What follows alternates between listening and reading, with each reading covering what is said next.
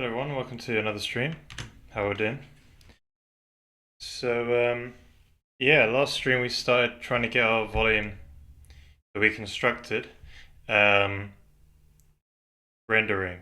So essentially we have like this 3D volume which is made of spheres, 256 cubed area, and we have like a whole LOD system now, where essentially it's a tree of clusters, and the clusters are 4x4x4 set of spheres, and they sort of, L0 has one cluster, L1 has 8 clusters, and it sort of keeps dividing by 8s basically as you go down the LODs, or the different level details, right? So last stream we started writing this prepare clusters setup shader, I think. Or is it something else as well, but this is where we got to. So what we're trying to do now is we've got a volume instance, and we're trying to we've got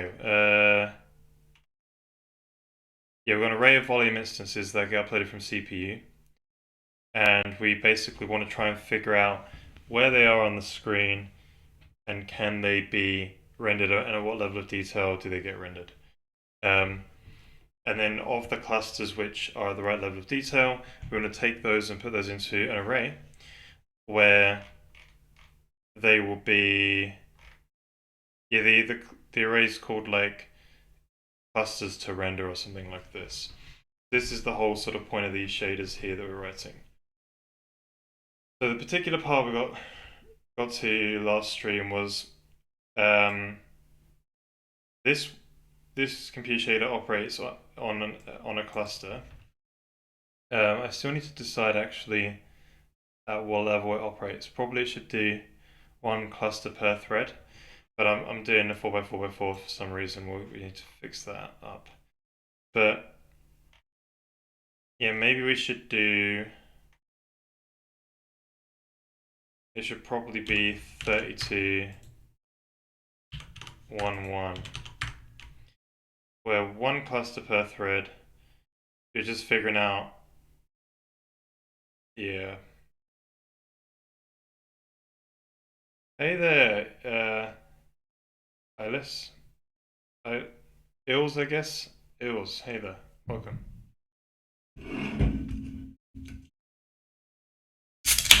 Oh. So when we launch the dispatch arguments, this needs to be a divide roundup then.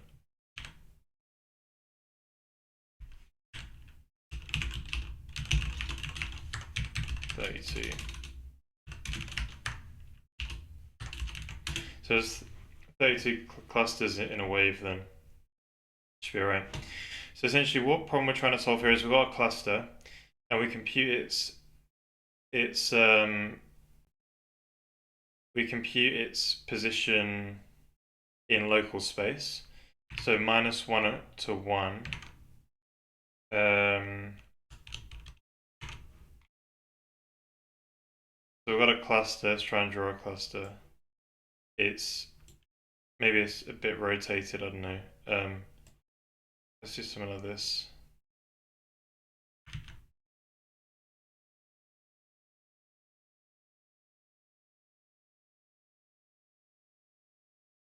It's meant to be a cube, but here we go. It's not a cube, it's meant to be a cube. Maybe we could fix that up.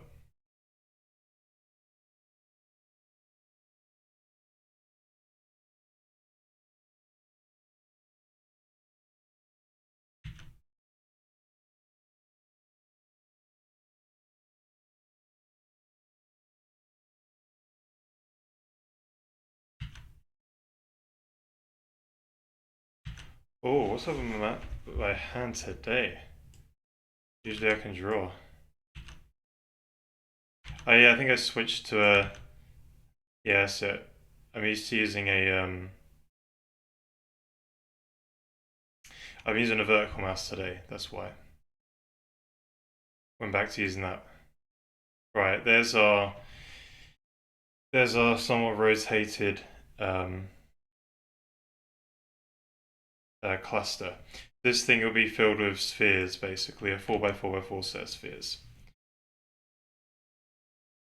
What's the plan? No portals. No, I'm just trying to render some spheres. Doing a sphere ray tracer. We're trying to render like tons of them. That's the idea. Hey, Captain Chica, how's it been? It's been a while. How you been? Happy Sunday. What's up for Pepsi Max? So, the first problem with this prepare clusters LOD, it needs to know if this current cluster is the right level of detail. If not, it needs to look at the children clusters, which is a subdivision of this. It's an octree, right? So it'd be divided into 8s, right? Yeah. And then you'd look at those clusters, right? And it will keep dividing until it's found the correct level of detail to render. And it will obviously cull them against the screen as well. So if a cluster is off the screen, it doesn't bother trying to render it, or look even further down that tree. So what we need to do is compute a bounding box, and we could just compute the height. We need to compute a 2D axis line bounding box that is kind of roughly just a rough one. It doesn't have to be perfect. And the reason why I need it to be a bounding box is because we actually have a tiled base renderer. So we need to bin these clusters into screen tiles, and then so each one of these tiles has an array of clusters to render. And then when we go to render, we need to extract the spheres out of those and sort them front to back. And then we can do a ray trace per pixel and get a small list of spheres. So that's the sort of general idea. So we need to compute this box because it serves two purposes. It helps us bin it into the screen tiles, and it helps us compute the height in screen space. So we can decide whether or not this is the one we want to keep. Binary space partitioning. Is it binary space partitioning? I don't think so. BSP, well, BSP tree is something that's different, right? I've been finding linkers lately. Oh no. You've been in templates of C++, or have you been trying to get that R path? I'm just thinking some of the ones with, yeah, you got it sorted out. Octrees, I guess, but they're kind of like they're 3 binary space partitions. But yeah, kinda. I see. Right, so the bit that was getting stuck on last stream for some reason is, I don't know why I couldn't grok this, I was just tired. But essentially what we're doing is we've got this position in local space, right, of the object. Oh, not the object, of the volume. So the volume could be like way bigger than this, right? You got that position, so it's kind of relative from there, right? So that's like the vector representing this point here, but it's from there. Then you've got, so that's in local space, and we need to make it, instead of being from here in local space, the position needs to be translated from view space, or into view space, which would be kind of like from there, right, the center of the camera. But we've got to think it's not a projected, this is before projection, right? So it's like you're imagining it as probably, yeah, before projection. So then we move that point into view space here. So that's one thing I want to do. I want to combine these matrices. Did I call it a transform? I think I did. So this is a view from local. Now the reason why I want to combine into one variable is because I want to do some if-def code to do a benchmark to see if I pre-compute these world from locals, does it give me a boost, speed boost? Because there's going to be tons of clusters which come from the same volume. So if they all do go from local to world, then world to view, right? Then there's some redundant mass calculations there for those guys. So maybe if you pre-compute it, should be better. So I need to make sure I do so we line these boys up. Right, so you got that. So see here, I've lined up world here to world there. So world on the right, world on the left. Just lines those boys up like that, So that'll be the right order. So doing a mul, I think that's the function. Yeah. So multiply two transforms together, and voila. So we can if-def this code out, pull out from a buffer somewhere else, and then just do a performance comparison on that, basically, is the idea. So go straight from local space, we won't need the world space position. And we'll go straight to view space. Sweet. So the other one we need to do is do that for all these axes.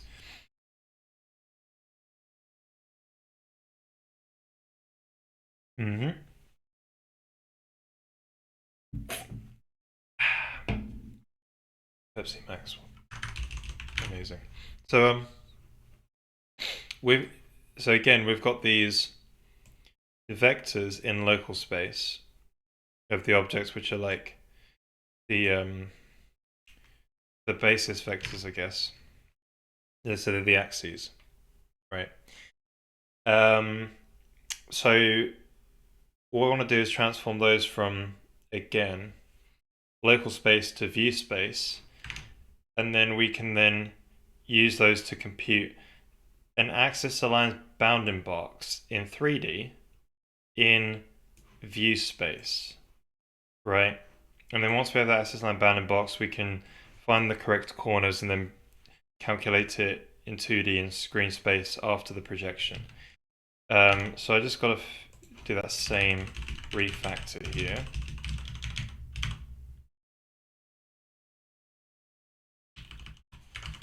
But we're doing mul v, so that does it without the translation. Whereas mul p does it with the translation. That's for a point, this is for a vector. 1 and 1. 2 and 2. Excellent. So I'm happy with that now. So I want to just quickly check about this guy. So this half cluster dim is the size, the half width. Sorry, it's a cube, right? So it's the half size of like a dimension, any dimension. So it's called like half cluster dim. And this is so is it right to have these vectors as that?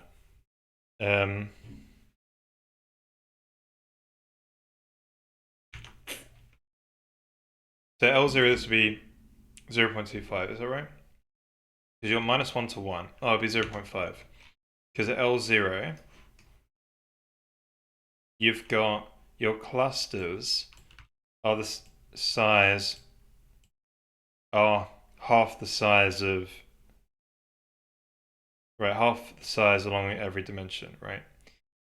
So if it's -1 to 1, right, +1, and obviously the half of this is 0.5 because one of these is 1, right? And that's 1. So that's nice. All right, so L0 half dim will be 0.5. Then L1 will be 0.25. So as you go down, as you go, yeah, as you process clusters which are lower, which are a higher level of detail, they get smaller. Yeah, in local space. Now and then they'll transform into view space and just generally be smaller. And that's cool and everything, but is that the right size? Yeah. That's correct. Awesome. So with this now, we've taken each of these axes and moved them into view space. Now,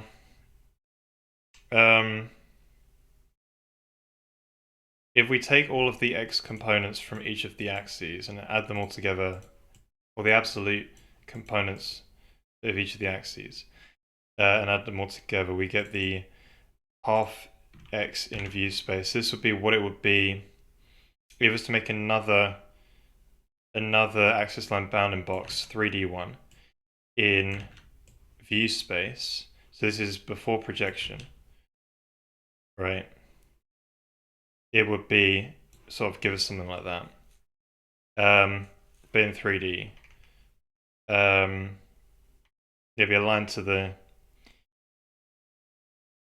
in view space would be axis aligned. So you'll basically get, if you add up all the x components,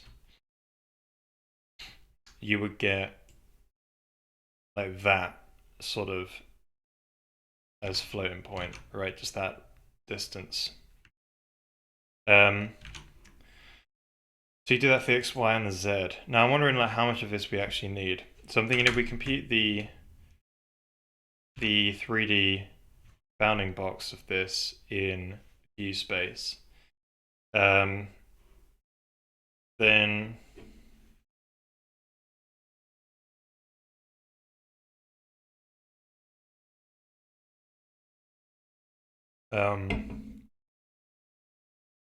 thing you ought to be careful about, and maybe I should go onto my Twitter for this, and scroll back to when we did the spheres and try to get the bounding box around those, because those ones are yeah, this is one of the previous renders we did, right? Where we had this sort of like, this is called the dumbbell model, and then we did some BVH. We tried some BVH acceleration structure. The results from this are the BVH is great if your rays are coming from different origins. If they're all coming from the screen, there's a better acceleration structure, and that's probably just a screen-based tiles. So we're going to probably use a hybrid approach where we do the primary rays come from the screen, those use tile-based bins, and we sort of have binned the spheres into screen-based tiles. Whereas when we're doing some secondary bounces, we'll probably use a BVH. We have all the code there, so we just use that. Yeah, so this is a picture which is very helpful. So here's that BVH and our BVH viewer. What you'll notice is with the perspective view, is that a good way of saying it? Yeah, with the perspective view, yeah, when they're near the edge at the corners, right? So they're near the top right corner. If you have an axis line bounding box in view space, obviously the top right corner is going to be the closest one, right, to the screen Z-wise. And the lower left one is going to be one that's sort of like furthest away and to the left, right? Okay, wait, there's a better way to say this. If your thing is on the sort of top right quarter of the screen, if you have an axis line bounding box in view space, your top right hand corner is going to be the furthest right and the furthest top, com components, and the lower left is going to be the furthest to the left and down. So we're going to sort of, and obviously if you go to the left hand side, it would be the sort of opposite in a way, so each corner has this, very obvious qualities on which corners to select. So when I take it into screen space and build the bounding box, basically, if I could take a screenshot of this, and we can draw over it. No, I can't. BF, I've opened up Krita. But yeah, the basic idea, right, is we can put a bounding box around here like that. It will obviously go over these bits, but that's fine, right? We just select the two correct corners and we can build a bounding box in screen space and translate and do maybe 4 divides in total, right? And not do like tons of divides, which I'm trying to avoid. Because you can basically take every single corner of a 3D axis line bounding box and do all these divides. You can take the ones from local space, transform them all into view space, and then do the divides into screen space. Yeah, I want to try and avoid doing so many divides. You'll have a more precise box, but it will be computationally more. So I want to just try this approach. And if the box isn't that good and it has big problems, we can always just do the slower one. So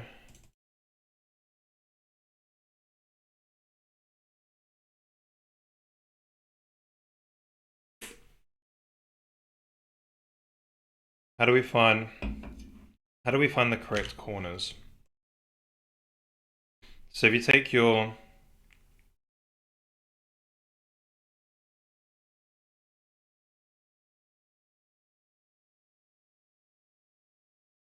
if you take your center position of view space, if we take that and just get the sign, we'll be able to tell like which corners to pick, basically, or how do we get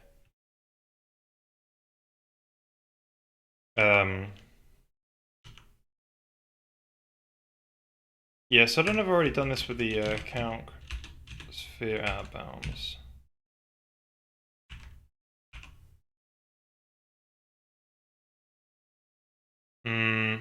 This wasn't it. Because it doesn't do the copy sign thing. Yeah, I think I've tried to do it in the past.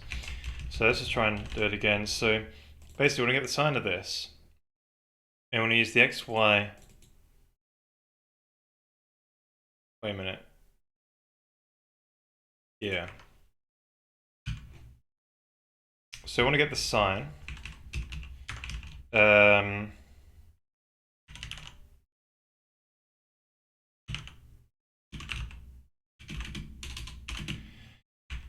So I think it's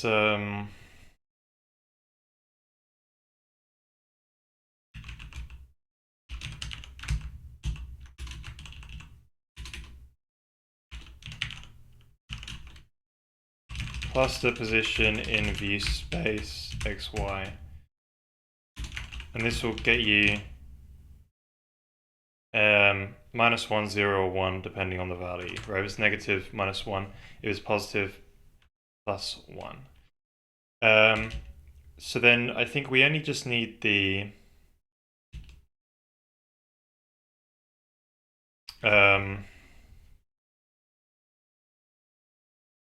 so when I add from this, we want to compute the sort of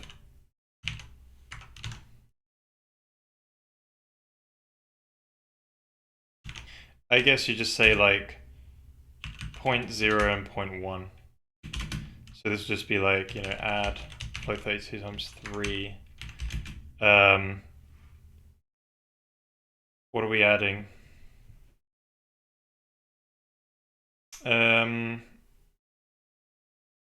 Yes, it needs to compute a vector.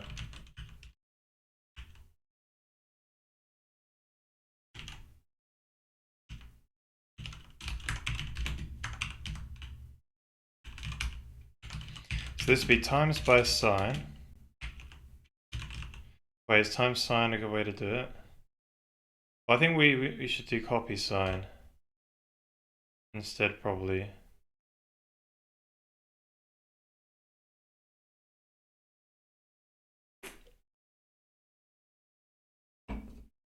So you do ABS.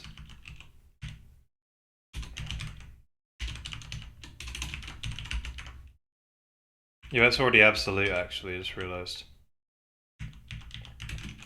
So that works. Yeah.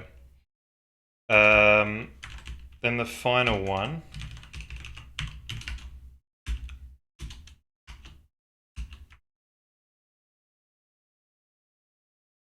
Then you need like the mirrored one from that. So I guess you just call this like offset or something.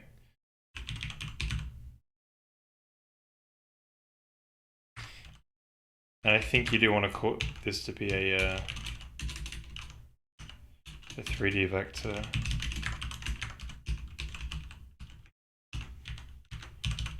And then the other one would be probably a sub of that. So what we just computed is the two most important corners here. So we've said, hey, from the center of here, take the sine of the center position of the cluster. Now, this is not really the right image, so we should probably go to this image because it makes more sense. So we've got this vector going from here to the center right there, because that's basically the position from center of view space. So we're saying take the sine of that. So it's got a negative x, right, and a positive y. So that'd be minus 1, 1. Oh, that should be saying dot x.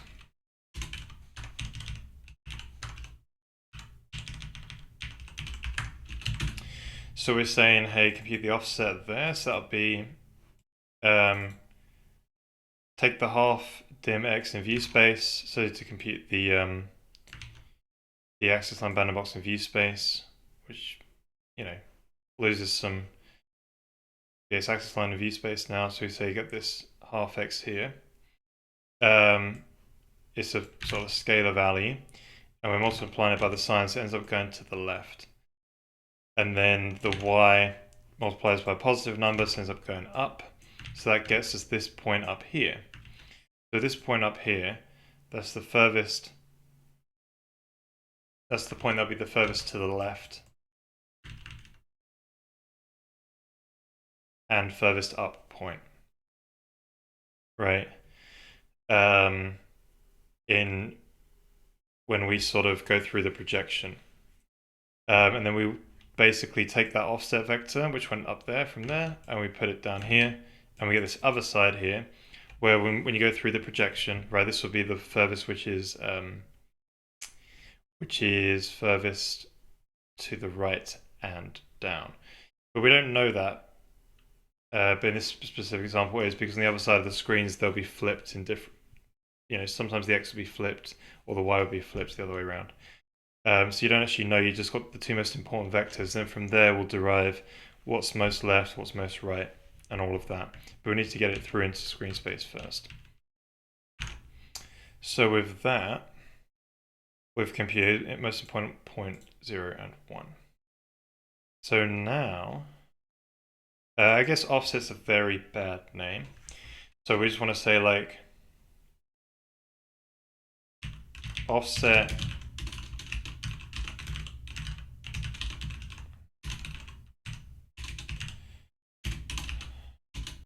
to important corner in view space. I don't know. Super long name. There we go. It's better than offset, I guess. Anytime I get used to it, it's fine. So we've got the two most important points.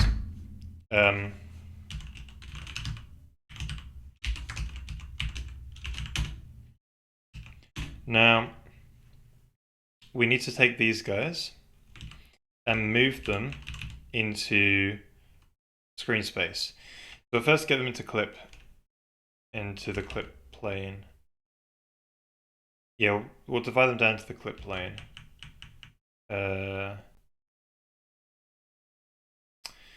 So they've already got their Z coordinates in there. So we need to compute in view space.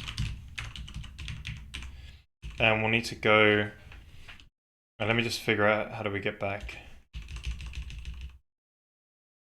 All right, pixel near clip. How do we get pixel near clip? I need to get this camera stuff like in some globals somewhere. Wait, I've already done that. Have I done this somewhere? I don't think I've done it. It's all hard coded. Yeah, we need to sort this out. Oh yeah, the global, yeah, the field of views in global. So maybe these guys should be in there as well. All right. So we need these guys as well. No clip plane, distance, and no clip plane height.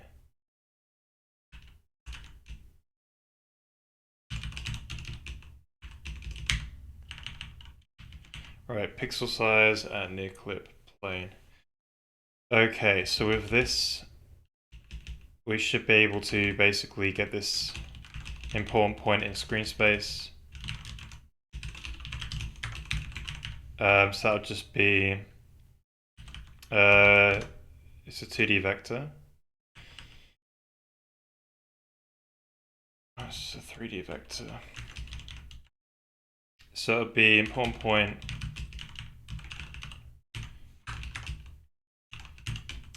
dot x divided by dot z, then divided by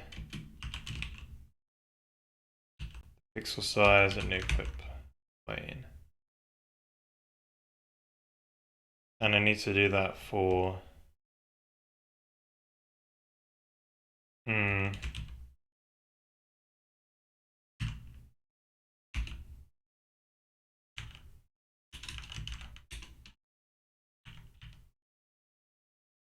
dot xy, right, and then another divide with a scalar.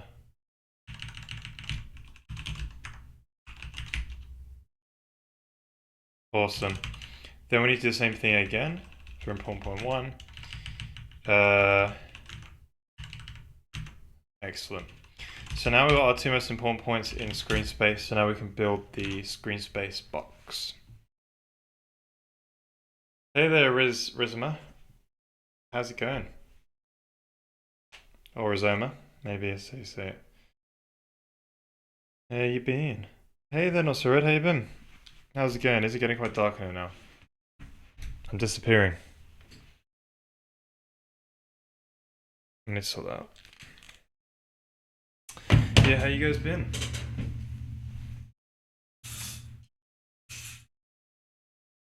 Now I've disappeared completely.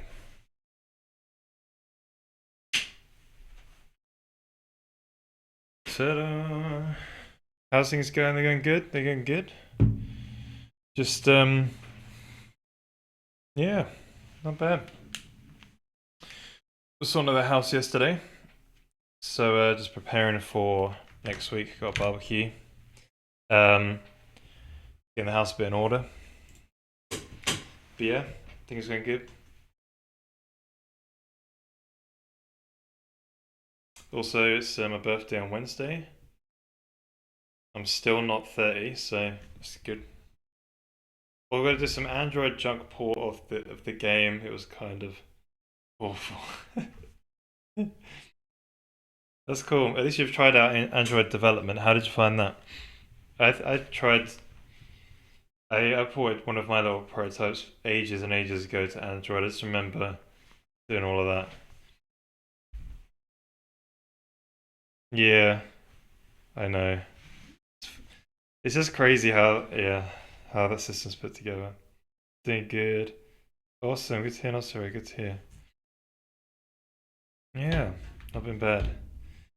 Just yeah, looking forward to kind of getting pixels back on the screen again, you know, because that's what I really like about making games is you write code and then you sort of visually see it. But yeah, we've not been doing that for a while. So I'm happy to be getting sort of like back to that. And then basically not, we shouldn't be losing it from here. So, what will the game be about? So it's going to be an RPG, um, but I want to try and make it a simulated RPG where, so it's going to be turn-based because I do like turn-based. It's going to be, it's going to have like simulation driven story and game. But yeah, I do have the design document on the repo, um, but I haven't gone over it on stream yet. Um, but yeah, I need to spend more time on it.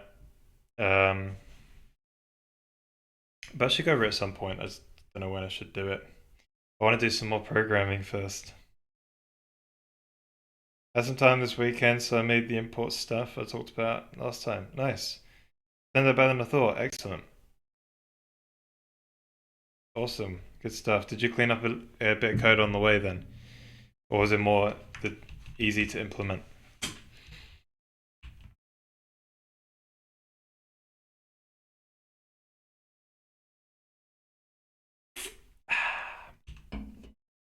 So now I've got these important points. 1x, like this x component could be less than or greater than this one. You just don't know. So we need to then compute basically the access line bounding box. So I'm trying to think like what format I need it to be in. Well, for now I need it to be in top left. Wait, but bottom left, top right sort of deal. But I wonder if I should do. No, but I need them in. I actually need them in both.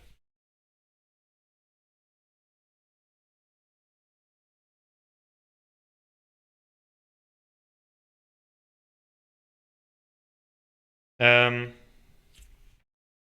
yeah, I think I might. I might produce a bottom lefter, and I might produce a. So this would be the result of doing basically like a min.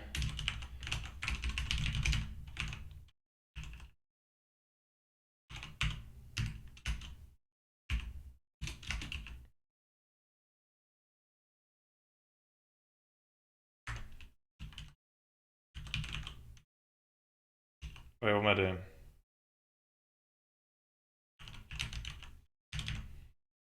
I think I just tried to type way too much code there. That mins each component.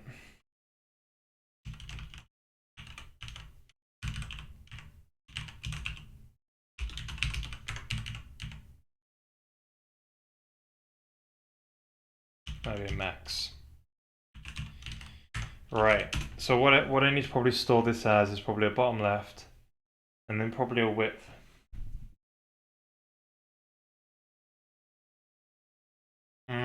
Maybe it's just those two. Okay.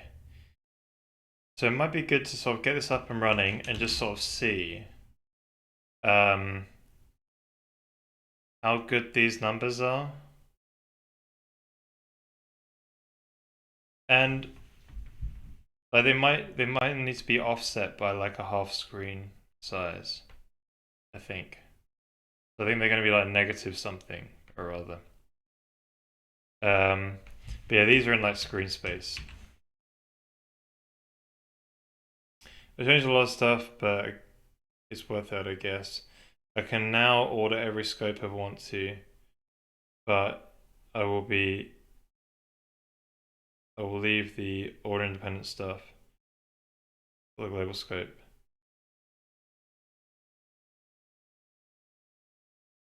For now. Ah. Wait, so your language is not order independent, or does it have to be declared in order still?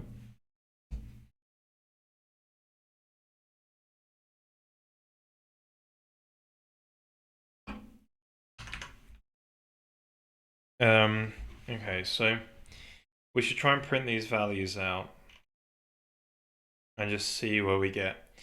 So we should only see one value printed out. GPU H printf.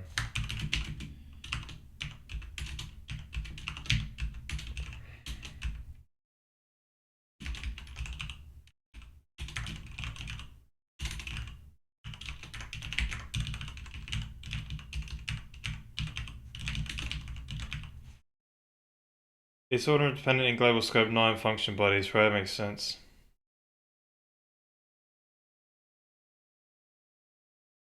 Yeah, I think you can, you know, you can, if you declare functions within functions, like I'm not necessarily a fan of that stuff.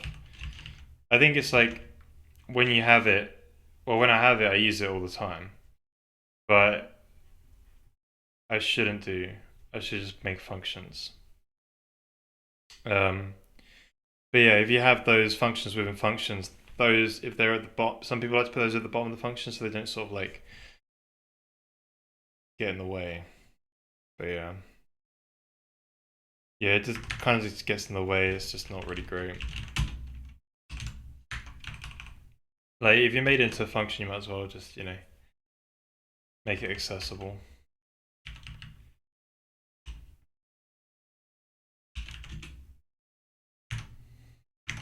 Yeah, every time I use C++, I end up doing like I see a little bit of body of work I need to repeat. So I'll make a little lambda or whatever you call them closures. They got like a few names. And I'll do the capturing scope and then I'll just like do something in there and it's just you're just rushing just to get the thing done, so you just like use the choose your way there.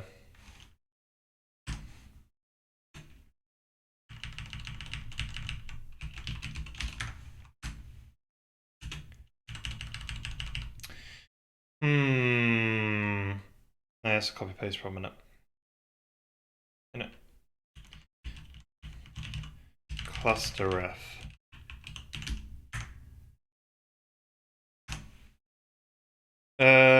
Good point. Output dims. Also, why isn't output dims, right? Why isn't that in the globals, right? How amazing would that be if every shader could just be like, hey, how big's the final render target? And it could just know. So let's go into the globals and put it in there. Or got the field of view in there.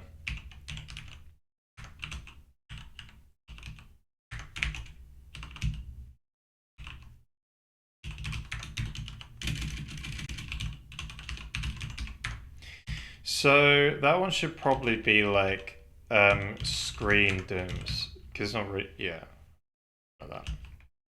So then we can just, do global.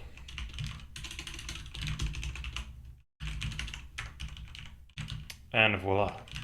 So inside the graphics system, we need to then, while we set up those globals, we will need to obviously say screen dims. And where's an output dims?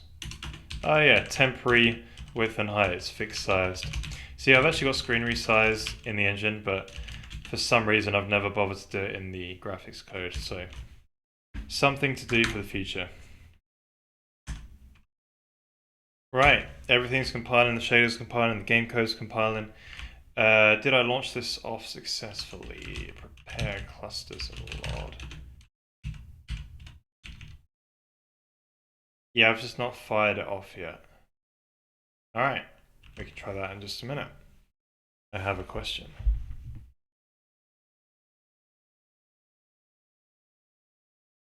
One of my typical questions, if you don't care about the size of a thing, what you choose between signed or unsigned ints?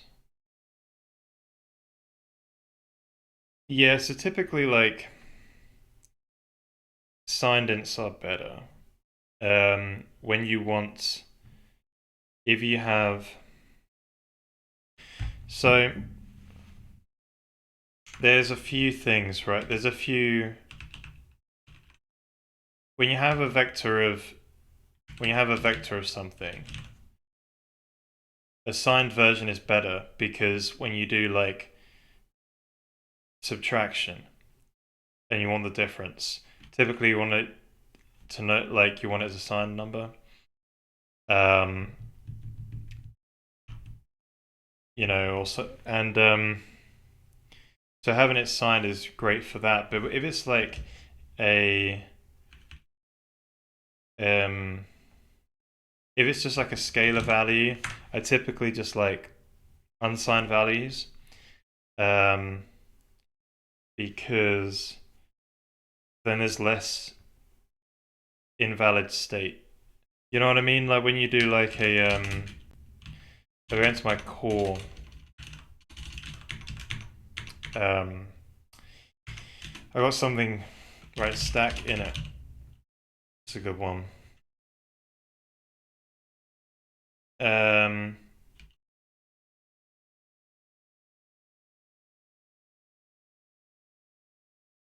Like there's a lot more invalid state. There's basically a negative. There's a you know, this if you make all this signed, it can be negative. So when you take this index and you're saying, hey, is it, you know, do you do a bounds check?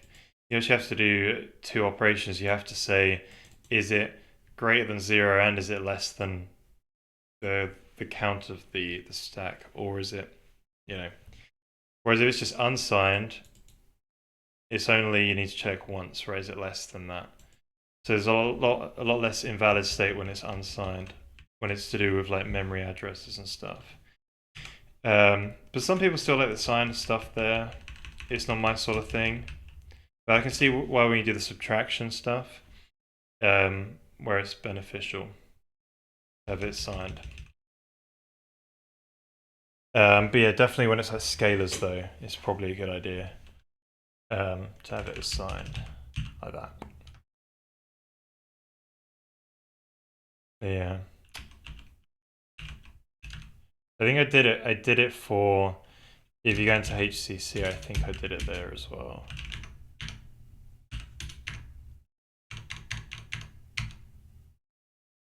I don't know what I did actually. I did them unsigned. I think I made them sign at one point, but I made it unsigned again.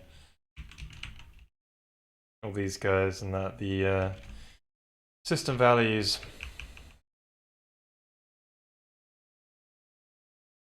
Yeah, these are unsigned as well, these vertex indices and that.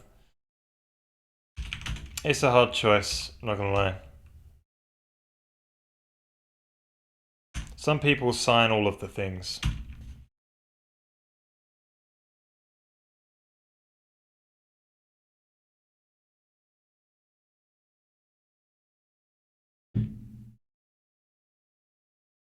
Yeah, I don't know. I kind of just, I prefer unsigned, but I can see the argument for signed in cases. But yeah. Just because it's less invalid state, that's kind of it. But it is a bit of a difficult subject, because at the end of the day, right, okay, having signed and unsigned in the type system is also a little weird. Because what are these actually compile down to? The same thing. But the only thing that's like, okay, what is, if I did I plus 1, and if I did v plus, you know, 1, what are these compile into? The same thing. Pretty much. Like on some hardware you might have, like, so basically these operations are the same on hardware. They even sometimes use the same instruction because it's 2's complement, and adding two numbers, negative or positive, and taken away ends up being the same. Like as signed or unsigned is just the same. Even the same with multiplication, but not the same with division.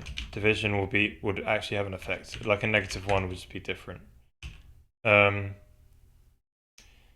So and obviously remainder. So signed and unsigned need a specific instruction. Now, the reason why x86 has a specific instruction for this is because it sets a bit if it overflows or something in one of the flags registers. I think that's the reason why, but yeah, you can check into it. So they have an unsigned multiply and a signed multiply. So at the end of the day, and also there's shifting left as a signed would set, there's an interesting thing where if you do a shift right and you've got the high bit set as in it's a negative, right, number, that's probably not a good one to do, but like S32 min, that's got the high, oh, is that right? I think it's got the highest bit set and all the rest 0, I'm not quite sure. If you do like shift right and you'll do like this will basically shift in a bunch of ones instead of zeros. Like it's a signed shift right. Is that what it is? But yeah. So it's got different quality than the sort of the unsigned version. But yeah, these are not types in hardware, they're just instructions, right? So it's kind of like maybe they should have just had an integer type, and then you just have special operators which say, hey, do the signed divide or the signed, unsigned, maybe, right? It's hard to, or make it so you can switch between unsigned and signed really easily for vector types or something. I don't know.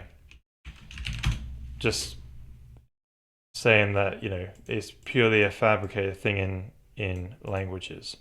So maybe there's a better design out there. I don't know. Signed and unsigned floats are a different story.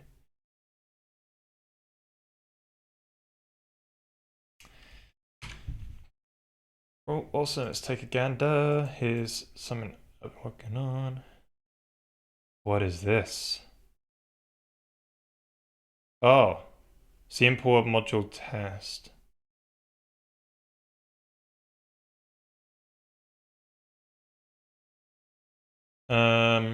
Right, so why is that A? Bar A. Oh, let A. You've imported test.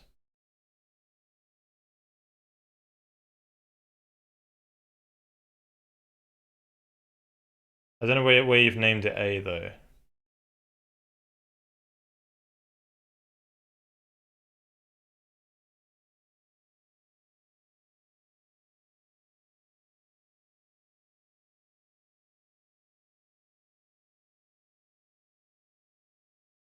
B. Oh, so A, you can import A, and A can import B. And you can call B test 2. Right, nice. That's cool. Yeah, that's what you want. Well done.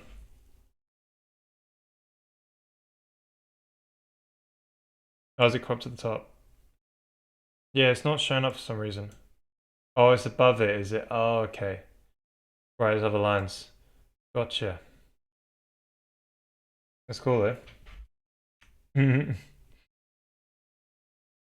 it's very helpful.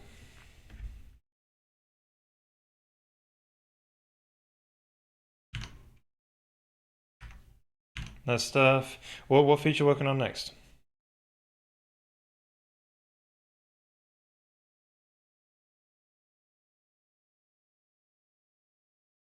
Wait, Rust doesn't do circular imports? Right, okay. Right, I'm gonna give this shader a launch. If it crashes the stream, I'll be right back, but it shouldn't crash the stream because, Right, here we go. Alright, we're good. So we're firing this off now, prepare clusters, and we don't get the print. We get the print. We do get the print. Sweet. It's hella wrong though. The bottom left at least is really wrong. because we haven't even got a big screen, so we're missing something up.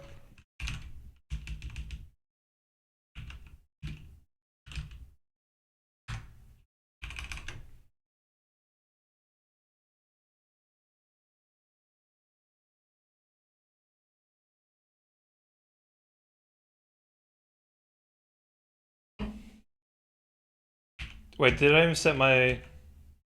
Yeah, I set them up.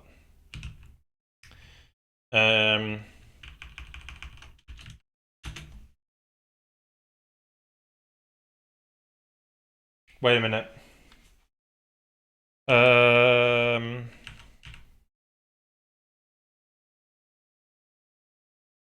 Where is my...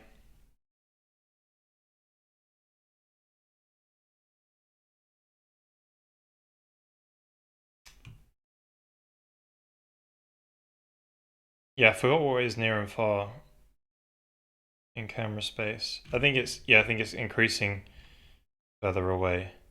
Gee, that's been negative. Not that it's going to change much, I don't think. So let's print out like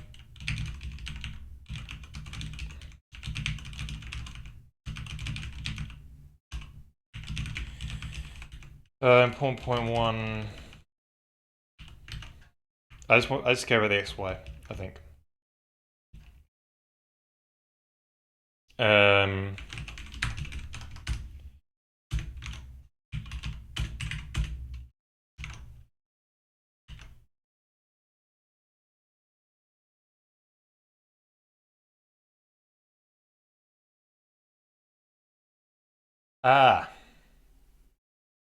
These things could be true, right, where they're sort of really far off the screen because the camera, I forgot we did that. Yeah.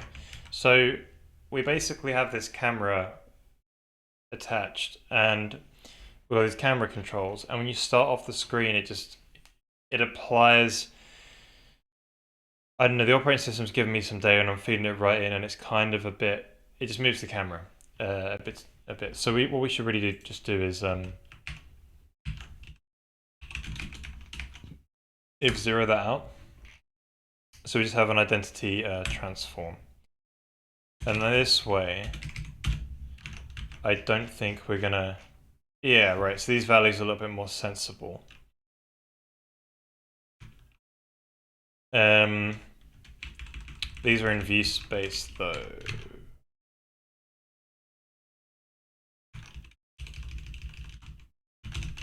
Let's see them at screen space to see what's up.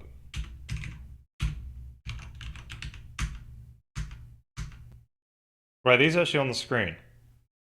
Bottom left, 75, 42 right pixels, and these are going like 300 odd. The screen is like 800 by 600 or something like that. I forget. Or it might be a bit bigger actually.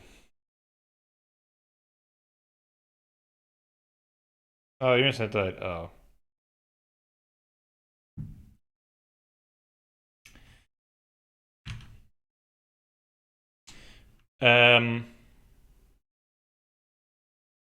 So what are we trying to do now? So we've got a bounding box basically, so I think we're happy with that. So now we've got a bounding box in screen space. What do we do?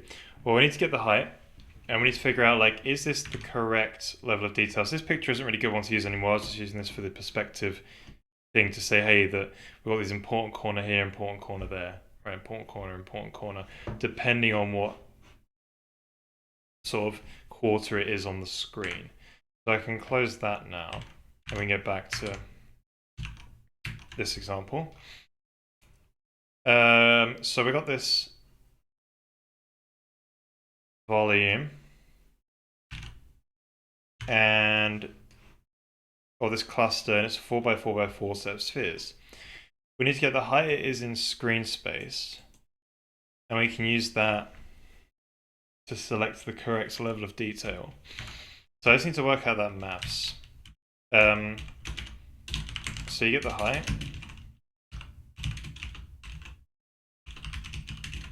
Height in pixels. And that is top right dot y take because that'll be the highest. Right, take bottom left dot y. So if your cluster, so the cluster needs to be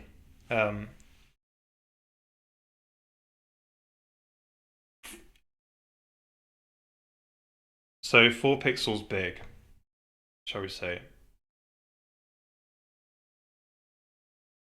until we should probably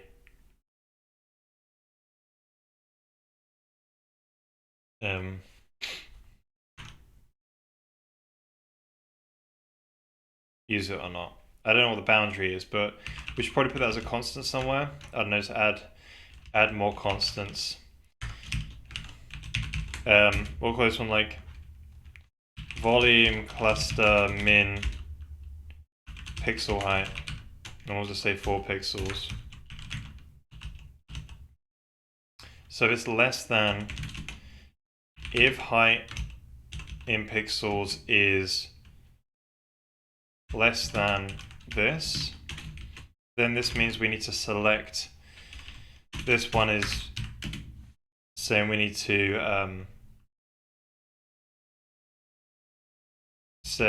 say like cluster is not big enough. Wait a minute. I just realized. So you're going from the ones which are going to be the biggest.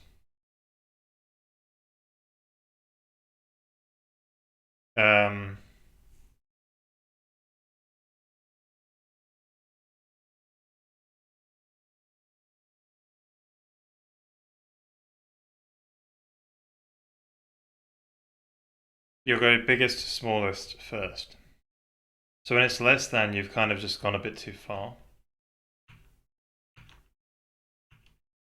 Or maybe no, maybe that means it's the perfect.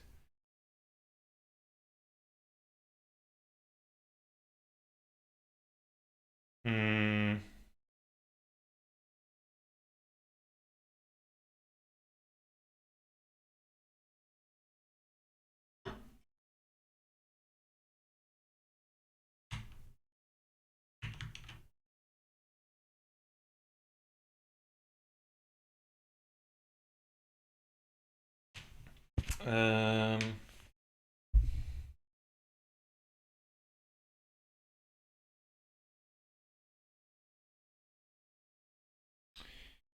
So we could probably say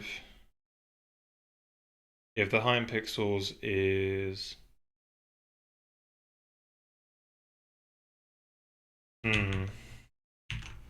so if the height is,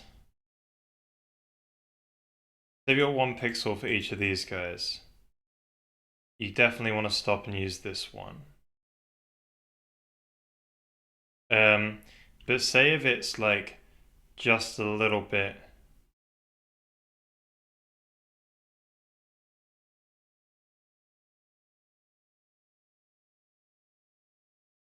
Yeah, I think that's what you want to do. So the cluster is small enough.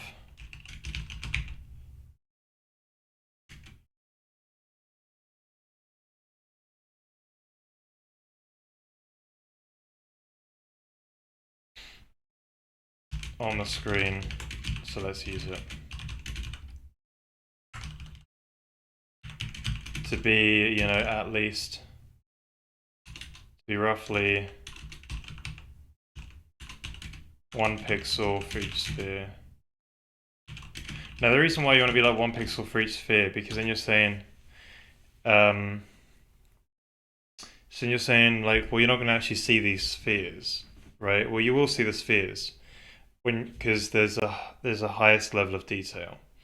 So you're going down from in the tree, going down from the lowest level of detail cluster. You only want to render L0 to, I think we've got L6 is the biggest. So you only want to render from L0 to L5 if it's smaller than a pixel.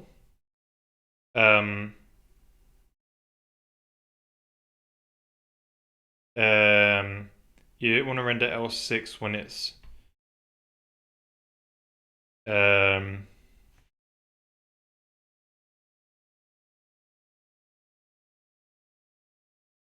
Yeah, at the end, basically. Yeah, so you render L6 where the spheres are actually bigger and you can see them, but you only want to render these level of details um, when they're smaller than a pixel, because otherwise the shape it will jump around. I reckon the pixels might jump around. Not quite sure on that though. So if you're going down from the highest, your height in pixels would be, so if it's less than 4. So if L0 is less than or equal to 4, we'll render that one. Then if not, we'll subdivide and look at L1. You know, if that one's less than, so then L1 will be even smaller. Yeah. Cluster small enough to be roughly 1 pixel for each sphere on the screen, so let's use it. Or maybe we do less than.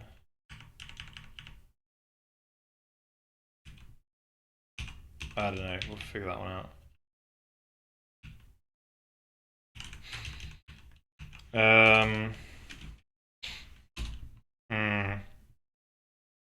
So this one means like, hey, we've selected this level of, or this cluster. So we've got this sort of clusters to render buffer. So we literally just need to push it onto there. So how do we do that? So in the globals, we should probably just have a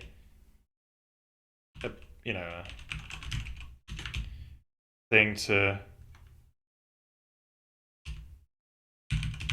it's been known as the volume clusters to render count. So this needs to be started off as 0. So when we do a frame initialize, okay, we'll do that in just a second. So do an atomic add U32 address of graphics global, one of these. I'm going to add 1. This gets us our insert index into the array, and then we're just going to essentially insert our cluster reference into the array. What is a cluster ref? It is literally just a oh crap, I hate this thing.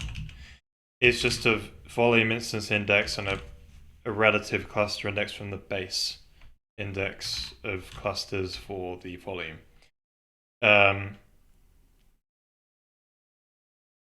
So that's really nice.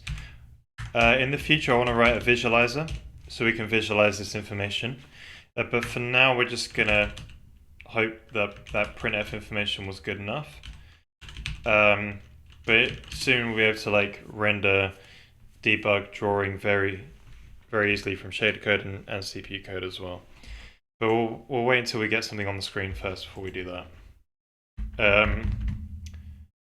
So now if you don't have a cluster that renders, wait a minute, I got to 0 this memory, so I need to go to frame init.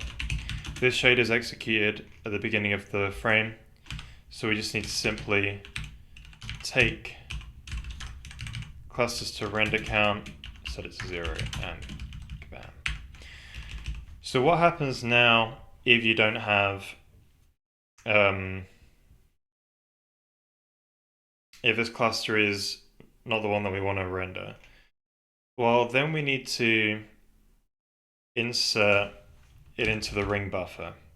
So the way this system works, it's quite a good design actually, is essentially we have this ring buffer and it's so we start off with this shader, this setup clusters. What it will do is it will take the CPU uploaded volume instances. So the CPU is like, hey, I want to render these volumes. And it will just sort of like put them into this GPU buffer. This is going to sort of take that and add it on into the ring buffer. And it's going to say, you know, here's a cluster ref, basically. And it's going to put on the 0 LOD cluster, the single 0 level of detail cluster, which is the root of the cluster tree. And then what happens is this shader is called once for every level of detail. So it processes all the same level of detail for every single volume, and it will keep doing it until until all of the clusters have even been picked. But it probably go all the way to the end because there's going to be some highest level of detail structures on the screen. And it should also do some occlusion culling in here as well. So if the cluster's been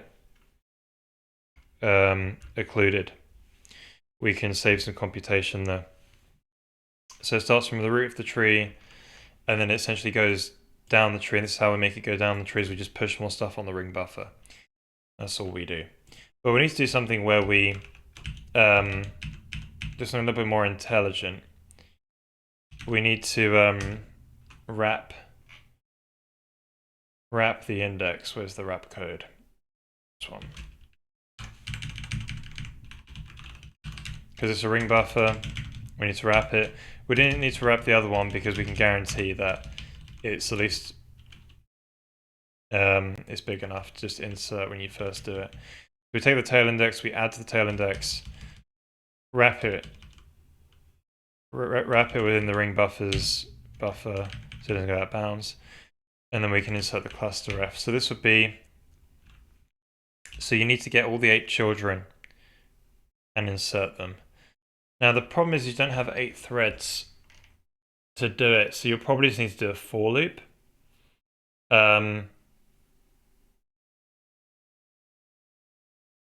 Yeah.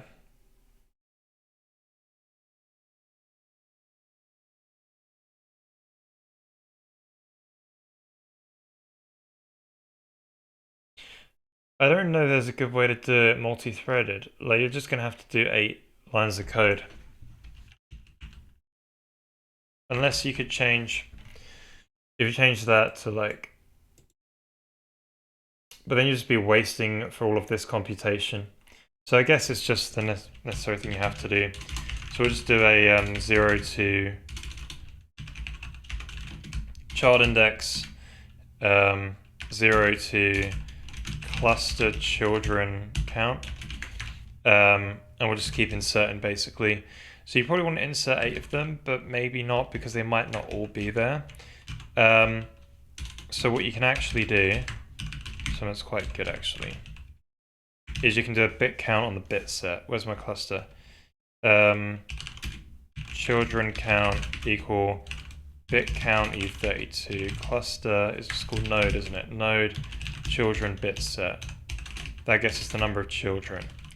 Then we can simply do it if node children bit set and 1 shift left child index. So if that bit is set, then insert.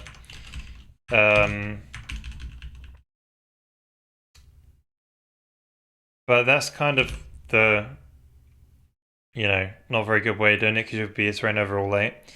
There's a great thing you can do where you can basically just get the least set bit index and just do it that way. So you can get your bits. So you get your bits, just pull them out like that. And you just say, well, I've got some bits. And then you simply just do like, you get your child index by simply doing a bit, least significant bit, E32. So you get the least significant bits out of the bits. It's the index of the least significant bit. On, I think it's count trailing zeros. I always forget which way around it is. But that's on Linux, and on Windows it's like bit scan whatever. But anyway, it's a really good one because it's an actual instruction on CPUs and GPUs. So it's dead handy. And then you know that one is set. Then you don't have to have an if statement. And then, but you have to make sure you do this at the end. Bits equals, I think it's and equals bits take 1. I think that's right.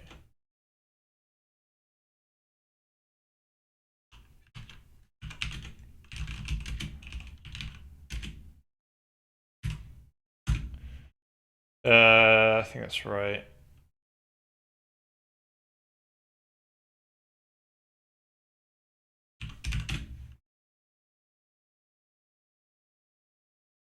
Yeah, that's right. See, I remember my bit tricks. So this is just, remove least set bit. So now you need to actually get the reference, the cluster. Yeah.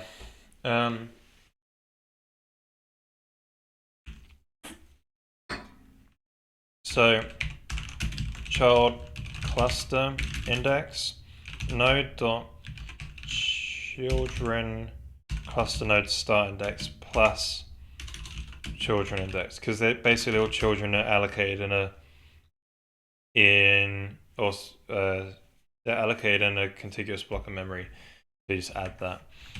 I think that does the job. I just want to double check that. Wait, what do I need to double check? Okay, so this needs to add children counts worth. Then we need to have our insert index, which starts off. Oh no, we just bump that. Then you bump it. I just got to double check that this is relative. It must be relative. Yes.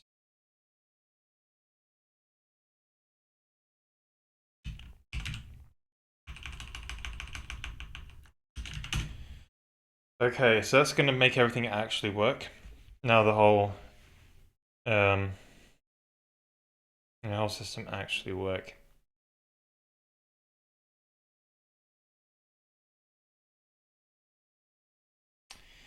So then that will terminate. Now it won't process these guys until the next dispatch of this. We do 8 of these dispatch, or we do 1 for each level of detail. So it does 1 level of detail first. Then when they're all finished, it will then process the next level of detail. I think that's pretty good.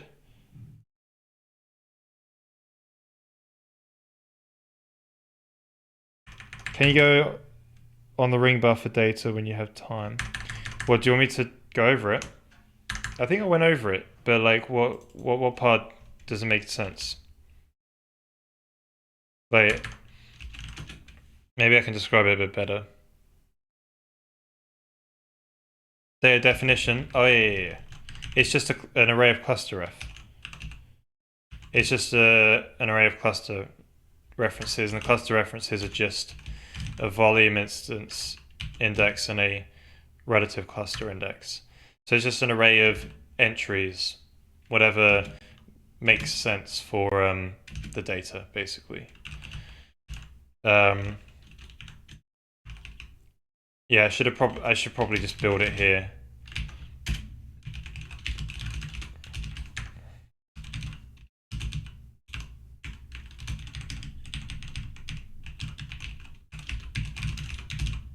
Just makes it easier to just poke it in there then, like a champ. Right. So that's doing everything that we want except. So I should really put a comment in here, right? So this is like the cluster is not small enough to render. So oh yeah, also you don't want to push them on if they don't exist. This is why running comments is great. So here you want to say, well, if it has children,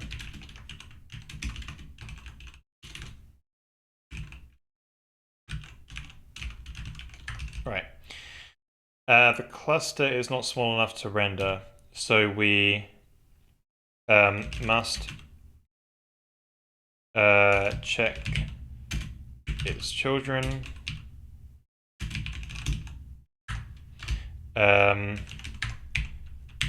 Push them all onto the ring buffer for the next GPU command dispatch.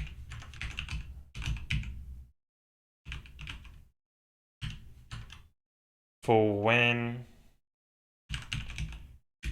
the next LOD is processed in the next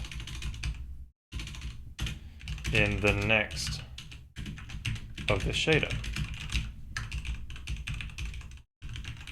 Right. So that should be right. So now what we can do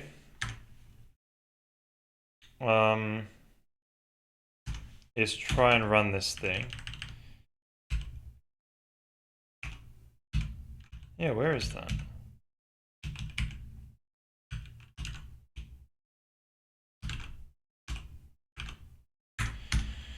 Okay, so if the stream dies, I'll be right back, but it should actually just trigger all of them to go. I just don't see any problem with this. Alright. Please don't die. Oh yeah. So here we go, we're launching them, you know, as many times as we have level of details. They actually have a setup shader that runs just before it, which prepares the ring buffer for processing. But it is running. I just don't know how well it is running. So we're going to put a print statement in here and just see if we actually get any that are selected. So this will just spam out into the terminal. So what we want to do is get the cluster LOD. It's a good one. So we'll say, you know,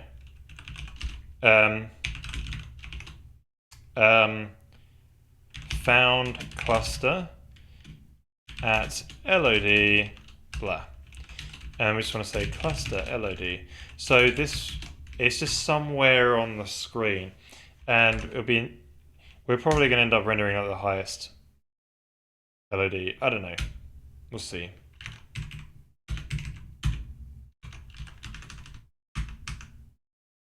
Oh, we're not even seeing anything show up, damn it. So we kind of want to go into here if...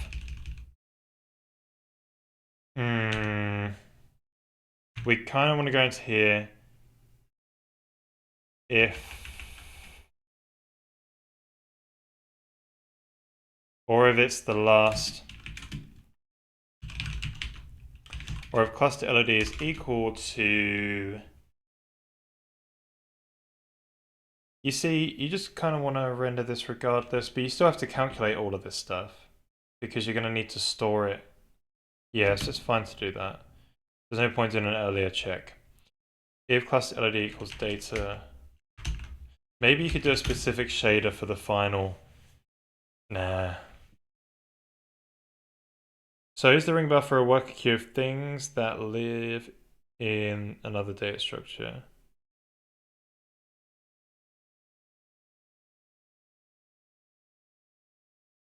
Yes, a queue of things to work. Yeah, yes, right.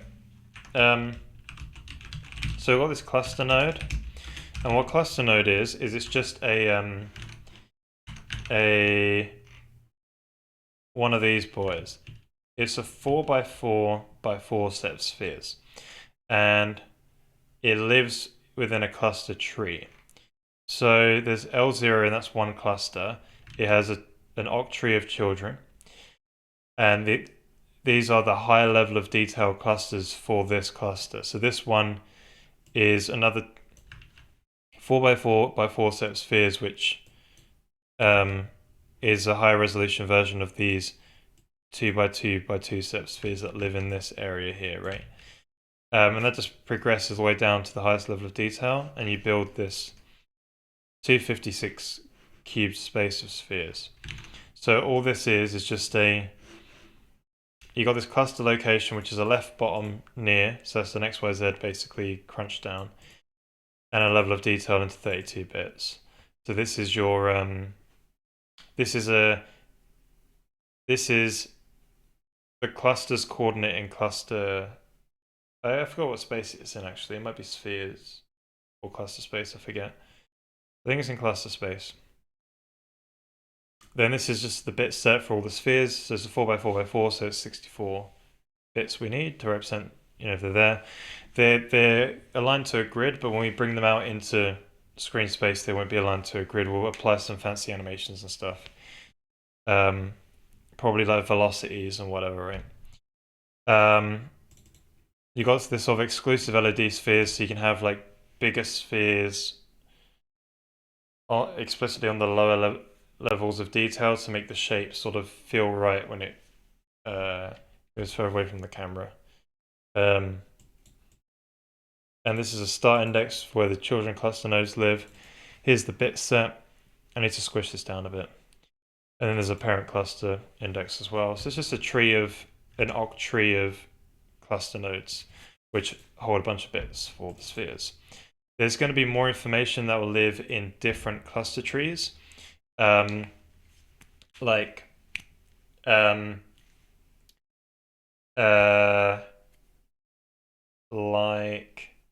basically different painting, different results. So like a material tree. So for materials, and then painted down like colors and material properties, and probably other things as well. Oh yeah, bones for skinning. So we'll have skinned stuff as well eventually. We're going to work towards that. Like, we're going to work on actually just building up all the features right away. Before we do any more rendering, I reckon. Because it'll just be great to have this system all fleshed out, basically. Have you got any other questions you want me to dig into? So we're not seeing anything show up, which is interesting. I was expecting this to... So here we're going to want to say, you know,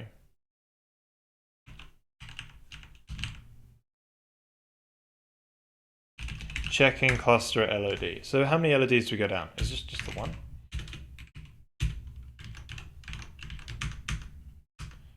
Right, just LOD 0. How does that make any sense? We should only have one of these firing off. This feels a bit...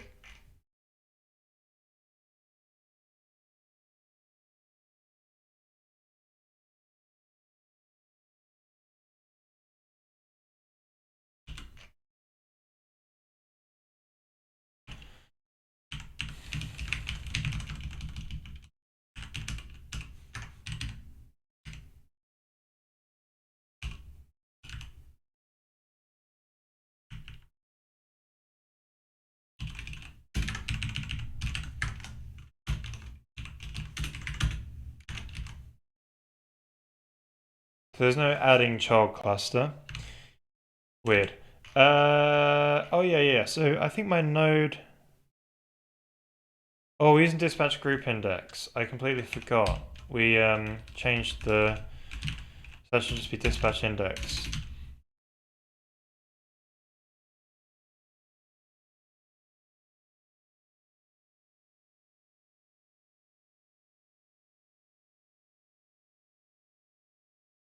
So what am I trying to check against? Like, how do I know if I'm out of bounds?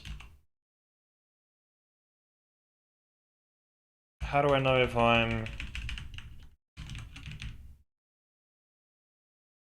so we'll take my dispatch index. How do I know if I've overflown? The clusters to process is not in... Yeah, so I think I need to do a check. If is less than... I will need to make a new one of these sorts of guys.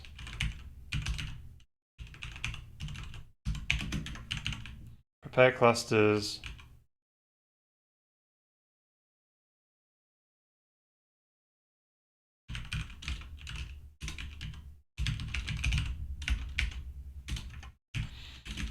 So if it's greater than or equal to, then we just return. So this needs to be a new lovely variable which we just set. So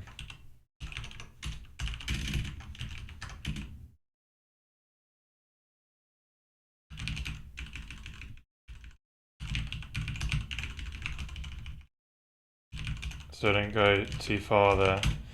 So I don't think we're actually selecting...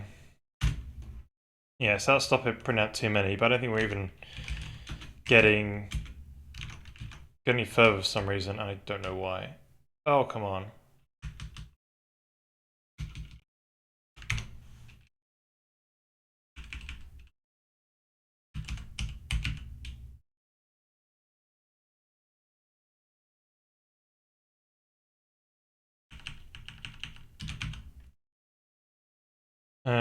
Let's just print out an index and see what's up.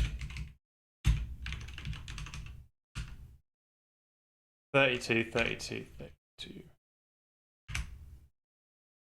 There's not 32.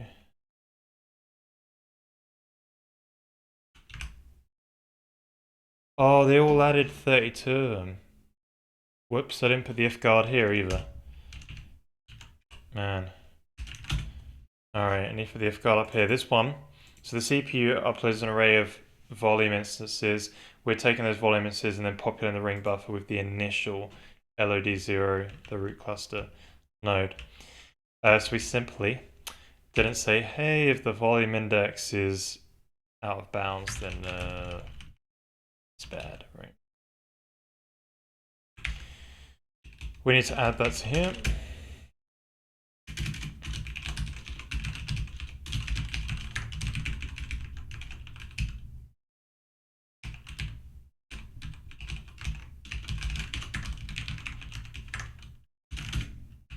Oof. Kabam. So,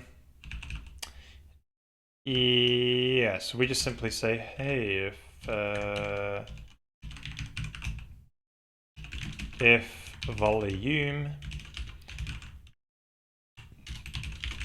is less than, or greater than or equal to this, ought to be good enough. Thanks, I'm still on 2D and kind of the minimum amount of stuff for my game, so this is really complex for me. Did you always go direct multi-threading because you're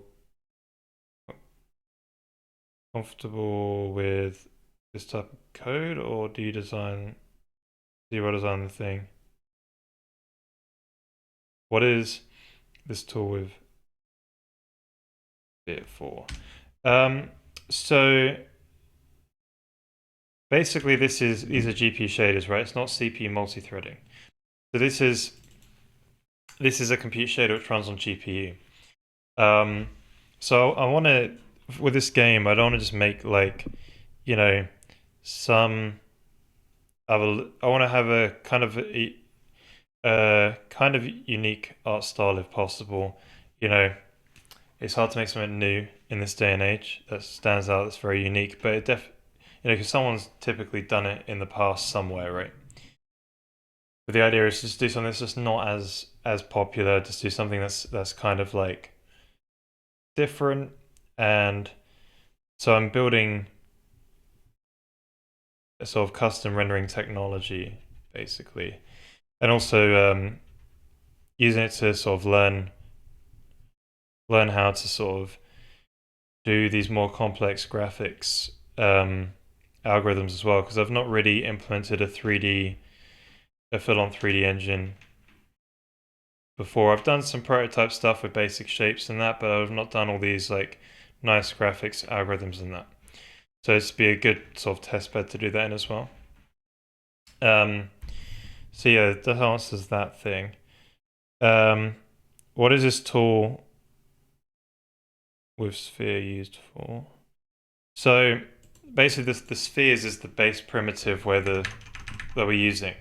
So you can sort of build these volumes of spheres, and so the idea is in the game, I'm not sure if I'll ship this with the game. Well, okay, it might be in there with the game so people have a bit of fun with it, but I don't know. We'll see how much of it is really like, it'll probably be there for people who are interested, but not really there for the main purpose of the game. But the basic idea is when we're making the game, these will be built into the game. There'll probably be some artists or whatever that sort of make 3D volumes, they'll make like an arm piece or maybe like a shoulder piece for like one of the characters or whatever. And it'll all be made out of spheres. And they'll be able to color them in. They'll be able to have these different materials on them or whatever, and they'll be able to like provide different sort of color schemes and palettes and stuff. And then they can also like skin them. So they can build different pieces, then assemble the guy or whatever, or maybe there'll just be a way to assemble it anyway in the game, and it'll be like rigged like a triangle mesh but with spheres instead.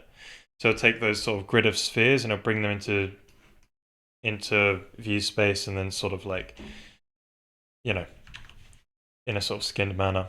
So that's where the spheres come into it, basically. Yeah, someone showed me that game actually. That was very interesting. It's not like, it's definitely like, it will be using like ellipsoids as well actually, because by the time you stretch it they'll become ellipsoids. But it's gonna be probably more of a high resolution version of that, and also it might not. Yeah. So if anyone hasn't seen this game, let's just have a little bit of a tour on that. Let's go on to. I did not hear about this game until someone told me the other day, but it's basically an old game on DOS apparently. Again, I was probably not born. Maybe I was like 1 or something, I don't know. But yeah, so the whole background is pre-rendered set of spheres and ellipses or whatever, I think. Like everything, well, maybe it's not everything. But anyway, so at least the animate stuff is all rendered using like ellipses and stuff. There you go, this is better quality. Like potato quality. Yeah, I guess this is rasterized using triangles or whatever. I can't see. But maybe some of them are using ellipses. But yeah, But yeah, we're not gonna be doing this low res though. But yeah, something.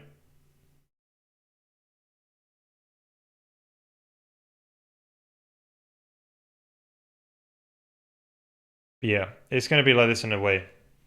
Things might look a bit bobbly like that. And probably gonna be much better texturing on it or something. But yeah, it's really impressive back then though. So yeah, what did it change? Oh yeah, I just changed that. So now we shouldn't be putting 32 into that buffer.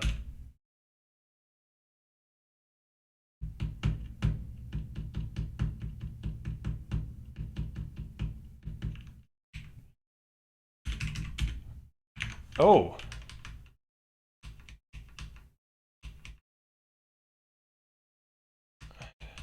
So sometimes it was going down to LOD 1, like once.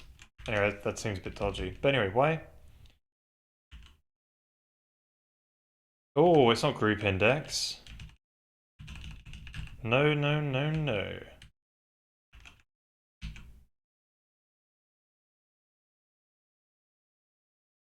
That's right, it's done in the divide 32. That's another problem there.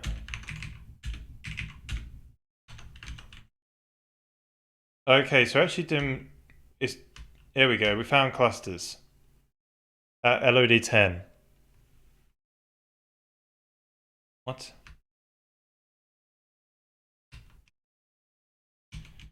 Right, there's clearly issues here with some of this stuff. We shouldn't reach LOD 10.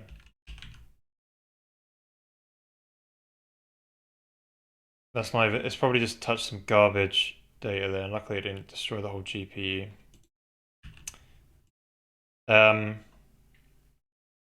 Yeah, so what I'm doing, it's checking. Did we remove the adding? No, yeah, remove the adding when defound, okay. LOD count, take 1.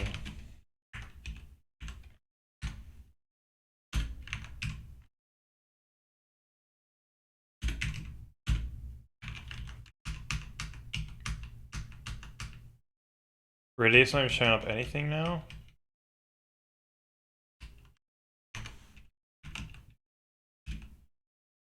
I should bring back that checking thing actually.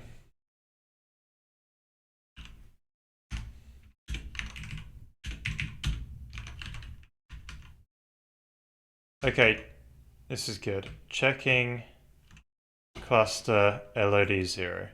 Nice. So it checks the first LOD, and then I don't even know why. Oh, if it's equal to this. That's saying, hey, it doesn't have any children. No, so we want it, if it has children. Now add all the children on. So this code didn't run, so it could crash the GPU. So hopefully it doesn't. If it crashes, we'll be right back. But, right, here we go. Alright, we're still running, we're still here. So we're going down to LOD 5 and whatever. It don't...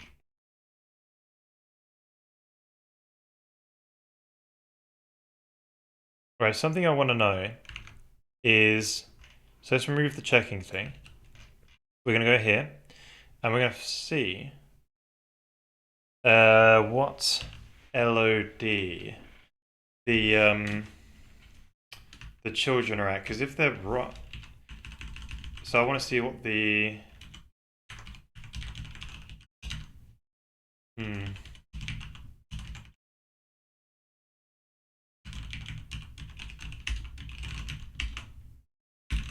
child cluster index. Adding child cluster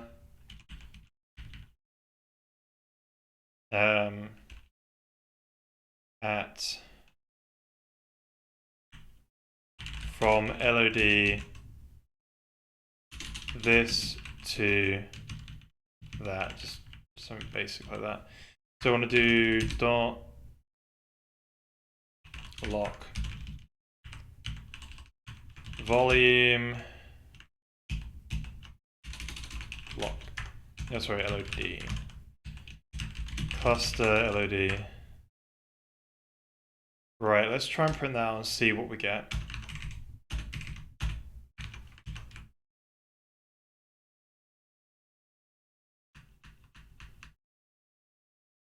We should never be going from 0 to 0. That doesn't make any sense.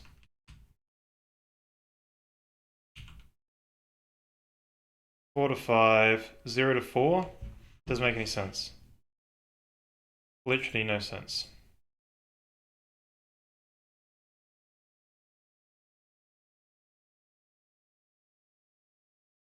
Who's like here, Marcus? Or the guy I was watching?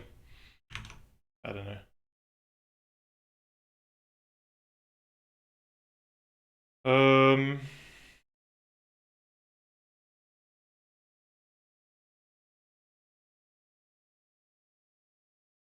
So maybe what we should do is do something simple. Here we launch this many shaders for this shade, for each level of detail of the shader we're just debugging. So let's just launch 2 of them. The first one should launch the first level of detail, which only has 1 node, and then the next one should launch, and it should add the children on or something.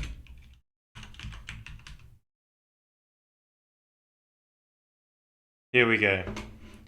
So we've got LOD 0, goes from 0 to 1, right? And there's 8 of those there. That's how many there are. Then this next one, afterwards, it kind of got a bit weird. Like, what's going on here? Yeah, that's not good. So somewhere when I constructed these levels of detail, that it just became a bit buggered up for some reason, and I don't know why. Like that. Oh. Some of them are just uninitialized. That's the reason. But then we do the thing. The thing.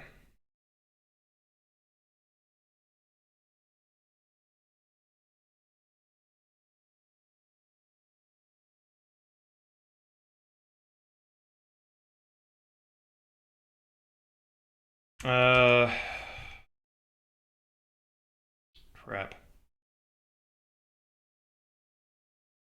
Sign off. See you next time. Thanks for the explanations. Have a good program.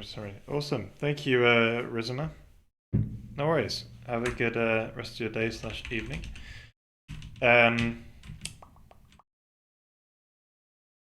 Why oh why?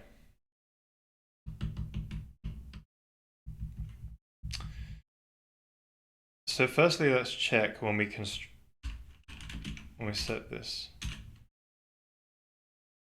We set it here for the initial volume. Oh, we store the allocated index in the source volume. In the source volume. That's correct.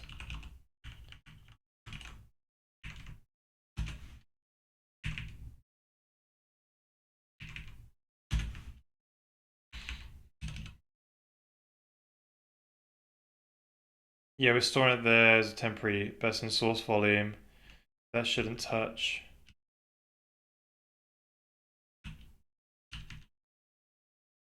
Wait, where do we even set this thing up properly? That was an atomic store.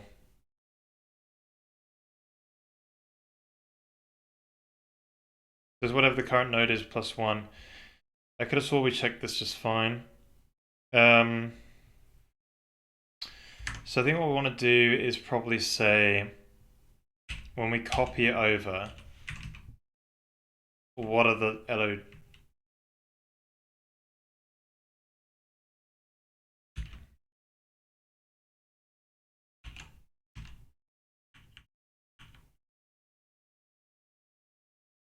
Here's the make persistent.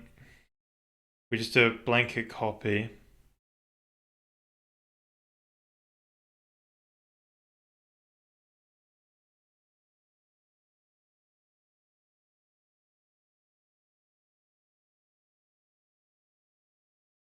What do we start on?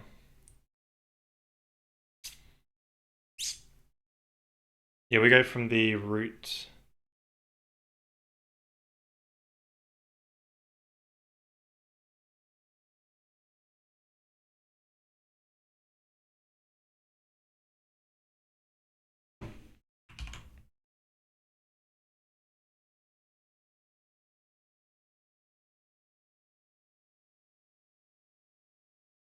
Um,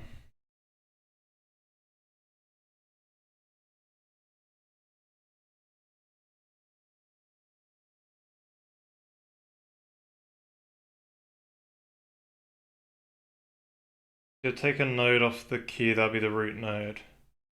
If it has children, just do a blanket copy over here. So yeah, we need to look at that and just see what the data looks like.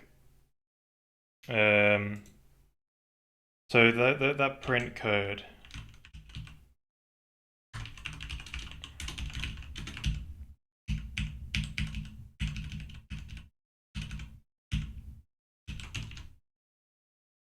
Yeah, we'll copy paste it, make persistent, and we'll just disable the other shaders.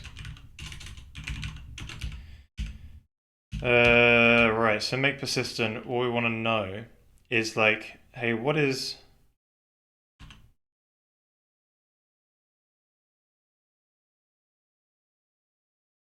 Oh, do I put it in location before I copy it over? Shoot. Store where the node was. Oh, no, that's fine. That happens after. Yes. So we wanted to say, copy child cluster.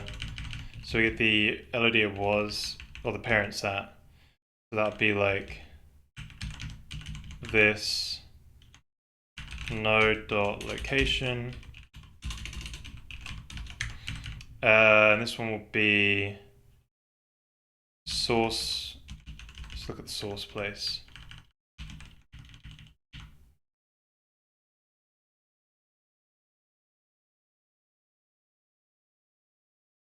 We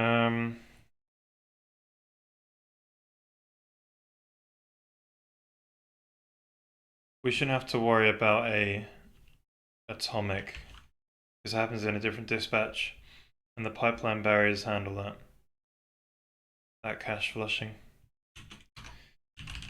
Alright, so we try this out now. I want to disable... So I want to disable this one. This set of code. And when we do the make persistent copy...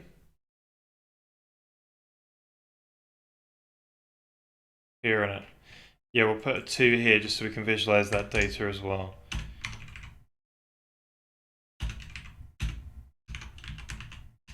Yes, this one has the same problems.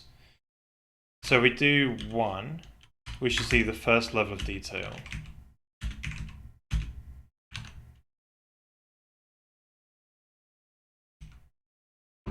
So copy cluster, and it copies 8 of them. It shouldn't be copying 8. Wait, no, it should be. 0 to 1. Yeah. So you do another one. Wait, is the sync code? Yeah, the sync code. Yeah, it will be barriers between them.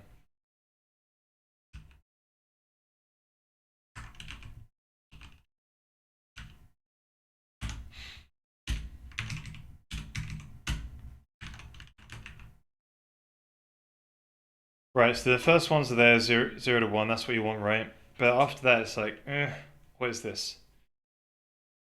So the location has got messed up. So we need to, again, keep looking. So I don't think it's in this make persistent shader, because all this is doing is just doing the copy. And it's already bad here, and I guess we could have probably just figured that out. But anyway, let's keep going. So where else do we sort of mutate this guy? I think it's only when we construct it initially. Unless we're just like hitting... We're getting the wrong... Like an uninitialized... piece of memory. So one way to know if this is true or not is simply just memset the buffer and then just see what the values are. But I wonder if this will break. So we do a command memset, and we'll do it on the volume constructor nodes, and we'll just memset you know you're at 32 max. And so if we just see a bunch of bits that are just on, then it must mean that it's uninitialized memory, I guess. Right, so yeah, if the stream crashes, you know the drill. Alright, here we go. Alright, we're still here. Right, so the data hasn't really changed. Wait, has it? Yeah, we're still getting a bunch of zeros in here for some reason. And I don't know why. I was expecting one of these zeros to be like all on. Bits all on. So, unless I do something to this buffer...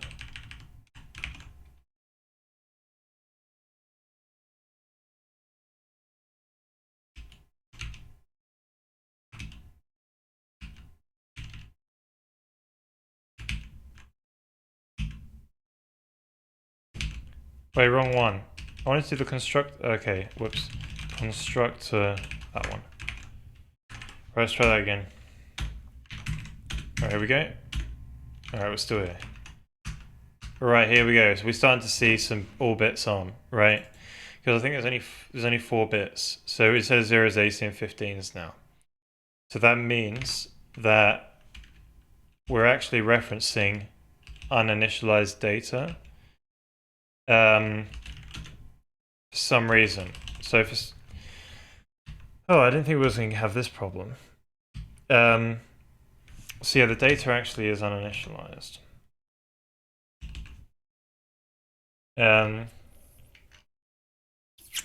So this is the first shader that sets it.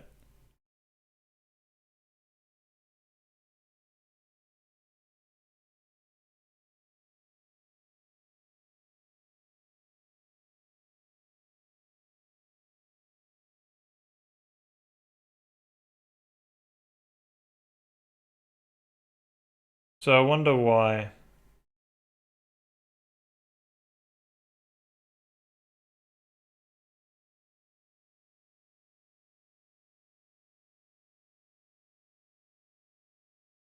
If that bit is on, get the star index, child index.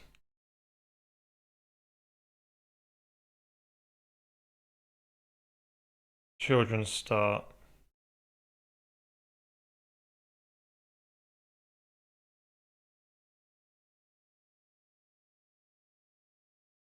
So bump allocates 8.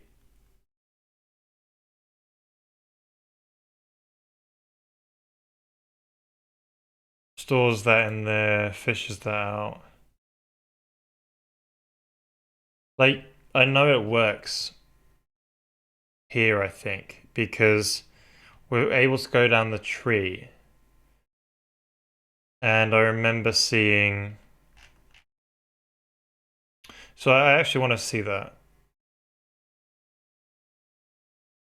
Do we see any ridiculous... So we get rid of that. I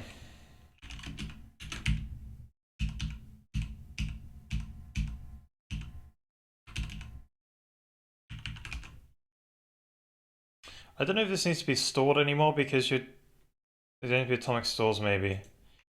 I'll be able to get a speed boost from that, but anyway. So here we just want to say, you know,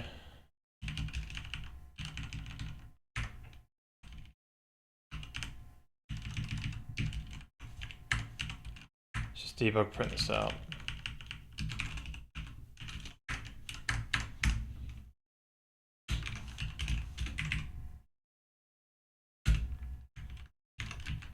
Right, are we seeing anything that's like 15s or whatever? We're not, are we? We've still got the mem set. Oh, we haven't. What happened to my mem set? So let's do a thing where we go, oh, if that is greater than, I don't know, we're equal to data LOD count, so the biggest LOD, then we'll know there's a problem. So I don't think, yeah, we don't see any of that printing out. So when you're constructing the initial tree, it's not a problem. So that means it's in the other shader where it constructs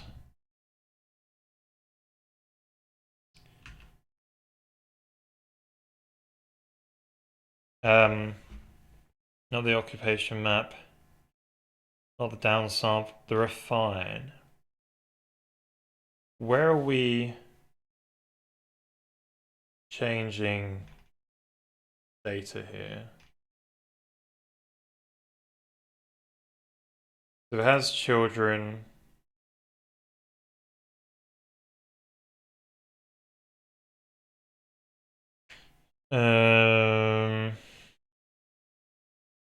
Thing is, you've got multiple threads on here at the same time.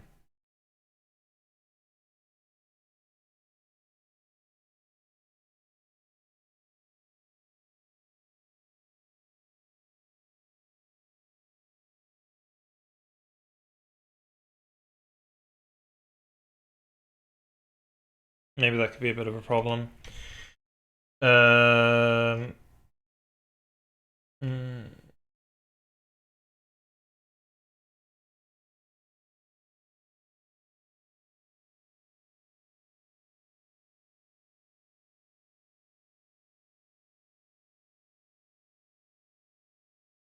And if each one of those gets a sphere.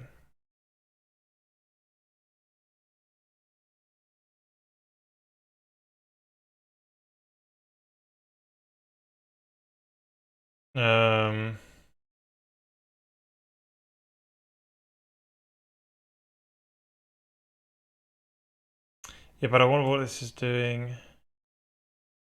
Check child node to see if there is 7 or more.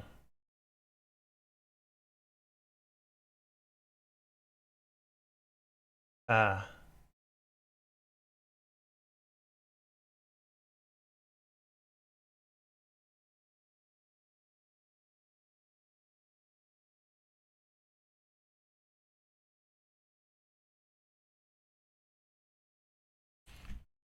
Yeah, I think this code's a bit weird actually. Can double check over that another time. I don't think it's the problem though. Or it just might call this multiple times on the same data. It just ORs the same bit on or something. Where do we modify this one? Hey man, hope everything's well. Hey there, Mfata. It's been a while. Yeah, good. Doing good. Just trying to get this code up and running. Trying to get some rendering of these LOD spheres. We found out we're touching some uninitialized data, so we've back into the volume constructor again to see where that could be. Really, maybe it could be where we're copying it.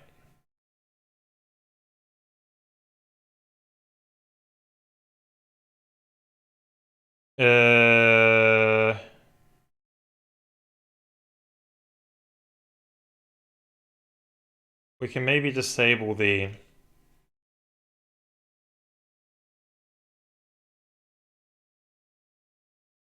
So this tries to move the child if the leaf node is completely surrounded by other clusters with a full set of spheres.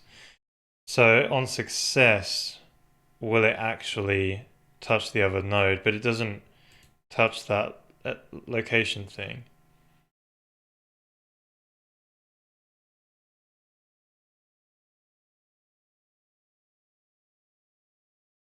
Yeah, it just clears the child node state, removes it from the cluster index you're processing, right?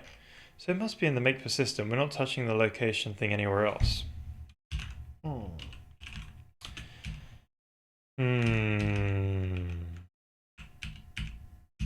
we just set it up. The setup seems okay.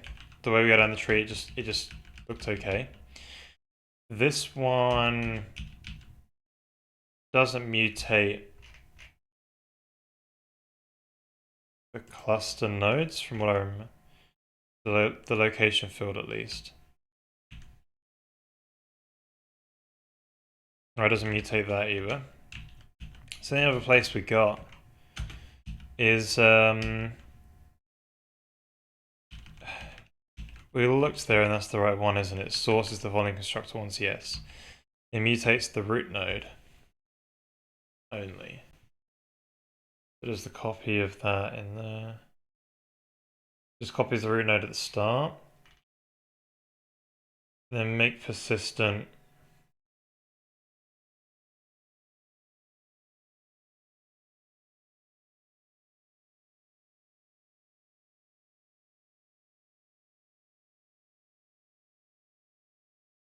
Yeah. So this is interesting. It's pointing back to this code here. That could be us using uninitialized data. So what probably happens then, it's something to do with those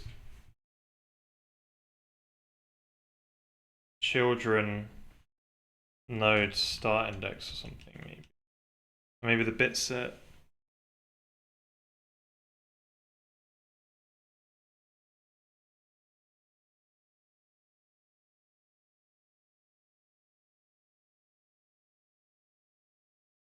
Maybe the bit set that you make initially isn't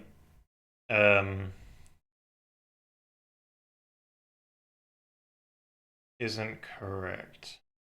That's the other thing as well, as the bit set could be referring to the wrong children, maybe.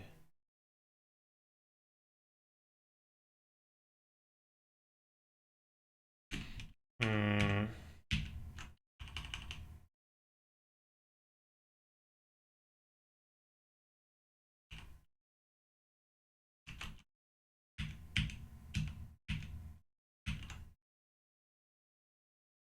Um.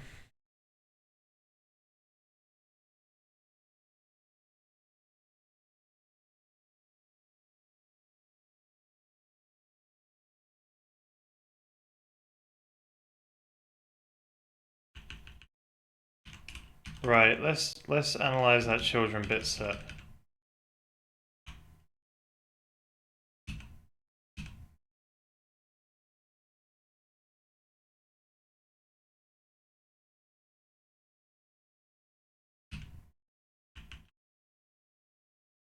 So first of all, I don't think we need these atomic stores in places.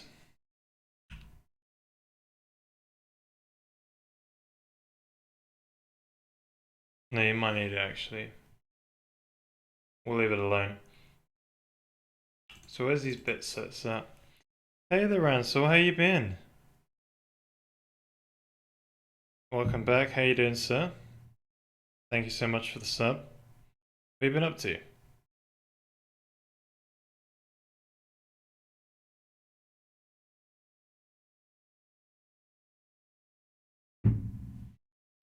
How's it going?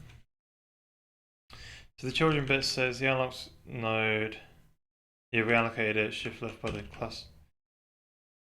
Ooh, yeah, no, that's the same one. Cluster child index equal. No. Yeah, we used it in two of the same places.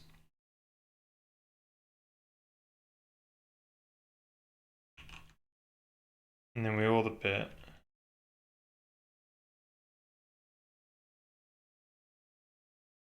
You see, I don't know if they're correct, so let's have a look. So we'll put this back here. We're gonna say cluster sphere index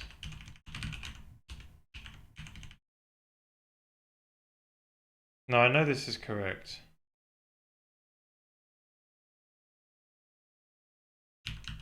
So the bit I'm confused then is why.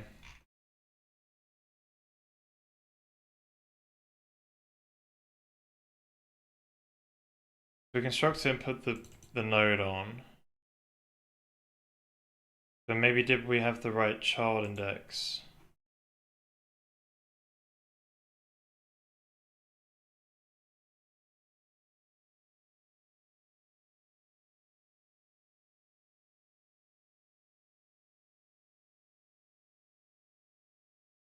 Hmm.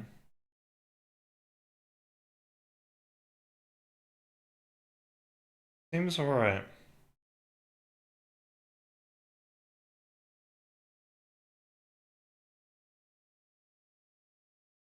Yeah, let's double check it one more time. So we can get the sphere index and then the child index.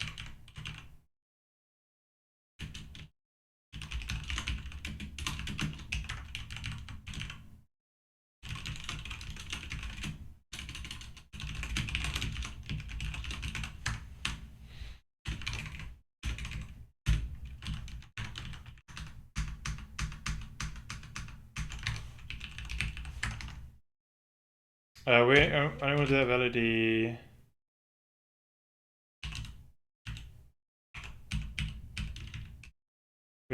We made it only equal to 2, didn't we? Yes, let's do the first level of detail. Double check that.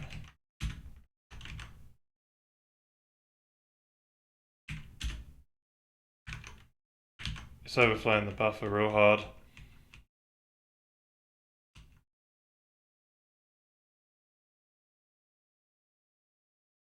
Wait a minute, why is it overflowing the buffer that much? Right. Is it processing too much of the tree? Have we got the same bug as we did before, right? Where we didn't check it from overflowing the... Oh boy.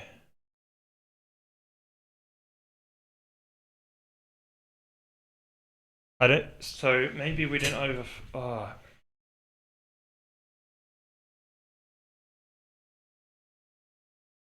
It might be redoing the same node again. Multiple times. Interesting. Which means maybe we... It's running slower than it should do. Then get tired AF. Gotta get up super early tomorrow. Oh no. I hear you, man. It's basically me too.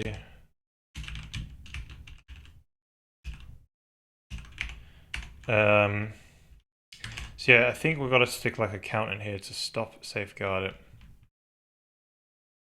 That makes sense. Man, I need to hydrate. Luckily I got this 2 litre bottle of water here.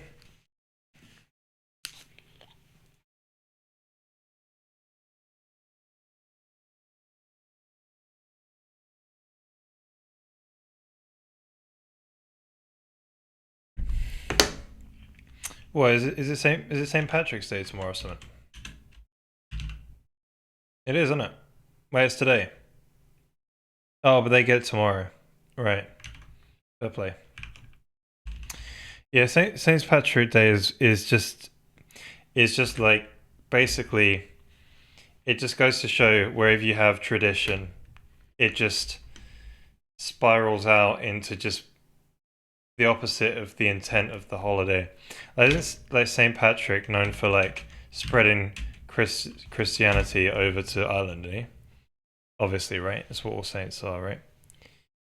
And then like one of the things with the Bible is, you shouldn't basically get wasted, right? It's one of the things where that Jesus says, right? And you shouldn't get drunk. You can have like alcohol, but just don't go too far with it. And what's the number one thing that people do on St. Patrick's Day? Just get wasted. It just goes to show how if you have like a tradition, it just spirals out into something that doesn't even relate to the original meaning of it.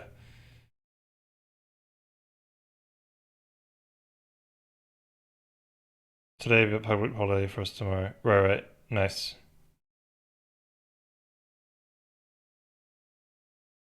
Good audition 11:30ish.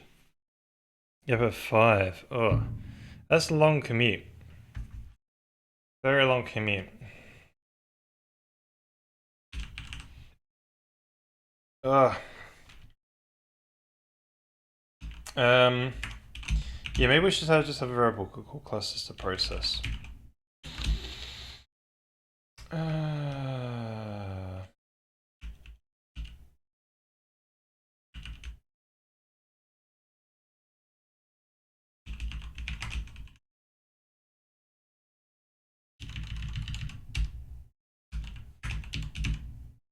But then you have to reset it to 0 all the time, and maybe that's okay.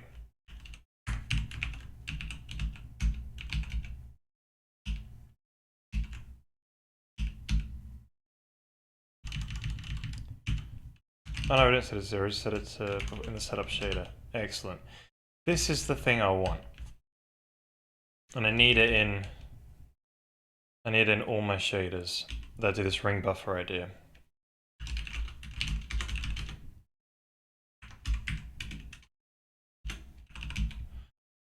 Alright.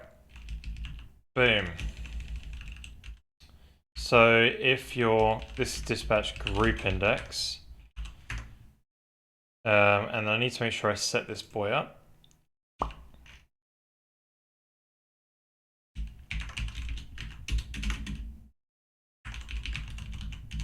be that. So there's a nice little safeguard, and I will do it in the refine and the make persistent. And maybe this is where we're doing something weird. And it's definitely making the shader slower though. Oh, it's not a good tip. Well, it probably makes the shader slower, right? I don't know. I'll have a gander, find out. So where's the refine?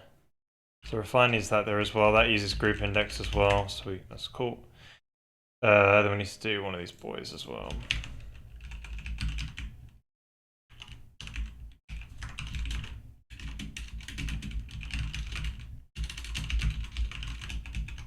Alright.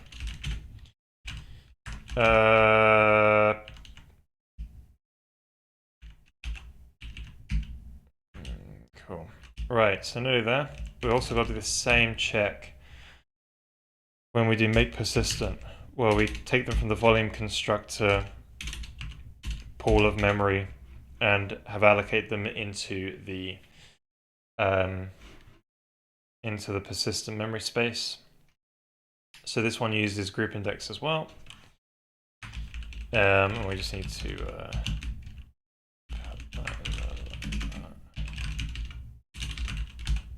okay, so now that should be safeguarded properly. Now we should be seeing less printouts. This sort of like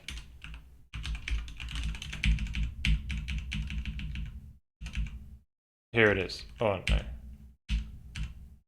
Here. So we're just printing out. We're only launching for LOD 0? I forget now. Yeah, we're only launching for LOD 0, so we should see like... We should see 64 of them print out, but there's been way too many. There's more than 64, and I don't know why.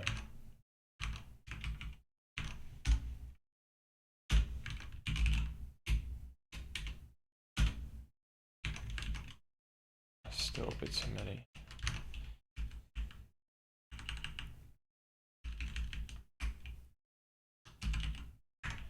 Can I see what this number is?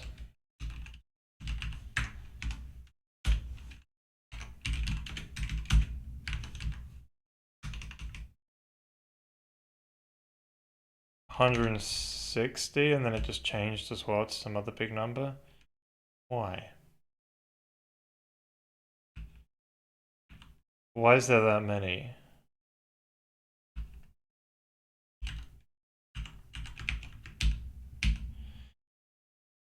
So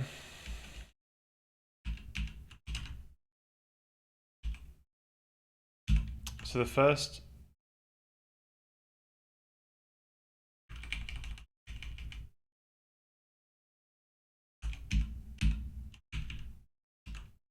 It should just be 1.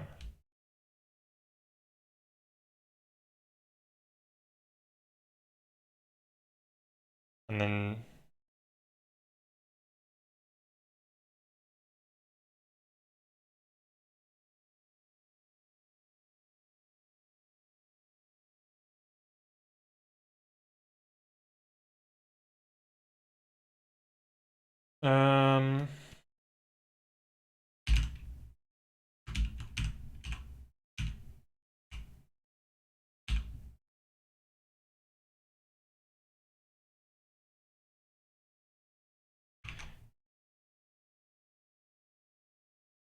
It's only been launched.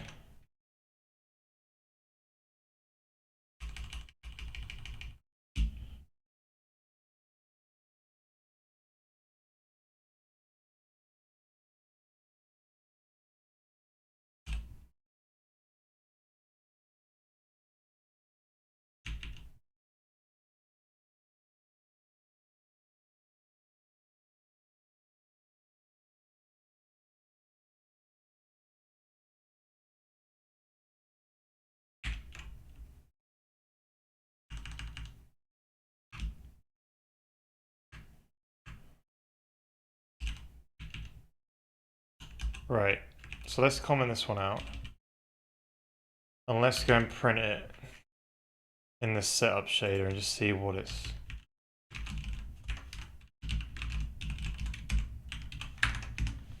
Oh shoot.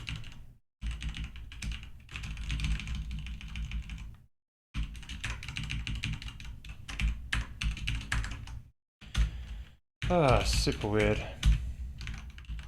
So we should see it. Okay, so why are we seeing this many? Oh, did I do it? Okay, I've only done it on the make persistent shader and it. Right, that's why. Whoopsie, I didn't bring these down to 1s either. Let's process one of those. One of them as well. Alright, so now we can... Alright. I didn't change the for loops for dispatches. Okay. So now we're here, we should only see one. Wait. Yeah, one set of 64 get printed out. Alright.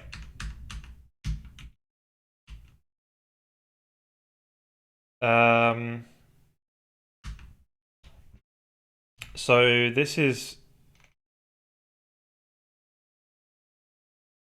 Yeah, because what we checked this in the past. It does make sense.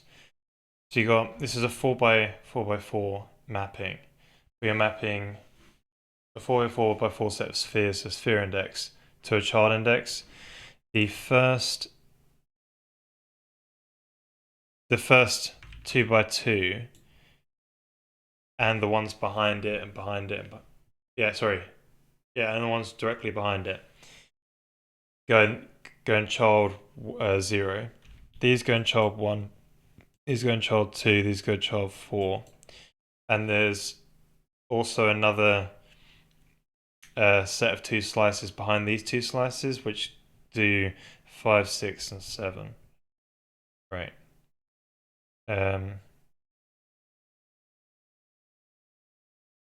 Sorry, wait, this should be 3.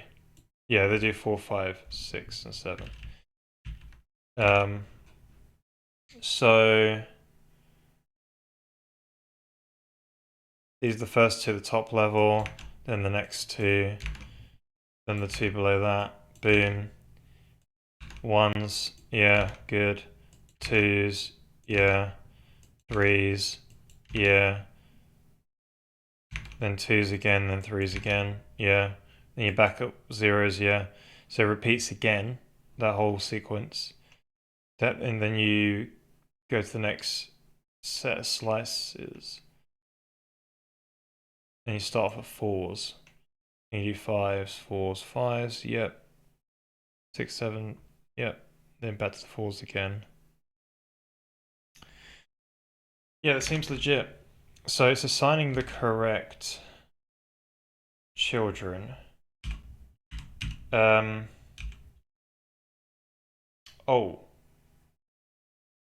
We were maybe running the make persistent too many times. So should we try and bring back the print code and see what happens? For the make persistent now. So we bring that back there. So make persistent still just gonna run for the first time now. Maybe it wasn't running too many times. Oh shoot, where's the...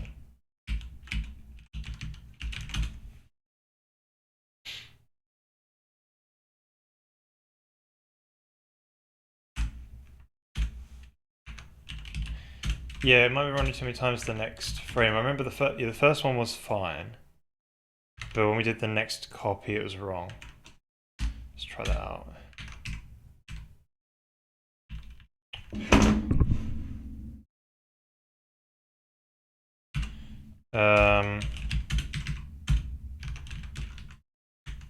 Oh, we're still getting all the bits set. Still. Oh, that's a bugger. So for some reason,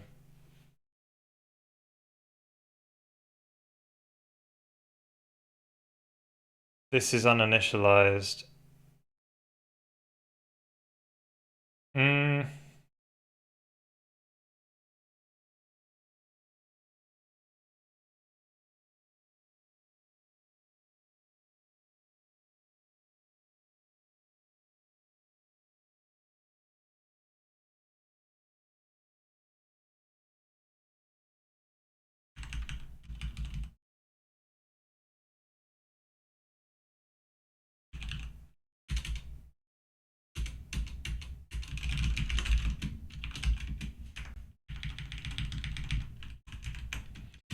Cluster index, let's try that out.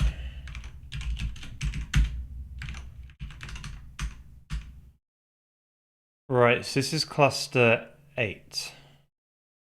Cluster 8 is the first one of...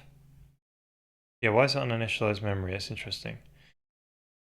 Cluster 8, it's not uninitialized... Oh. That is really weird. Cluster 8 is the first node on the on the second level of detail, right?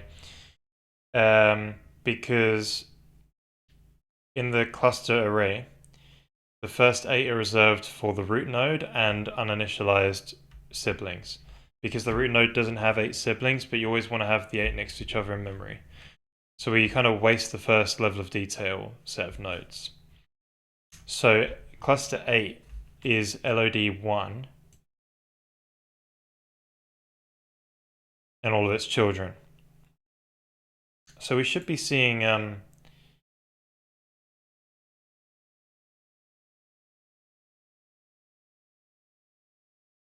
so it's copying its children.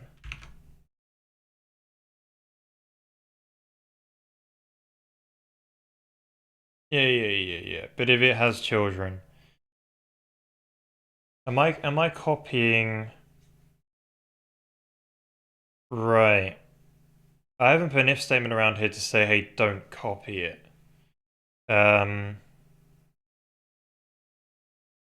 If it's uninitialized, isn't that right?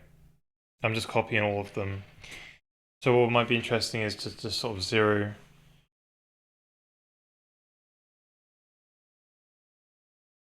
Like maybe just one the memory or something, you know. If it's not actually initialized. Because you've got 8 threads here. So maybe you should say, hey, if this one is... Yep. See, it's copying them all over.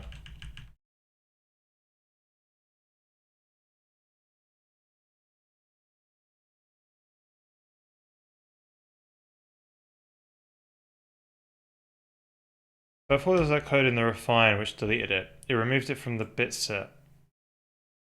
Ah, but we didn't bother handling that. Okay, so make persistent, what we should probably do is just go right. If node.children bit set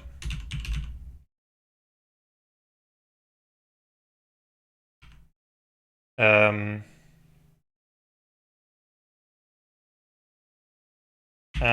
one shift left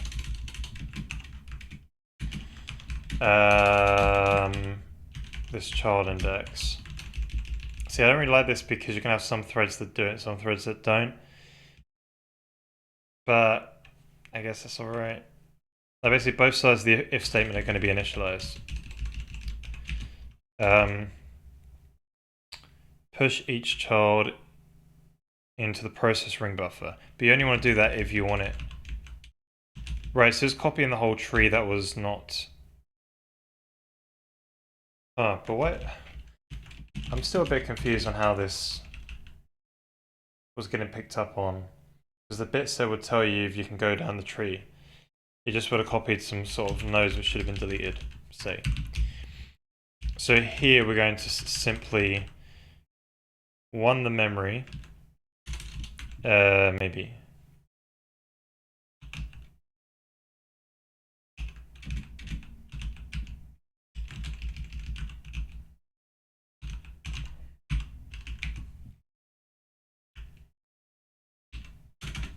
So uninitialized.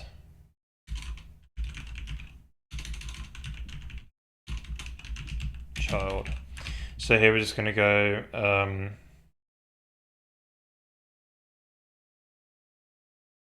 yeah, I guess we can just do this.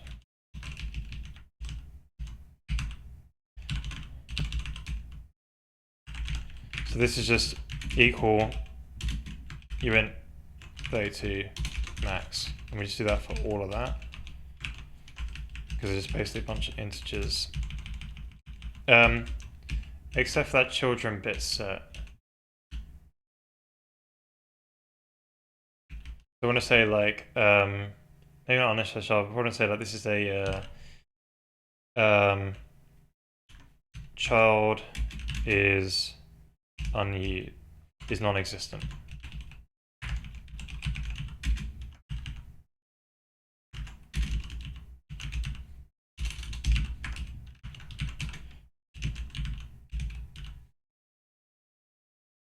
Yeah. Good old spell check. So for this one, you want to set 0, 1. So you actually want to set all spheres 0. You want to set the children to max and the bit set to 0. And the parent to U32 max, say it's invalid. Okay. I think that's gonna... Let's see how much that helps. See, we shouldn't be processing any more of it at least. But I'm just really confused on how in our final... In our code where we're trying to sort of render these, we're going down the tree and we're literally getting access to these children which are non-existent for some reason.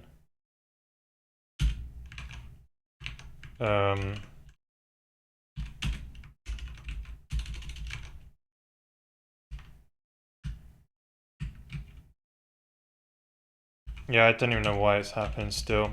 Maybe it's not fixed it, but let's just keep going. Right. So now it's building. So we're still getting these 0 to 15s. So why? Like, we're going to analyze the first copy now, because this is just super weird. 8 here is LOD 1, but it's saying it's LOD 0. That's not right.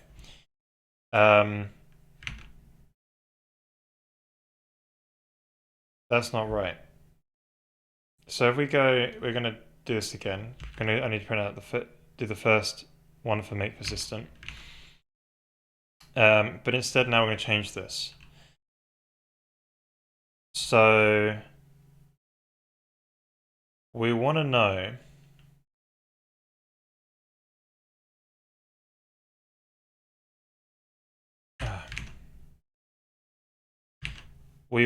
the child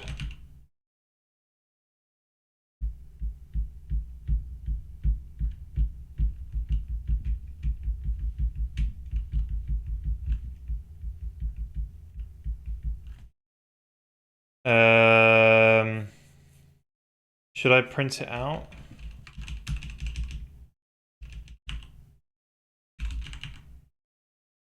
So rather than source, we'll say DST. And let's just see what the destination got in the copy.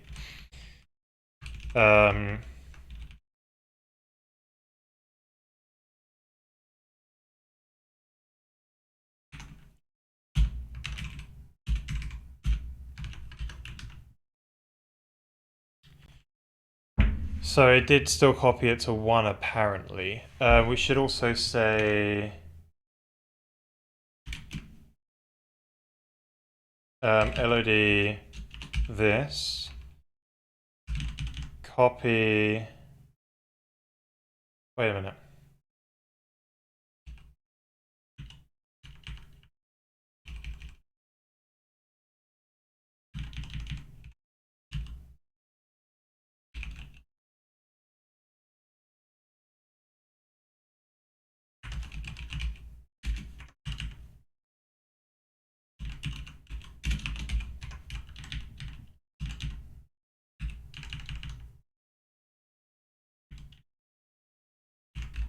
DST child cluster index.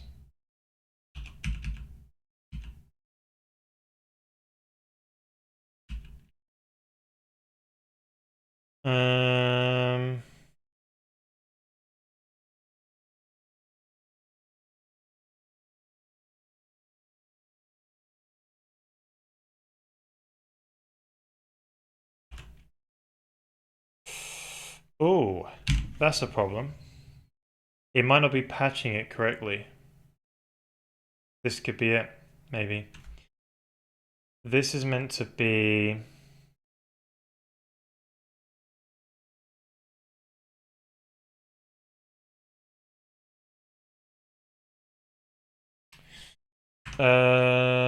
this is a relative index, I think. So basically, after we've copied the source over to the destination, we reuse some of the source memory and say, hey, where was the destination actually stored? Oh, maybe it's fine. It stores it as 0. It's probably alright, actually. We haven't got a custom allocator either. But yeah, I guess it's storing the proper index. Yeah. But it shouldn't be the parent like that, that's wrong. So what we should probably be doing is, so where's the DSTs go? DST cluster tree, this one.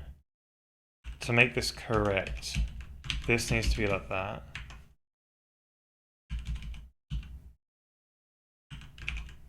So when we do our custom allocator, that code would have been broken. At least the parent linking would have been broken. But yeah, so we can call this DST child index now. There you go.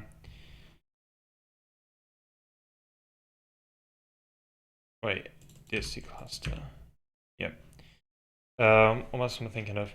Yeah, this should probably just start off at 0.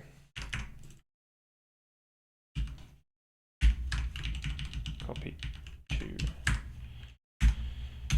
Alright, so let's try that out. Okay, so cluster 0, LOD 0, copy child to 2, 3, 4, 5, 6, 7. I don't think that's right. I thought we wanted to do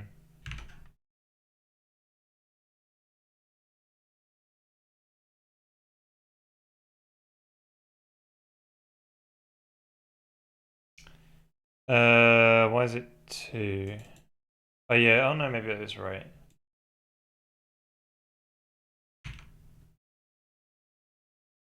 Yeah, it lines them to a cache line and that's it, isn't it? Yeah, so that 2, 3. But maybe it's just on the child. Oh, it doesn't matter.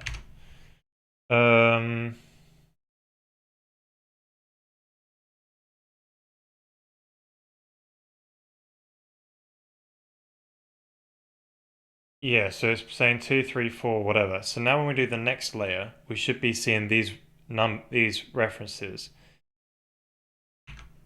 Oh, no, it's using it from source, isn't it?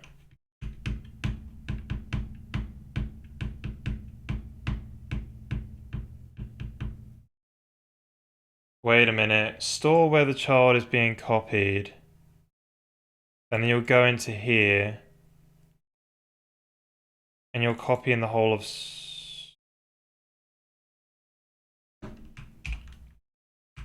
Wait, did anything with node? That should be right. We're just overwriting that one.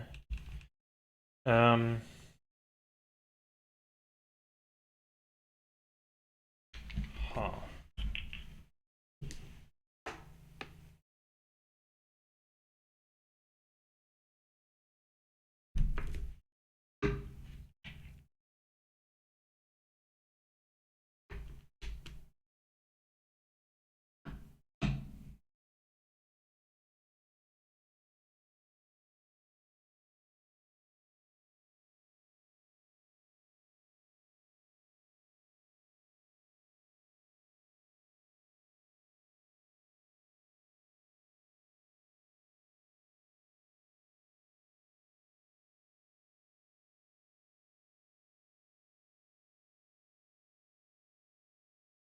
Hmm. So for some reason, reading out of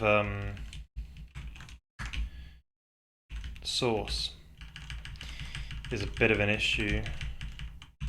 Let's use the source indices instead.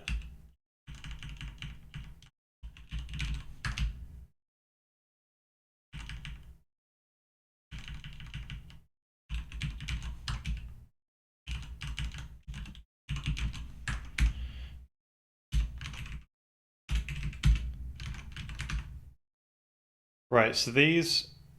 Okay, so now we're going to increase this up by 1, and we'll see the next level of detail. So we have a look. I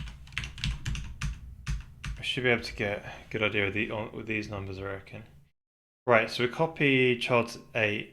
Well, we're copying it from 8, really. LOD 1. So here's us reading 8 here, and it's saying LOD 0. And then we're copying 17, which has 15. For some reason.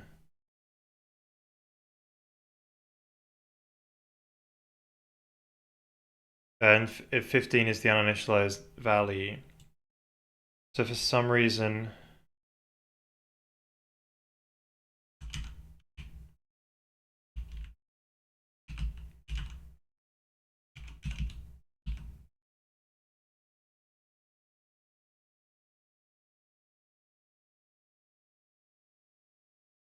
hmm.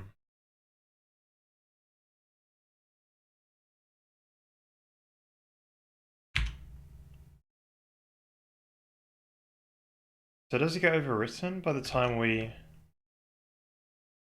So you would have come here and you would have said, you know, this guy at this LOD.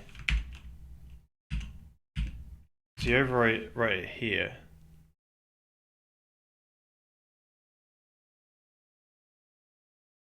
Um,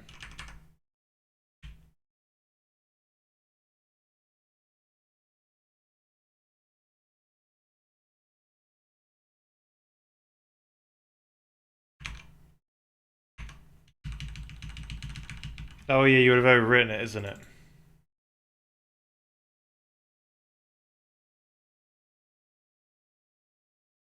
Okay, so that's the reason why that one's reading as an invalid value.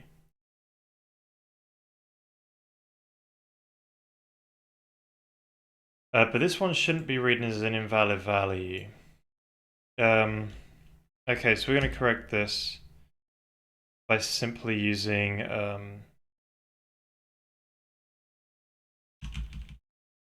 this dot block or whatever, right? So that's going to correct down the printing at least. This thing is... Okay, so now here, 1, then 1. But it's copying to 32, LOD 15. We don't have 15 LODs. So where is... Rest of 32 is on the next one.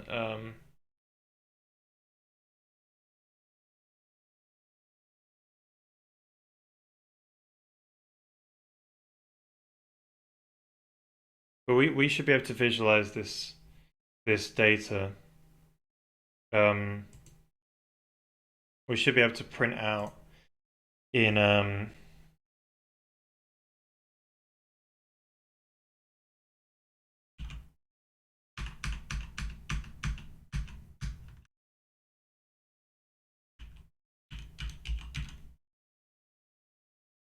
so should we do 2 refines? Let's do 2 tree constructs. So what I'm looking at in these constructs is simply here when we just set these children down. So we want to say like something like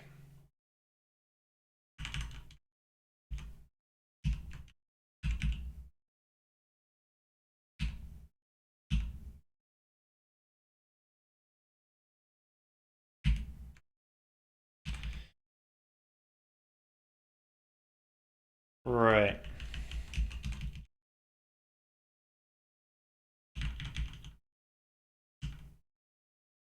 We want to say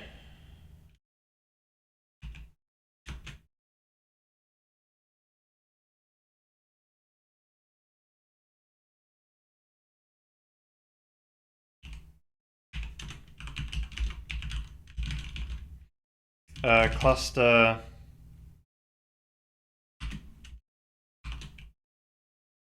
LOD whatever created child at this. So be cluster index and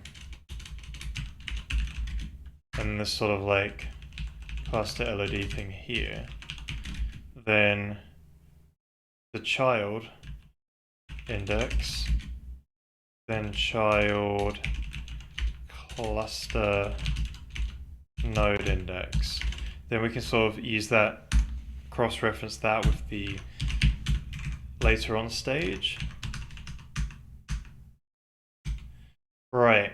so the numbers that we're looking for in the later on stage, let's get those. 8 down here. 8 has child 16, right? So if you go up to here when we created it, we've got 8, where's 8? So 8 didn't make a child at, I literally just didn't make one. It didn't make a child at, the thing is, did we even copy this? Because I didn't get it in the right if statement, did I?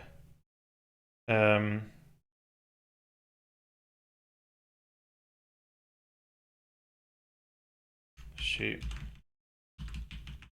So perhaps maybe we've fixed the bug? I'm not sure. So we copy this into this if statement here. That's probably a better place to put it. Let's see if we get any sort of uninitialized memory show up. Alright, we're not seeing uninitialized memory show up here. That's good. So maybe we fixed it. So the bug was probably us running the computer shaders too often, or sorry, too many times, and not checking for an overflow. So let's turn these off. Let's restore all of this, and then let's go back to, let's keep the mem set there, because that's really handy to check if we've anyway, it's just really handy. Here it is. Used to debug for uninitialized data or something like that. So if we can remove later, I don't know.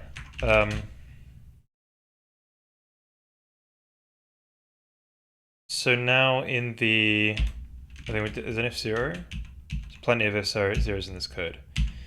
Got a lot of code, which is just commented out. I'm doing full circle, aren't I?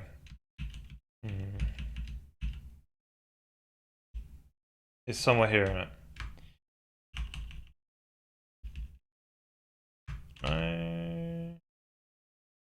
Prepare cluster setup. This is it. So move this below. Now let's launch. Like what was I trying to do? There's a print statement in there, isn't there? Prepare clusters.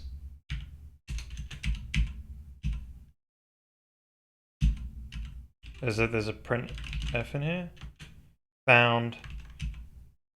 Okay, add that one. Great. So we're just gonna do like, let's do the one LOD again. Let's just see what we get. So they're all running. Oh, we're seeing a bunch of 15s in here still. Why is that? Wait, you've only seen, oh. We should only be seeing 8.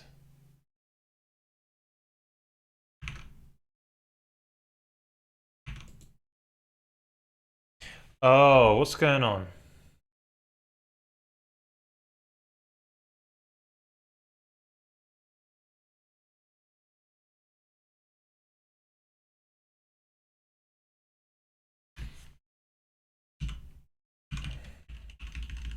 So maybe the bug was in this code all along?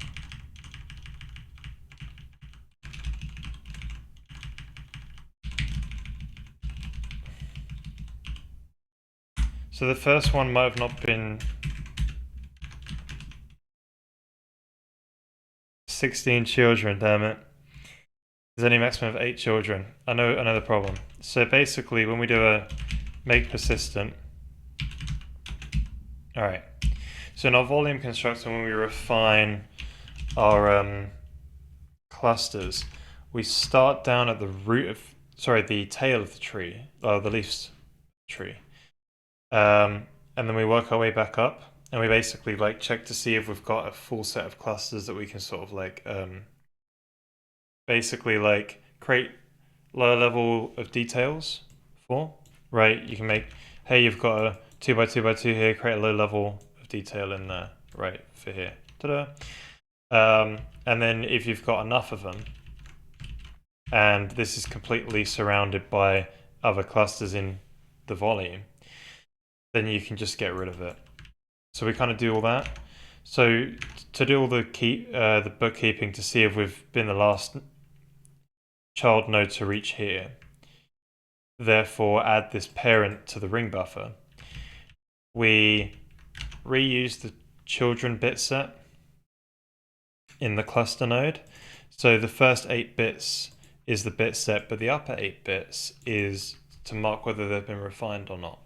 And when both bit sets within the bit set, if that makes any sense, right, the low bits and the next upper bits are equal to each other, then it means we're the last guy to reach here. So basically we don't need those after construction. And I thought I cleared them out, but I cleared them out all of the nodes except for the root node. So where we clear this out is inside make persistent. You might have seen this line here, clear the extra bits, right? So simply we didn't clear the extra bits. Like the root node doesn't go here. This is processing the children of a node from the ring buffer. The root node has no parent. That doesn't reach here. So in the make persistent setup, we just do it here. We copy the node over, but we forgot to do this.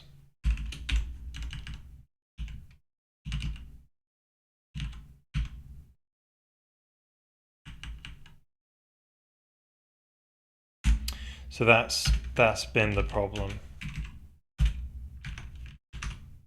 There we go. So now it's only processing good data.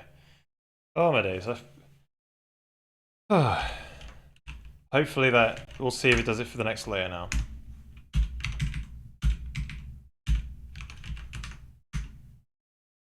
Right, there we go. Then the next one has 4 children, so not 8 children.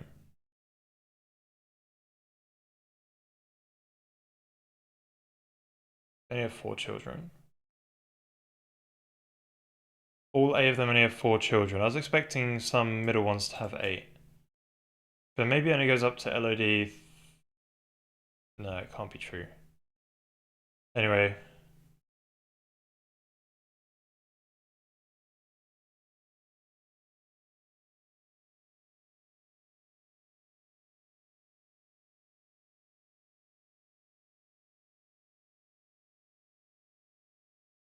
Not sure how that makes any sense.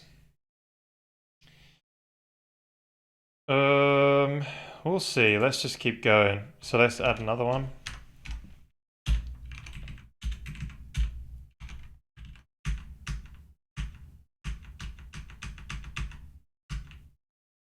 Four, 8. 4, 8, 4, 8, 4, 8, right. I'm really interested why they've...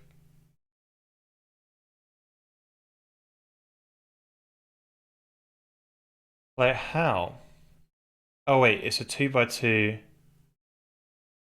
Oh, this is a 2 by 2 by 2. Yeah, that makes a ton of sense. Because it's a 2 by 2 by 2. Wait.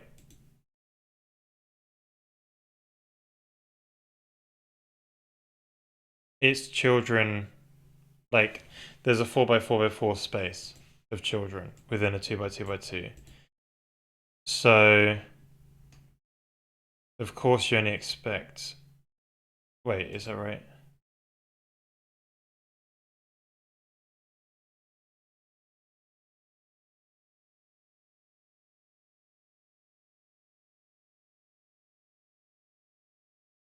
Yeah, basically we only put a sphere down in the middle, so we should only have clusters which are within this space show up. So it does make sense. Yes, I think that's alright. The data's looking good now. So I'm happy with that. So do we actually land? So let's put this back here. So now doing the full thing again. Prepare clusters. So now we just want to know if we found a cluster to render. We don't really care about this anymore because it's all right. Found cluster LOD6, perfect. So rendering the highest level of detail, and we found a bunch of clusters. So something that we're missing from this shader, which I'll come back to do, is what we want to know is to do, has this cluster been to do occlusion buffer? So we want to be like Boolean is occluded. So currently it's false. So say if it is occluded, meaning that something is in front of it and it blocks, like the camera can't see the cluster. So in this case, you would just return, right? If it's occluded by something else, then we don't bother going any further. So since we start at the root node, if the root node is occluded, then we don't bother processing any of its children, even if it is on the screen. So that's where you get really big wins in performance there with this one if statement here. But we have to have this check proper. But we don't have that yet, so we're just going to render everything we can. So that's really nice. What do we want to do next?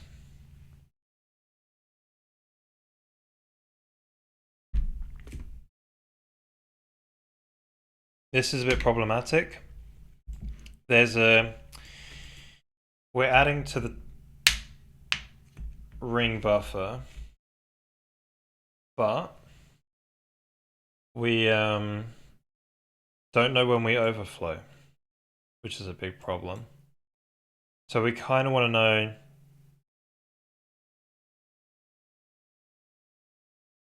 know where we're at now, where we're at after, if we go past the head or end up at the head. So yeah, so we're before the head and go after the head. No, it doesn't make any sense. Yeah, if we, something like we take the difference with the head of before or go after. We don't insert anything in there or something like this. We've got to think about that problem where we overflow this buffer. Yeah, I'm gonna quickly get another drink and then we'll carry on with this and then we'll do the tile binning. We'll bin these guys into tiles. Right. Enjoy the tunes.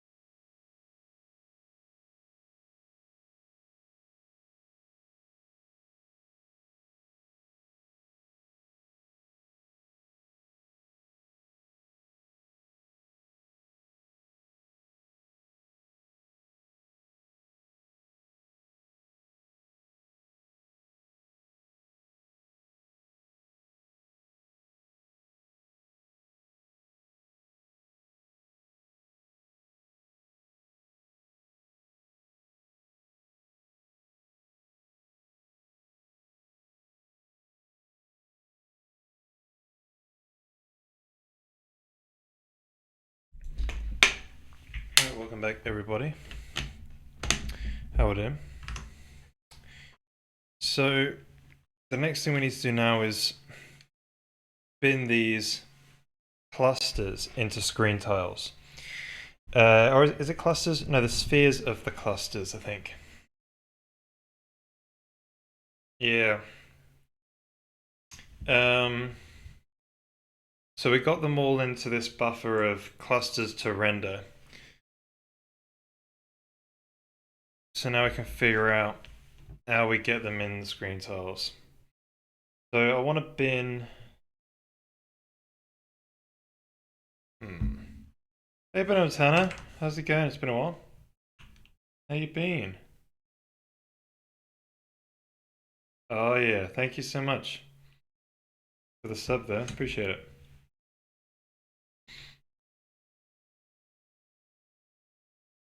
Yeah, I've been good, man. I've just been on holiday. I've been back a couple of weeks now. Getting into the swing of things. Yeah, things have been going good. Got the volumes constructing in shader code.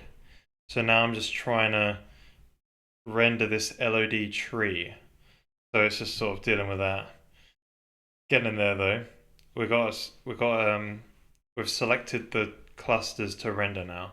Now we're just going to put them in the ray tracer. So I'm hoping today we've got enough time. I should be able to get it to work. Because I've already got the code written up basically. It's just editing it now from now on. Hey there, Crimson Mania. How you doing? How's it going? Where did you go? Where did you go? I went to Australia. So did no programming for a whole month. And I came back to like a really complicated problem to solve. It was one of them. But yeah, it was good. Lots of sightseeing, lots of chilling, and well, yeah, seeing family as well that I hadn't met me before.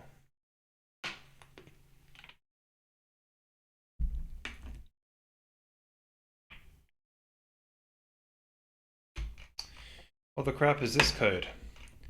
Cluster sphere tile binning. You know, maybe we got to rewrite this. Go back to the drawing board. Dun dun dun dun. Yeah. Alright, just be a slight rewrite, I reckon. GLSL C compiler, it's not GLSL C, but yeah. Yes, it's doing good. We had a problem with booleans, which was a bit of a rewrite, but yeah, I was trying to use a boolean as an integer, and it just and I realized my booleans were kind of wrong. But yeah, it's been pretty stable. It's been pretty good. Yeah, pretty alright. I need to do another release of it. Honestly, I've just not got around to doing it. Yeah, so my booleans are now signed 32-bit integers because SpearV. This is a fun one. SpearV is like this boolean does not have any there is no physical or bit pattern defined, physical size or bit pattern defined for these values. So I was declaring it as this boolean type. My boolean is this. But it turns out if you try and use this in anything that's CPU side visible, it just there's no guarantee on what it looks like. So it's one of them. So I had to sort this out. I had some other problem with it as well. With casting. Yeah, I've sorted all that now. Casting it to an int or something was just weird. Doing good. Did you see the open source AMD? Oh, no, I haven't seen that yet. Well, okay, I saw you posted it. I haven't looked into it though. I'll look at it after the stream. So is it like a ray tracing libraries, open source, easier to integrate into game apps? HIP though, that's that compute only framework, isn't it? Their CUDA competitor maybe? I don't know, I didn't do that stuff. Yeah. So at the end of the day, we've got a sphere ray tracer, which basically each of these screen tiles, the screen is divided into tiles. Each tile has an array of spheres. Right, we'll work at the sphere level and not the cluster level, because we want to interleave all of the spheres that could be here. Oh, horrible spheres. So when we trace a ray from the screen to the pixel, let's see if we hit the spheres. We want to process them in front to back order so we can get transparency working. Right, there's that as well. I want to try that out. But maybe I don't want to try that out. Or maybe I don't want it in the future, I don't know, but I want to try it out.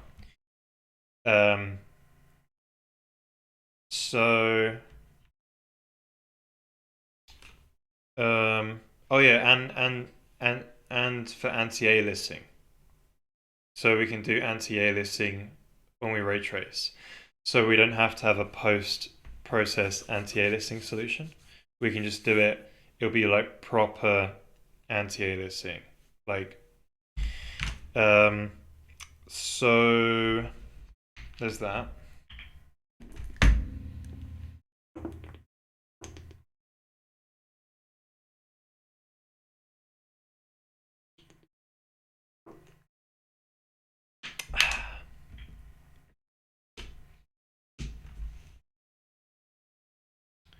Is computer rendering working out for your game? It seems to be doing okay right now. I don't know overall. The thing that you find out is you basically have to either do ray tracing or do some atomic ray operation where you stick the depth in the high bits and do some atomic max op or something like that. And those are basically your two kind of strategies, is to do kind of like a ray tracing or tile binning approach or some kind of like atomic max. Yeah, triangles are kind of nice to do other things. But yeah, there's mainly yeah, you either tackle it from the each pixel goes over a finite set of objects. That's where you bin it in tiles, or you say, sorry, each thread is a pixel and goes over a finite set of items, or you say each thread is one item and you use atomics to sort of write to a render target atomically, which has its problems as well. There's solutions to sort of like speed each of those up. Whereas if you use triangles, they have a bit of hardware which does the ordered writes to the depth buffer, and it's all optimized and for that, isn't it? Yeah, it seems to be alright. If you're doing ray tracing, we'll see how. It's definitely like a lot more simple when I have my GPU library, but I am also probably, I don't know, you'd write a lot of compute shaders anyway when you do like a proper renderer. So yeah, I'm not sure. I'm not sure yet. That's a genius interface, yeah. Okay. Awesome. Yeah, I'll check that out after the stream. Thank you. Yeah, I do like how AMD does a lot of open source stuff. It's cool.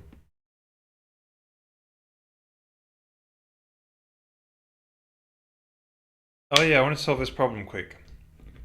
When I overflow this buffer. So there's a ring buffer that could potentially overflow. I want to get. So the head index is up here, isn't it? Yeah.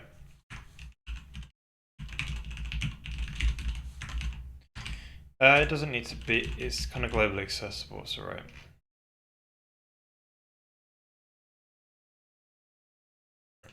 Let's pull it out of there. So what we're looking for is like, well, it gives you back an old tail index, right? So you kind of want to do like get a diff where you say we're going towards the tail from the head, right? So what you want to say is like, if diff is negative and diff plus children count is greater than or equal to 0. Is that right? You want to, yeah, because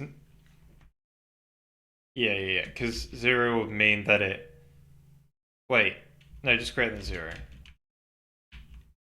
Yes. Because when they point at the same place, it's overflown in it. Wait, they point at the same place.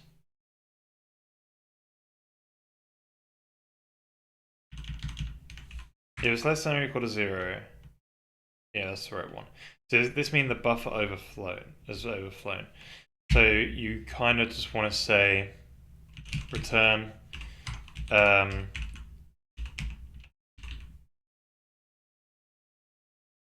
but like, do you really want to handle it this way?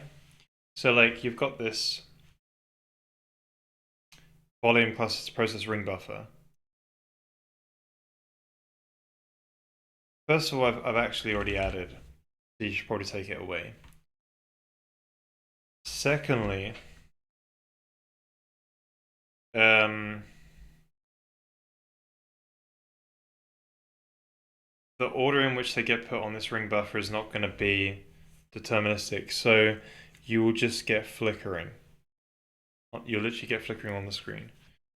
Because one frame you get one set clusters that go before the end of the array, and then the next frame you'll get another one. Another set of clusters. They may or may not be the same, so stuff will just flicker. So I think we just wanted to make that buffer big enough, and if you just overwrite too much, what's the problem? It might be a problem. Yeah, let's just say buffer overflow. It's the best we can do in the shader. We just don't want it to give us invalid data. Right way to say it. Yeah, but maybe if it overflows. If you don't know if you processed the node already, yeah, that's right.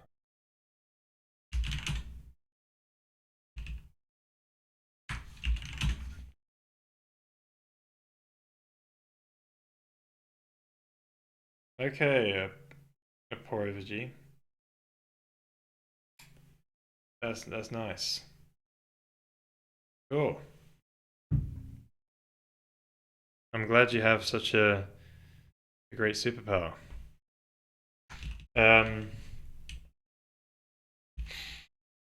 Oh yeah. So, did we do the find? Is the question.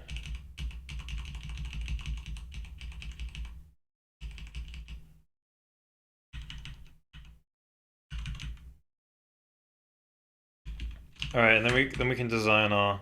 Let's just make sure we still see stuff. Oh, we're not seeing stuff anymore. We did triggering the buffer overflow. This ain't good. Oh, we're already doing that.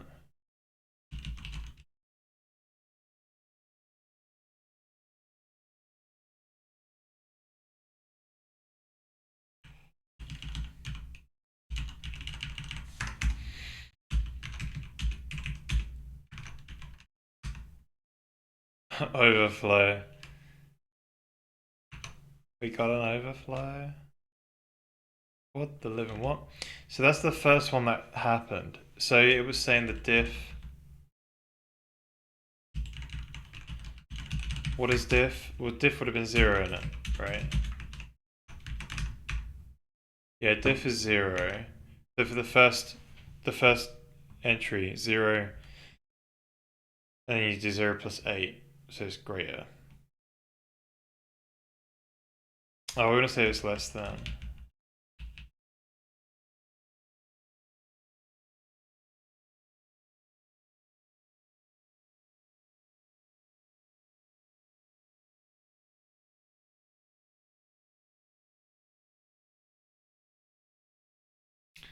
Um,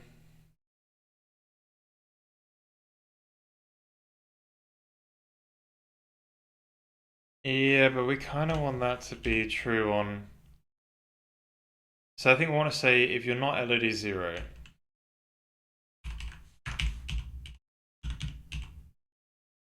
for crying out loud.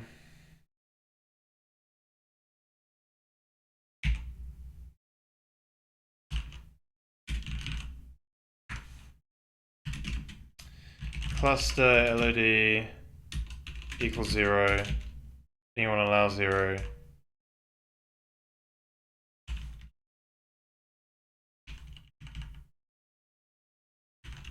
Wait, which way around is it again? Diff. If it's less than 0,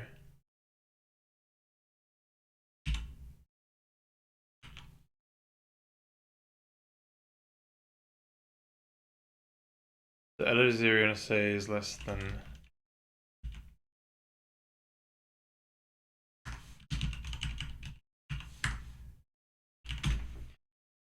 So LOD 0 you're going to say less than 1. No, probably less than 0 than 1.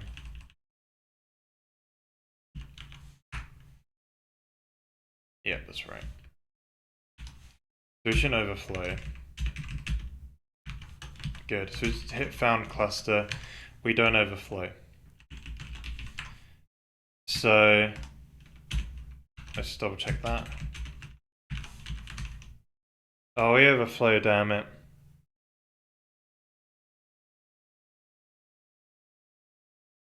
There's just so many clusters. Why is there so many?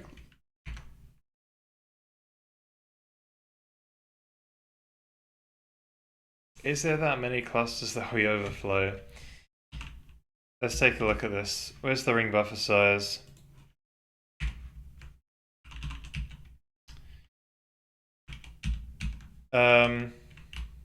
Clusters at highest LOD times 4 volumes to render. 64 of them. Why? I think the checking code should still be wrong then? Or am I allocating with the wrong? No, it's correct. It allocates with the right.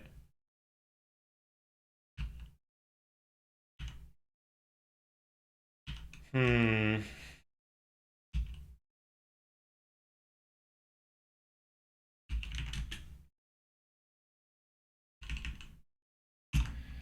Um.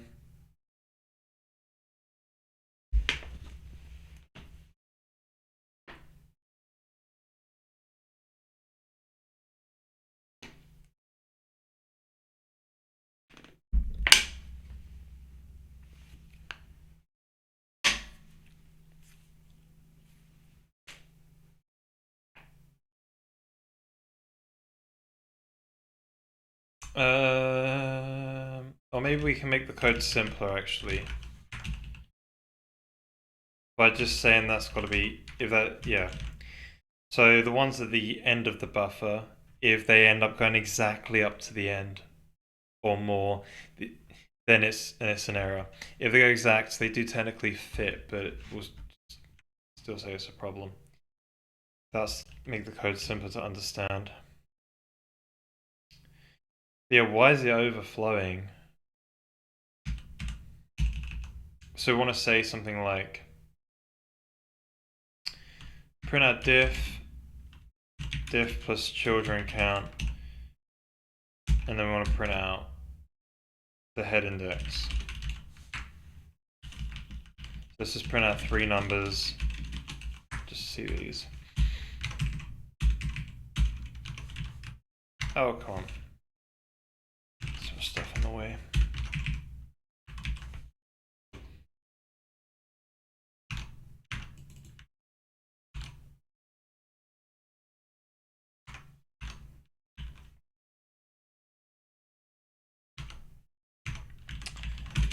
It's not killing this.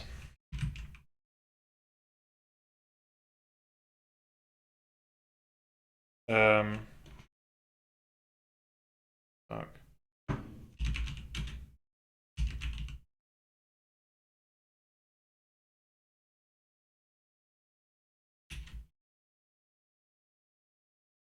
Right, kill. Need to send a certain. I forget to kill again.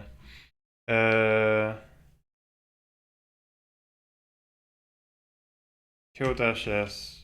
Big kill on it. Sig term. Dash p.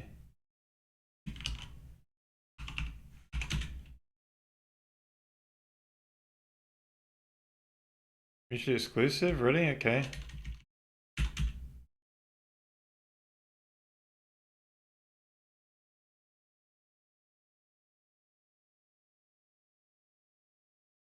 I'll print the PID without signaling. Oh, whoops.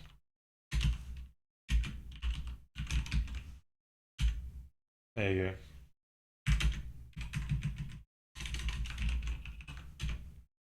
Maybe it does a sig automatically. Anyway. I forget these things. Right, so that's killed proper. What do I want to do again? Oh, just run it.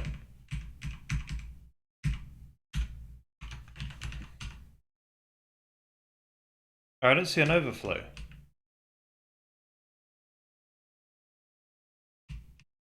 I'm not seeing an overflow anymore.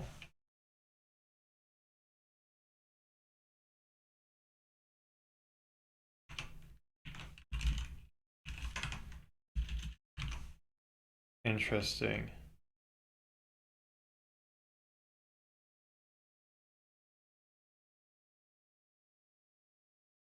Maybe...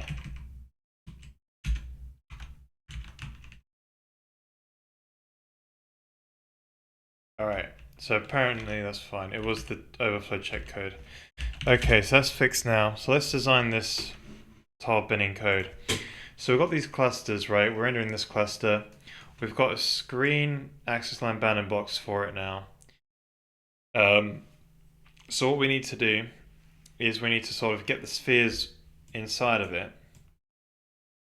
And we need to, so there's a 4x4x4 set of spheres in there. And we need to bin them into this grid of tiles. Each tile has an array of spheres. Now, one thing to note is that these spheres need to be transformed from the local space of the object into view space. And then they need to be checked against the they need to be brought into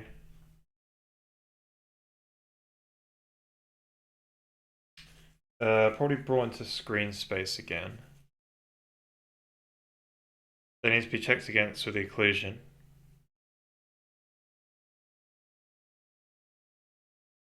buffer, and they need to be maybe binned into the screen tile. Now I think the way I did the first one, the way the current one is set up is it does 2 passes. Because there's a problem, right? Is you've basically got each one of these cells has a dynamic array, and it's a bit of a tricky problem to solve. So either you have a maximum number of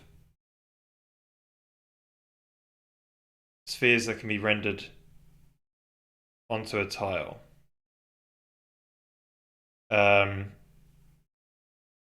or you somehow, if you have a maximum number of spheres that can reach in a tile, you can simply just add them into their atomic, like, well, whichever way you decide to do it.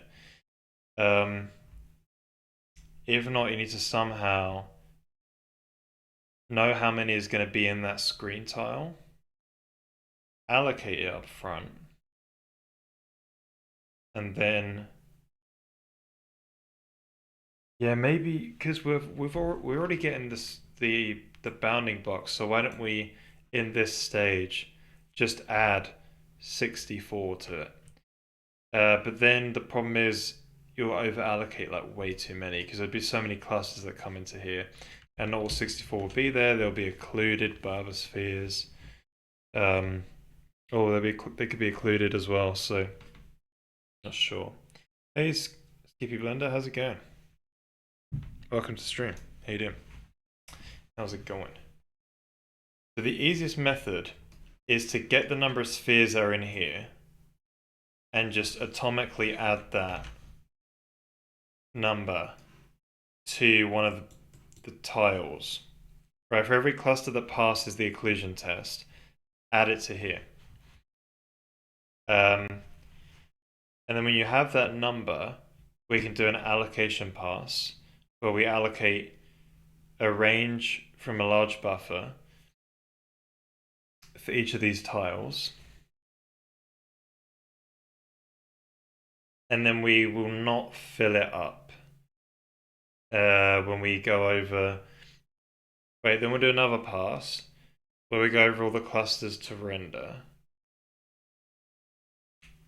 And what will we do there? We'll go over all those clusters. This time we'll take all the spheres out, do the occlusion test, and maybe add them in. So we max allocate for the worst. You're still doing an atomic right.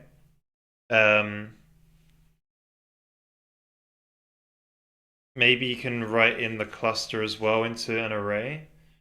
And maybe you can support up to X amount of clusters per. I don't know how it just feels. They're talking about binning spheres, but then I'm like, well, maybe I can bin clusters temporarily into some other array. I don't want to do that. So it'll have to go over each tile. See if you can say each tile goes over over all of the clusters in the clusters to render array.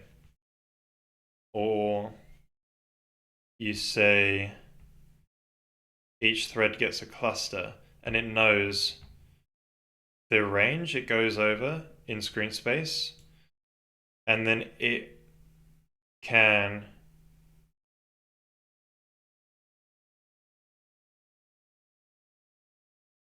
it knows the screen bounds it's going to write over, and it can go over all those tiles and do atomic adds and then write the spheres in. That could be alright.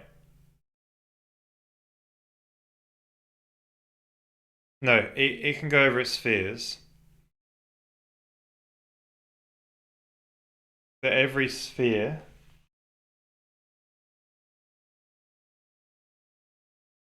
it can check if it's occluded. If it's not occluded, it puts it in the buffer. Or puts it in the tile. Yeah, that's probably the approach. Was it be...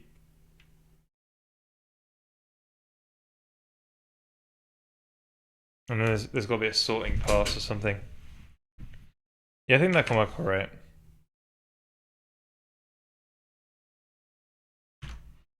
So potentially, right? So wait, what's the algorithm again? Let's recap. So when we figure out like, hey, this is one we actually want to render. So that's here. Clusters to render. We go over all of the tiles that it's affecting, which won't be that many. It might just be 1 or 2. It might be like 4 at most. It won't be this big. But iterate over all of those. And then we go, okay, add, if there's 50 spheres in there, add 50. Add 50, add 50, add 50. Now, not 50 spheres are not going to go in there, but we just over allocate. Which may or may not be a problem. I feel this could be a problem. No, but if we allocate for the worst, it could be fine. Then we drop the spheres in there. Or the ellipsoids. There'll be ellipsoids at this point. Wait, sorry, I'm going ahead. So let's go and just up a number, right? And we do that in this shader. Or maybe we do it in another shader that launches after this. Yeah, we're doing another shader. So it goes over and just ups all those numbers. Then we run another shader after that, which goes over the clusters again, but this time with one thread per sphere. And then it does the occlusion test. And it positions it into screen space or whatever, does the occlusion test on each sphere, and then adds it to the tile it belongs to. Yeah, and then we'll just sort and pass front to back, and then render. But we'll skip out the sort and pass until that comes later. Narrate your farts. Lovely. What even is this?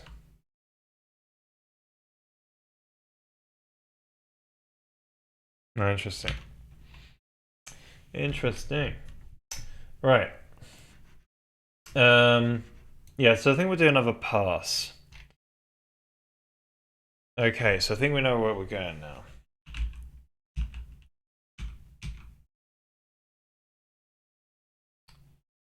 Right, so you want to call this like, this is prepare clusters LOD.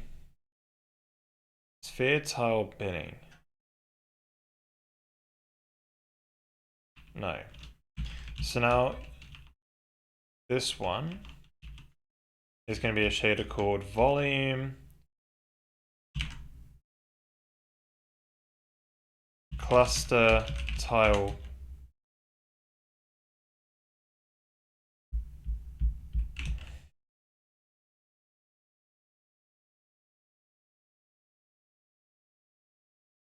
bin. There's already tile bin, it's like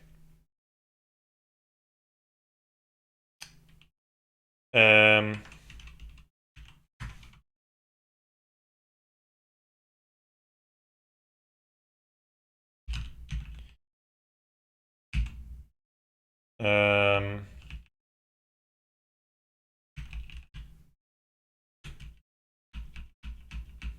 we've got lyrics.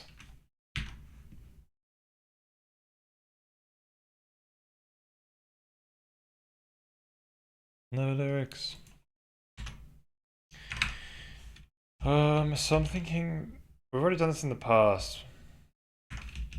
Just forget. Pre-pass. That's what I'm looking for.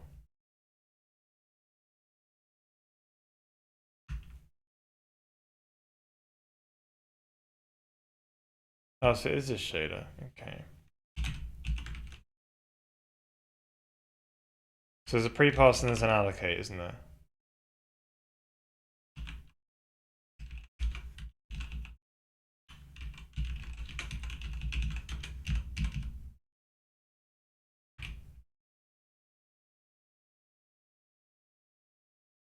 Yeah, tile alloc, that's what we called it. So we need to think of a name for this guy. So cluster, anyway, probably like measure bins or something. On early night, went about a bit too late last night, so I need a couple hours. I had a few hours bedtime. Oh wow. Yeah, thank you for coming by, Montana. Thank you for staying up, and yeah, I'll see you in a future one.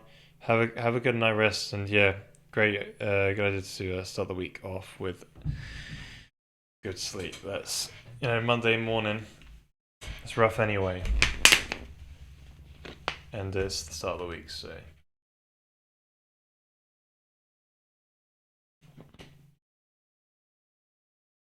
Usually doesn't get better from there.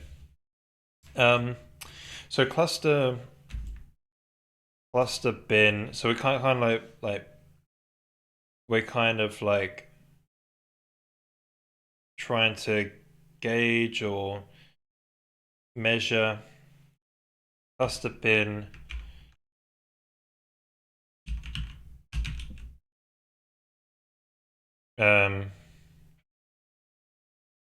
it's not really populate, but it's like, so you're kind of visiting these tiles and you're just trying to go, you know, you're trying to sort of, I guess, measure spheres. No, it doesn't sound right.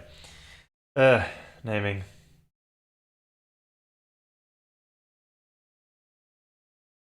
Or allocation size. Allocation size.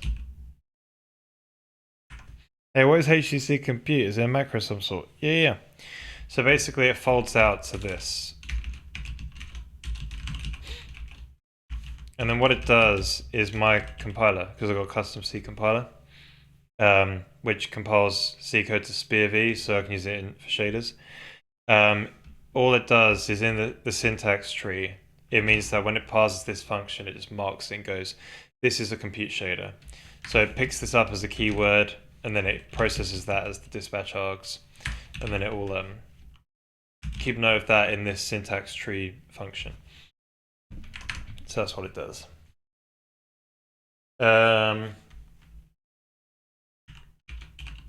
Tile bin allocation size up. Allocation size. All right, calculate allocation size. There we go. Yeah, so the job is to literally just do that. Then we'll have another one which allocates. So I've already called that tile alloc. I wonder what that one is. So we basically just allocate from some array or something. So we'll call it like volume cluster tile bin. Maybe we should call it like tile bin calculate allocation size. Let's do the volume cluster rendering. Volume cluster. But then afterwards you're not really working in. Yeah, maybe we should just call it tile ray tracer.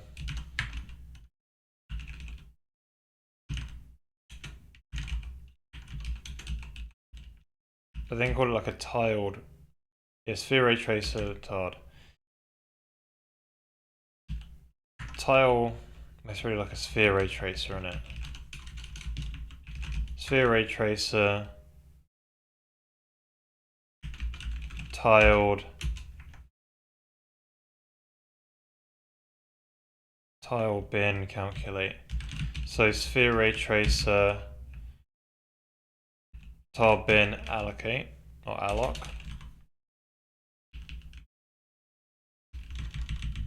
Just making sure. Then we'll do another one which actually bins. Tile bin does the binning. Right. There we go. So these are the boys we've got to write out. So the basic idea with this one is you've got an array of sphere ray. So this is just the constants. I kind of stopped myself mid-sentence there. Calc alloc size BC. So what we need is a new set of constants. So what goes in these constants? So let's find the prepare one and put that into there. So we need the ones to render. Where are they called?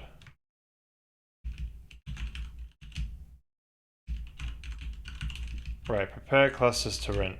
Oh, sorry, clusters to render, these guys.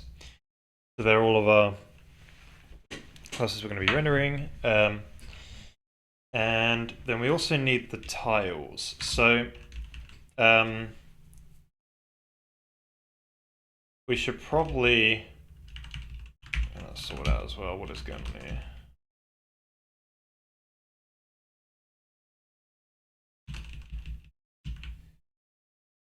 Right, let's make another one. We can delete all this code at some point. Just put that in there. So we can call this like a sphere. Should we call it sphere ray tracer tile? I know it's done a lot of. It is specific for this, and maybe we can, if we share it, we'll change it. So basically, you have your spheres, start index, and then they're in. Okay.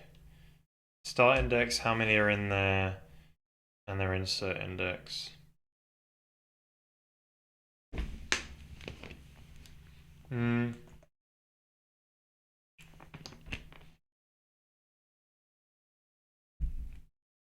So I reckon you'll count up. Yeah, I don't think.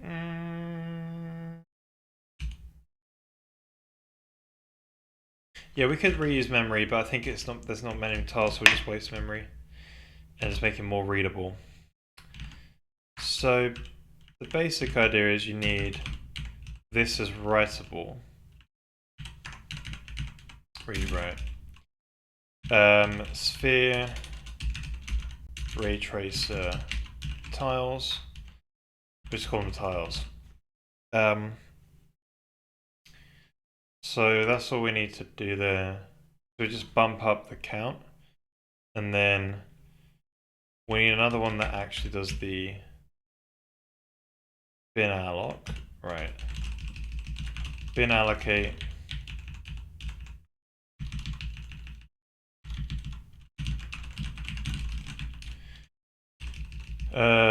So this just probably mutates the tiles, and you probably dispatch that over the number of tiles. And then that's that one there. Then we actually want to do the binning. So the binning is going to go over all of these clusters again, but then actually bin them. So it's going to be, you could probably reuse the same. Yeah, maybe we'll just call it bin. Oh. Alright, this is going to be good. So, this should be quite... we didn't keep track of the screen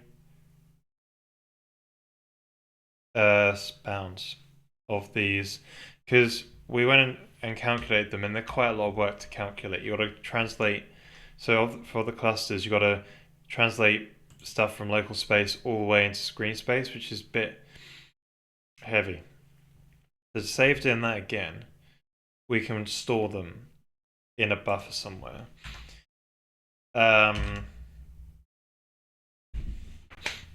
Yeah.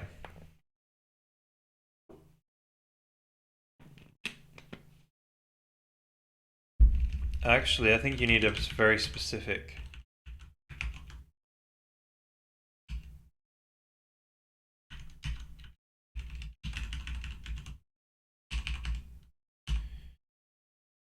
Yeah, we'll keep this one separate.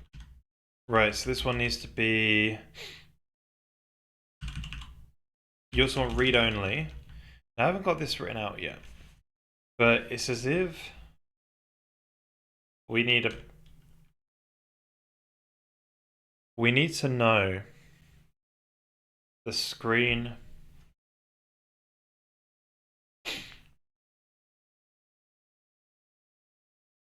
We want to save recomputing it again. So I think we can store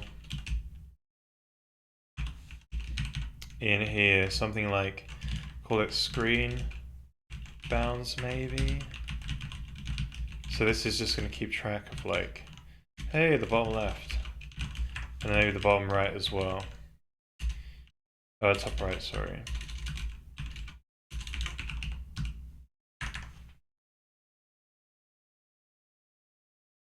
Sorry, those sequences of dots in your strut declarations, what are those? Something specific for your custom compiler? Something about alignment?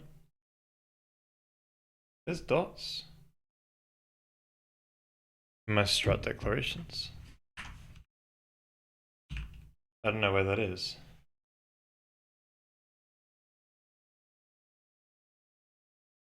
Oh, these, I see. Yeah, there's spaces. Yeah. Yeah, and tabs. Just so I can see what the spaces and tabs are in the file. Yeah. So with these guys, so I should probably cram, like, this is a lot of data. I think, I think the problem is the screen bounds are going to be repeated in a lot of places. We should probably pack it down and then unpack it. But yeah, I reckon we should pack it. Because that's like 8 byte. Wait. No, two of them are 8 bytes. That's 16 bytes. Dun dun dun. So, realistically, the resolution of the screen is probably not going to go over 64K. Right? So you can just pack it down into 16-bit ints. So we just want to say, we'll probably just call it packed, right? So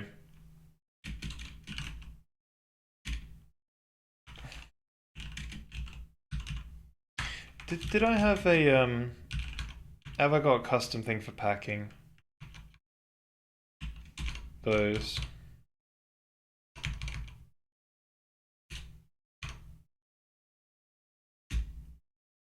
It's in my maths library now. Vectors pack.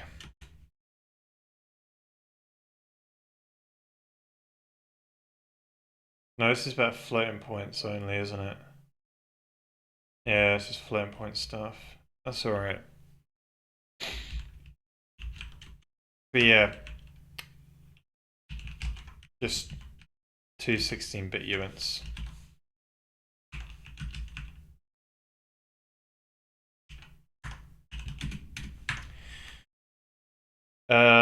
So yeah, we'll just like pack them, unpack them. I don't know. Maybe we can write a function for it. It's just effort.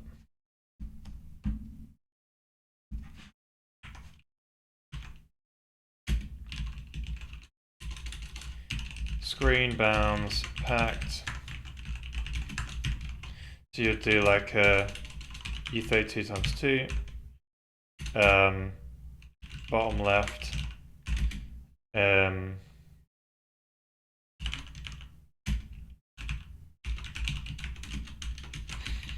So you just produce like bottom left, which would just be and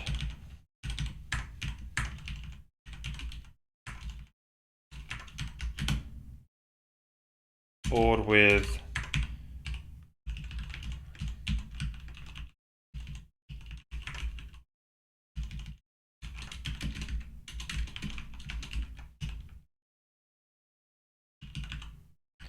and top right.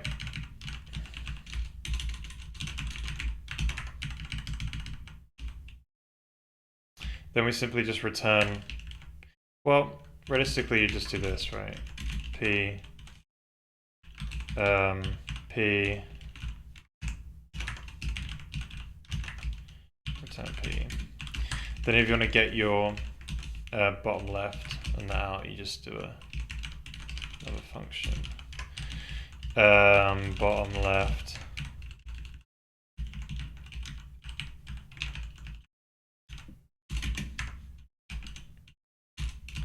Return U32 times 2, P shift right. Wait.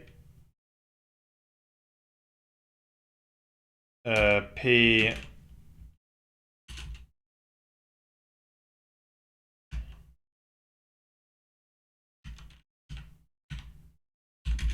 And then you want to say P shift right 16. That'd be P dot bottom left.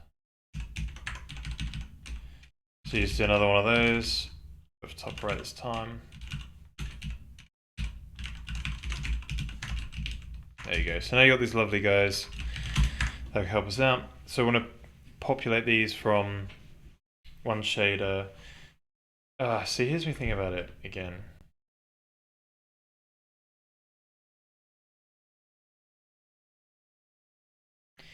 Maybe I don't need the other buffer if I just populate it in the shader which...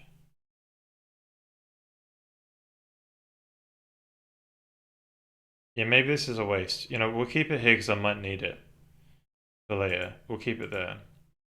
But I don't think we need this pass. And the reason being is because I think the prepare class, we can avoid making another whole buffer, which is a waste of RAM. Because it's going to have to be quite big.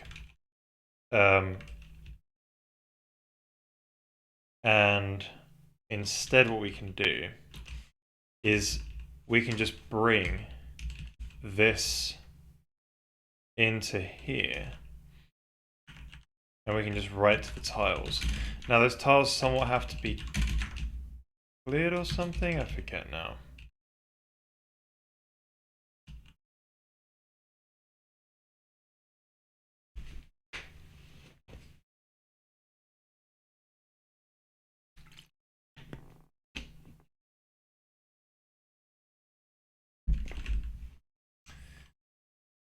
Yeah, those clusters have to, oh sorry, those tiles have to be zeroed. I did that before and it remember say that.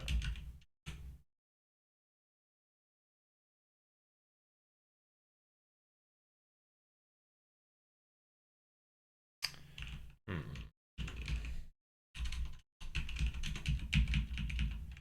wonder where we did it before. Sphere tile, what do we do?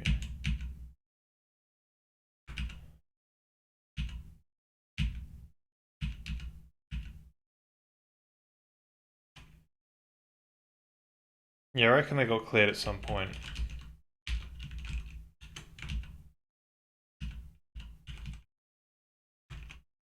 Yeah, the buffer gets zeroed. So we'll do that as well.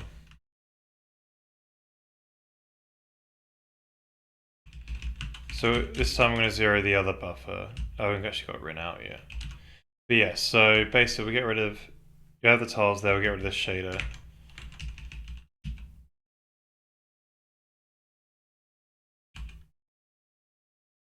Sorry, wrong one. Excuse me, get rid of this shader. Right, so now I don't have to store any intermediate data anywhere. So we have to make a new one of these boys. This is going to be in the sphere ray tracer tiles buffer ID. So I don't know how many tiles we're going to have.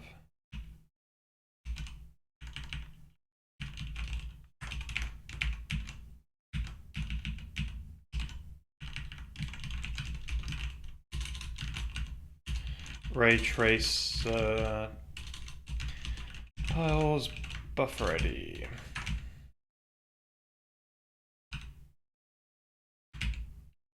Okay, so we need to instantiate this buffer with some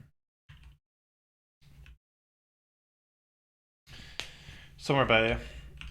I forgot exactly. I usually do it in order. Yeah, sorry. So we've got a number of tiles. Pre-calculate. Yeah, we pre-calculated that one. Let's keep it with that one. I won't bother changing that. Size of sphere ray tracer tile. It's a different one. Alright, so with that buffer allocated, so when we do that prepare, we need to synchronize with that. Prepare clusters here. So we'll need to plop that on here. Sphere ray tracer. I think I'll just call it tiles. Yep. Then I need to do the synchronization code. So that's a read write on that one. that. So that's synchronized now. So back into the shader here where we do the prepare. Prepare LOD. Now this is where the fun begins. Bum, bum, bum, bum, bum. This should probably just be a... These should be integers at this point. I don't really have a way to cast, so I'll just do this.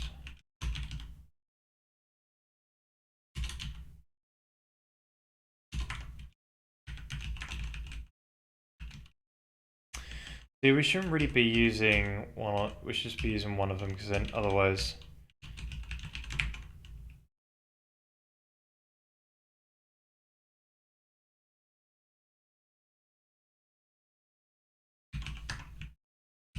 We are good. So I'm going to do the conversion. So that'll just be a U, then that'll just be a...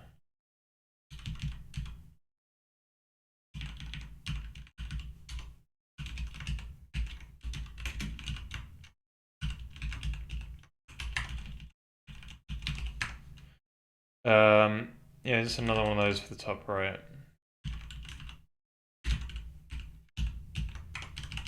Gotta put the F on the end of these boys. Alright, so now with this, we just need to do a for loop. So we need to probably round it down to the nearest tile. I've done this before somewhere. Let's have a look.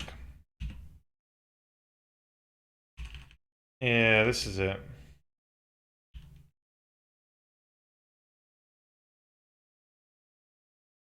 I think this is literally the code.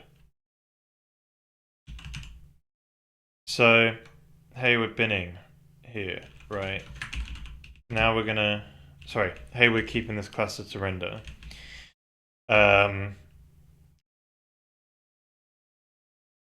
So here are the bounds now. Bounds. Are those screen? Yeah, the screen bounds. So we've got it just kind of in different language. So this is going to be bottom left.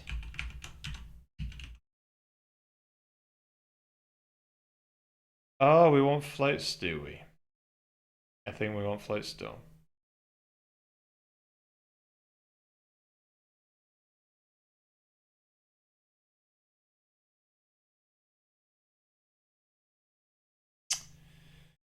Or do we not? Do we not want that?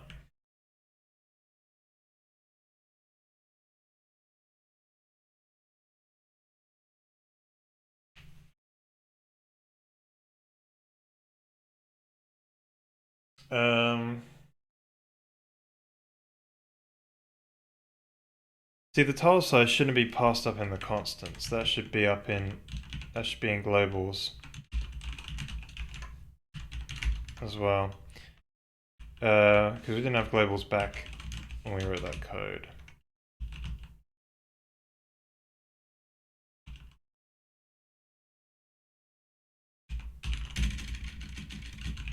Tile dim, as we'll call it. Size means bytes in this code base. So I need to keep to that.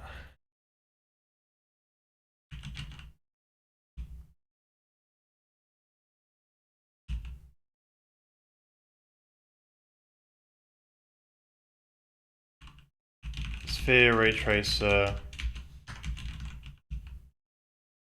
It's a bit long.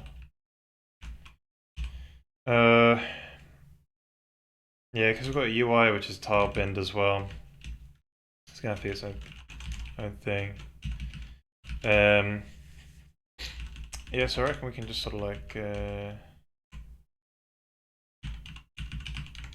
interesting.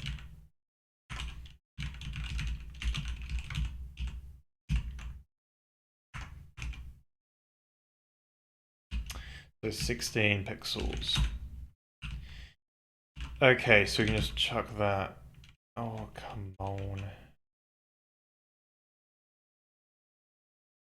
We're not calculating this anymore. These all disable code? It might be.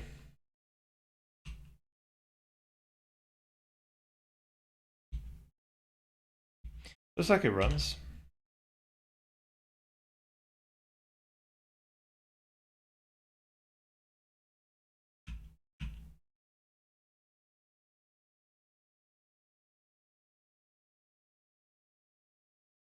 Calculate these based on screen resolution.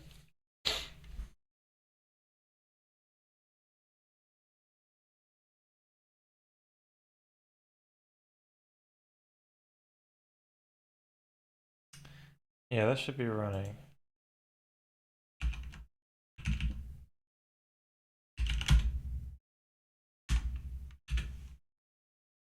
Right, I'm gonna bother arguing with that. See what happens in a bit. So basically the idea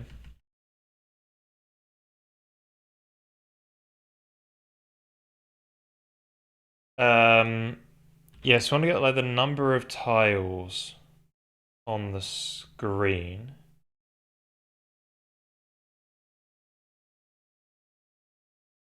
It says tile dim, and there'll be tile grid dim.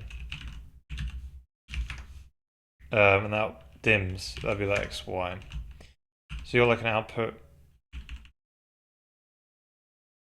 Yeah, so it's whatever the screen dims is. So you'll do like a E32 times 2, divide round up X with that. You do that with the Y as well.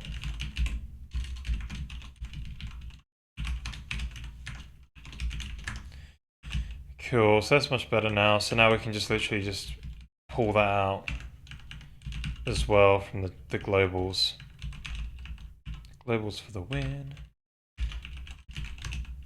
Dot X. Alright.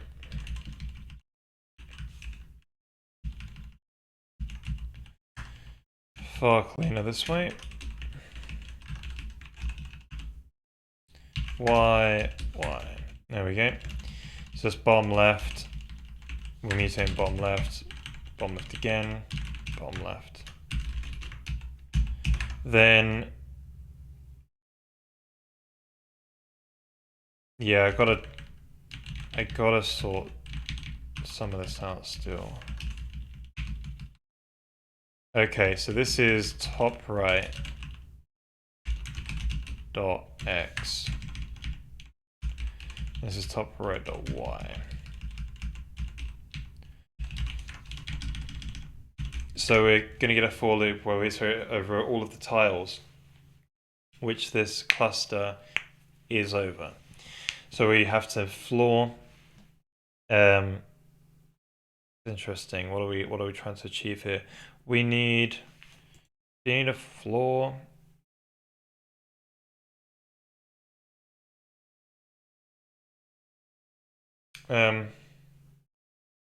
So I think this just needs to be a division because they're integers now. So they need to be clamped 32s. These are integers now, so they already truncate on division. But this needs to be a divide round up. So we do one of them. And then that will solve the problem.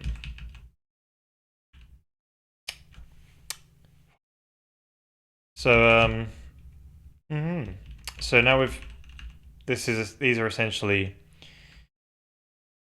so maybe we should reuse the variables. It just doesn't, it's not good to do that, like from a readability point of view. So you should probably just say tile bottom left and then like tile top right. So instead now you're just gonna set those like that. It's a bit better, right? Now this here is where we do the iteration. So this is bottom left, tile bottom left.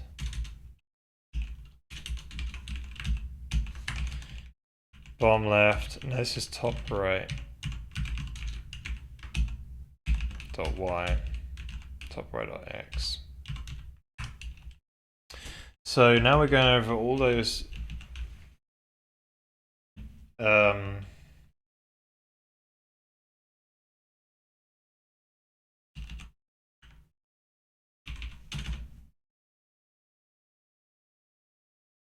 wait a minute, I just realized for a moment. We're still going to need the screen bounds to be stored somewhere. Because on the second pass to this, yes, it's whether a question or not we need.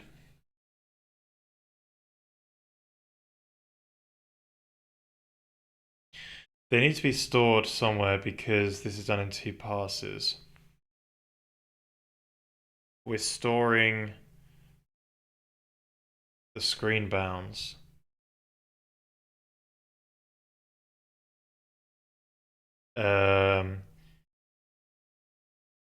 Because the second pass after we've allocated the sizes for these, you need to go over the clusters again and see which ones it go. Wait, do you? No, you go over the clusters and then you look at the individual spheres, and then you're looking at the individual spheres and looking at their screen bounds. Yes. Okay, that's better. That's good. Okay, I'm glad we thought about that. Okay, so we're going to now calculate the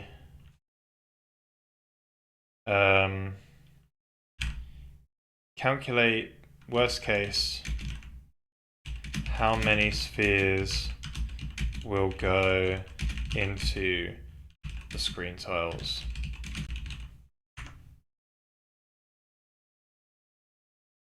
Into the screen tile bins. Like that. So just going over, so to calculate the worst case for how many spheres will go into the tile bins, we iterate over all the tiles this cluster touches. So then you have this tiles thing, and we just basically bump the spheres count, and although there's this sort of grid dim-x, yes, we flatten the 2D coordinate to 1D. So you kind of need that as well. I already got it, it's right here in front of my face. So we need that.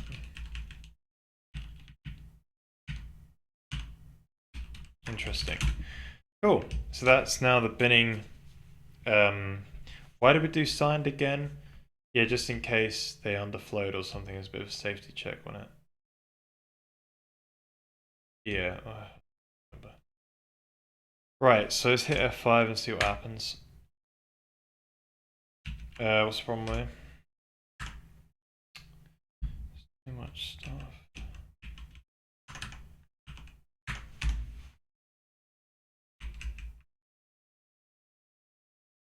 Oh, that's just not it's just not declared apparently.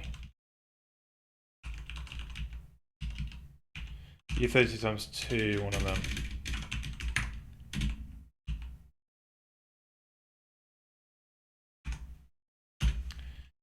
Right, so this is like the allocation thing. Yeah, we can write this in a minute. I'm not like there yet with that code. Right, it's complaining for this one still. Why is it doing that? Undeclared. But we kind of like looked up here and saw it being declared, so it's kind of weird. Oh, it's right there. Like, this code all runs here. Because this is the binning, sorry, this is the volume constructing code. We run every frame at the moment. So, what is the problem exactly? Oh, does this happen before?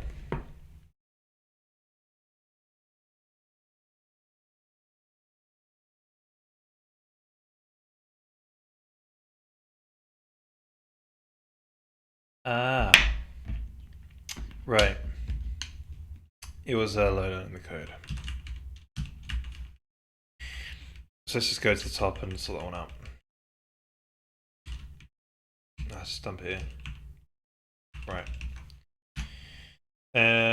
Cool. So, right, if the stream crashes, I'll be right back, but it should still run.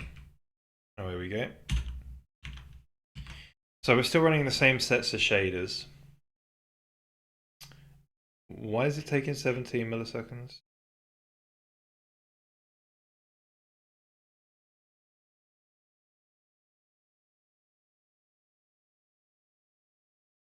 Oh. Right, so now apparently this one, now that it's got to add them to an array, it's like, yeah, I want to take forever. So I don't know why it's doing that. And also, what's interesting is, if I disable this for a moment,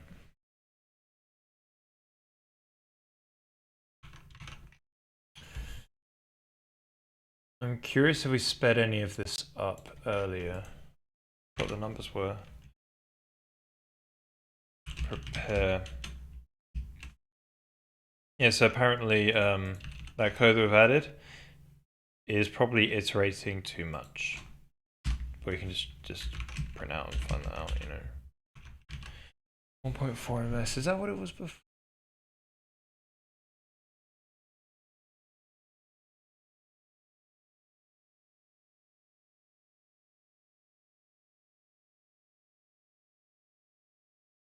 Yeah, I don't know how much quicker it is. Anyway. I think there was about 1.4-ish for the whole frame.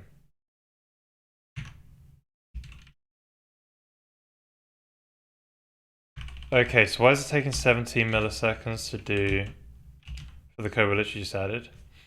So we added this for loop. So now it's saying like, you know, all right, this is a problem.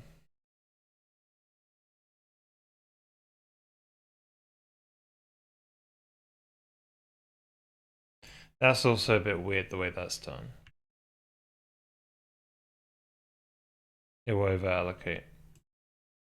That's not lock free. So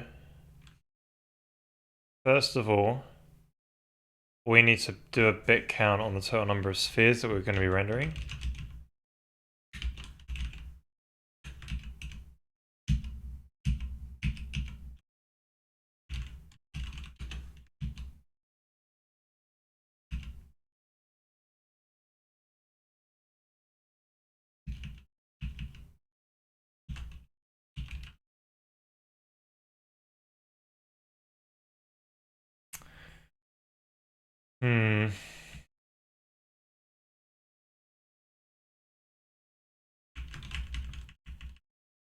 So I'm curious, are we doing an exclusive LOD? Why did you do, when did you do exclusive LOD? Exclusively for that level of detail.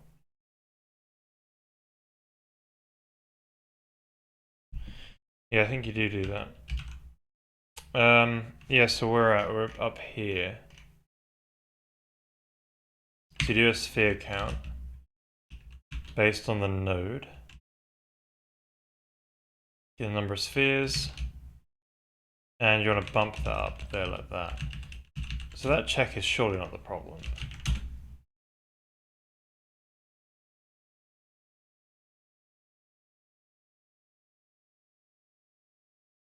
Or like the atomic add. Yeah. Oh, mistype. That should be tile. So it's obviously iterating way too much. Okay, so do a sync. Right, now that's quicker. It's still though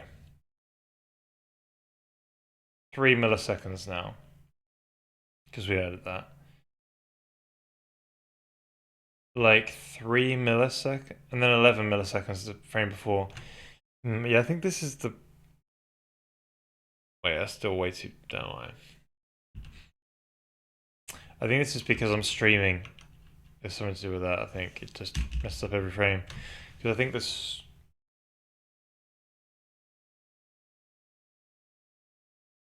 Yeah, I don't know if I'm at 60 or 30 FPS. I think that's.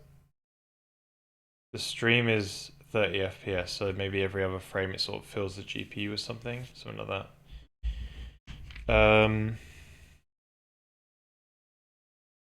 Okay.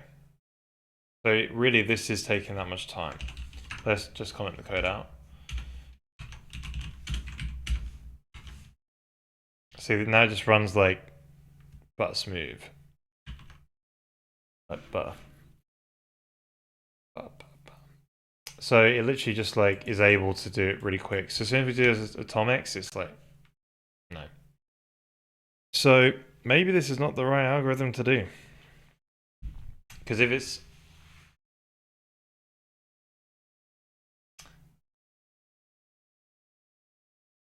I got to figure out what tiles it's looking at. Got to print it. GPU.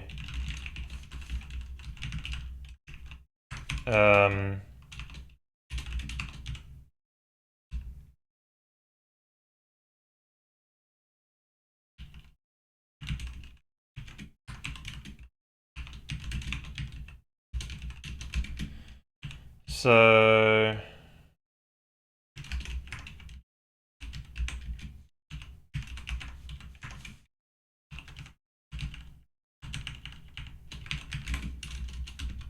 .x.y. Yeah, so we gotta see like what it's trying to do, like.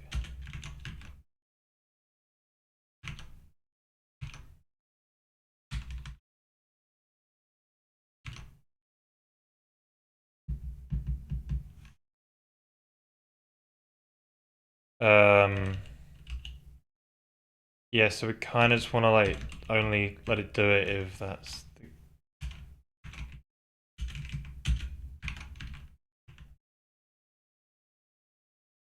Am I seeing a bunch of garbage data here? Like, what is all of this?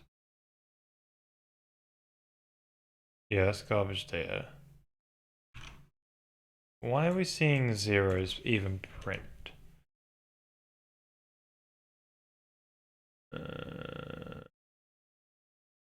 Oh, the printers floats. Damn it, the ints. So of course they're gonna be zero looking. Right, so how crazy is this? Right, so you go left tile 22 all the way to 80. That's a lot of tiles. Maybe it's good just to put them in as screen bounds. Because, yeah, they're spending way too long on shaders iterating. This shouldn't be that... Yeah, for the cases when it is that big, it'll be a real big problem then. Like...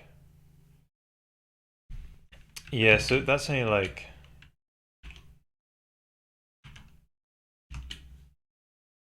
No, it's 800 divided by 16 or something. So you got like 50 of those. No, that's not the res, isn't it?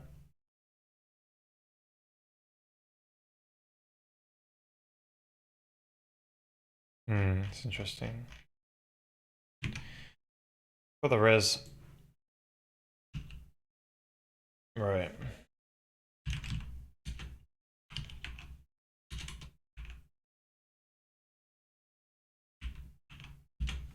It is 80, isn't it? So 80, resolution of 80 tiles. So it must be on the edge of the screen or something. Thinks it's over there for some reason. I thought we had something else.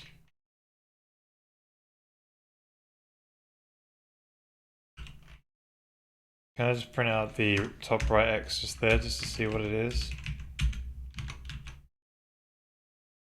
Is that 300 odd? There's something's a bit wrong with the maths there, but also we've just discovered that, hang on a minute, probably isn't the right algorithm to use. Because if it does go across the whole screen, wait. It should only go across the whole screen if you're already zoomed in on a character. But I don't know if we're actually going to have that in the game. Like, because the camera angles, but maybe... yeah.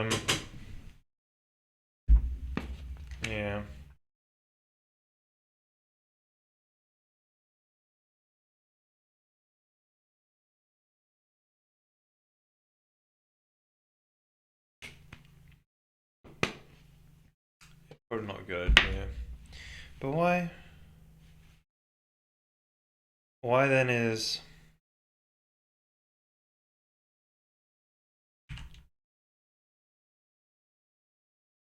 Right, divided by the tile cluster dim. I don't expect... what is that number?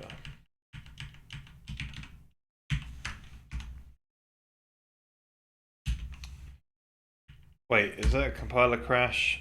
Yes, I got a compiler crash. Right. Yeah, macros, if you don't terminate them, they crash the compiler. So right there.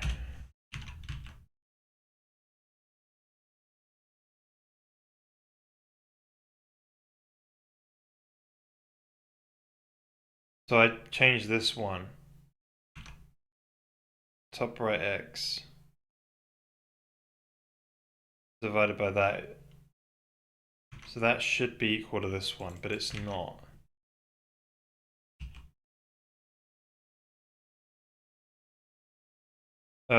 So what am I doing to this? I'm clamping it.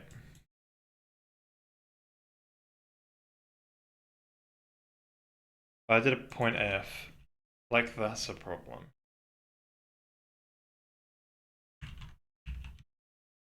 So why is it like, so let me get rid of the clamp. Like, now what does it change? Right, now the values are not going to 80 in that. Now what's going on with my clamp function? Like what is this?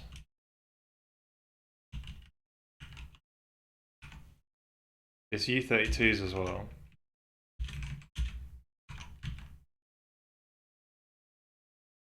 That's 80 apparently.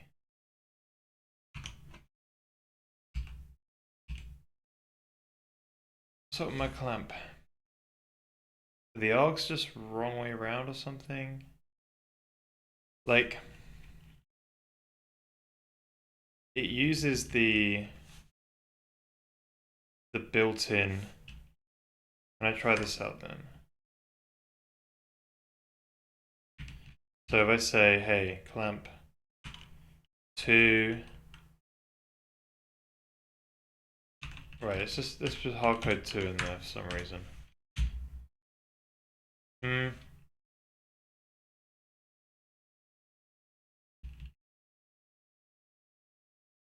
Wait, it's hardcode like 50 in there. Does it stop at 50?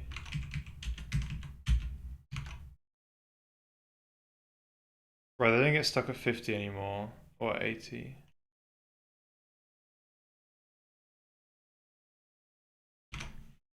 Is this something to do with...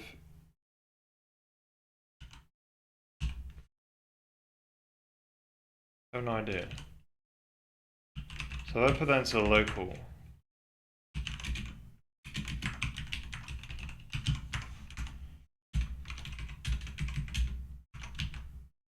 It's fine. Damn it. That's like the worst.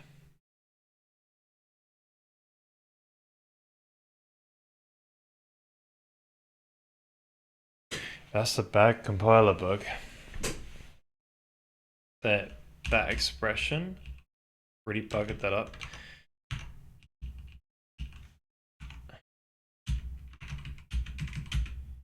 That needs. Oh no, it's fine now.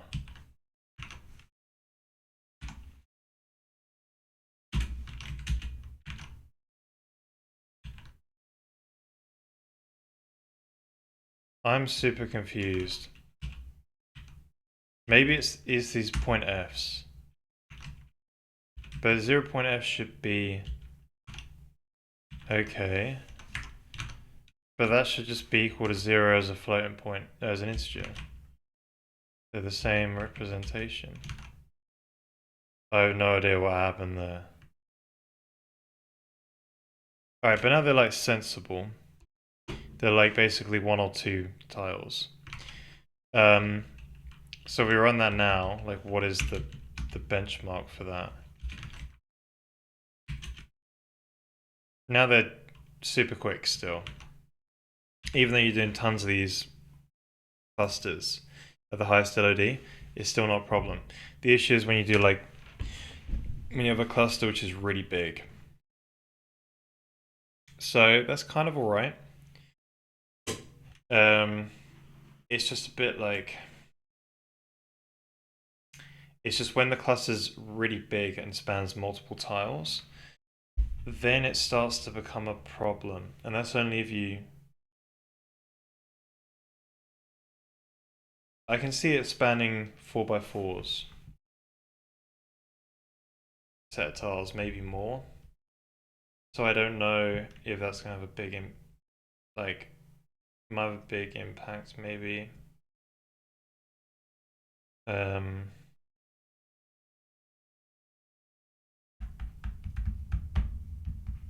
Perhaps you pick bigger screen tiles to bin into. So maybe you bin into a larger set of, maybe you call them chunks or whatever.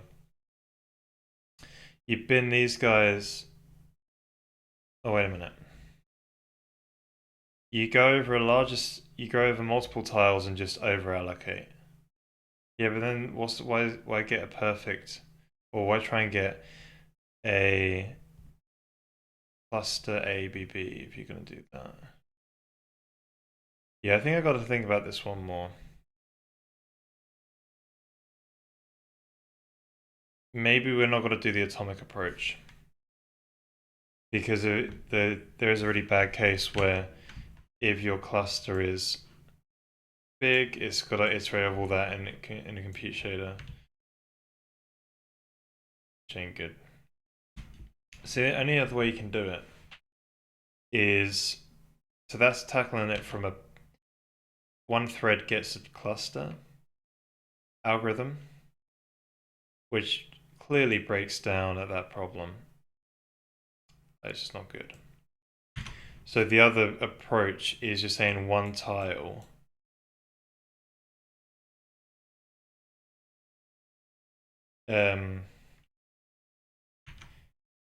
one thread gets a tile and then it goes over all of the clusters, right? So obviously that algorithm becomes like n times m, right? Where n is the number of clusters and m is the number of tiles. So the complexity just is quite bad. So the way you typically solve that problem is you'll bin into sort of more, you'll make it a different problem. You'll make it a n times m, where m is chunks, plus n times, I don't know, o, which is tiles. Wait, is that right? Because it'll be number of clusters times number of, yeah, the number of,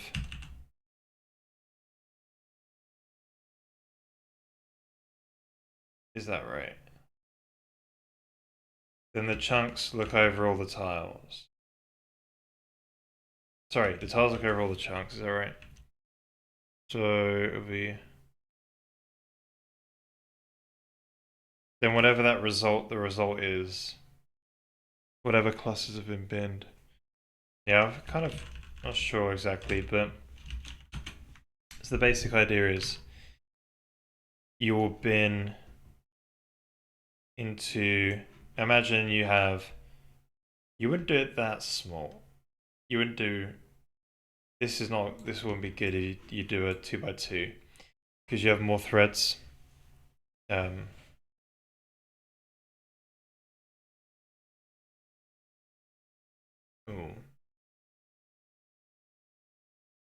Yeah, maybe you might keep the algorithm. Oh, and then you have atomics, and that'd probably be quite bad. Yeah, so you'll do something like you have a much coarser grid. There's a better way to draw it rather than drawing over that. Let's pick another color. So you have a much coarser grid. Something like this. I don't know, yeah, something like that. It's a bad idea. It'd be much higher resolution than this. They both will be. You have a coarser grid where each tile in this chunk, you'll call it, I guess, we'll go over all the clusters, bin them into there, and make a smaller list for when the tiles in that region need to make themselves. They'll look at the list inside this chunk. But the problem with that one is you've got to do with, you've got to store more data. So, you have to store the screen bounds. You'd also have to store, for each chunk you rendered, you have to store, or want to render, you have to store the screen bounds. And what else? Um, hmm.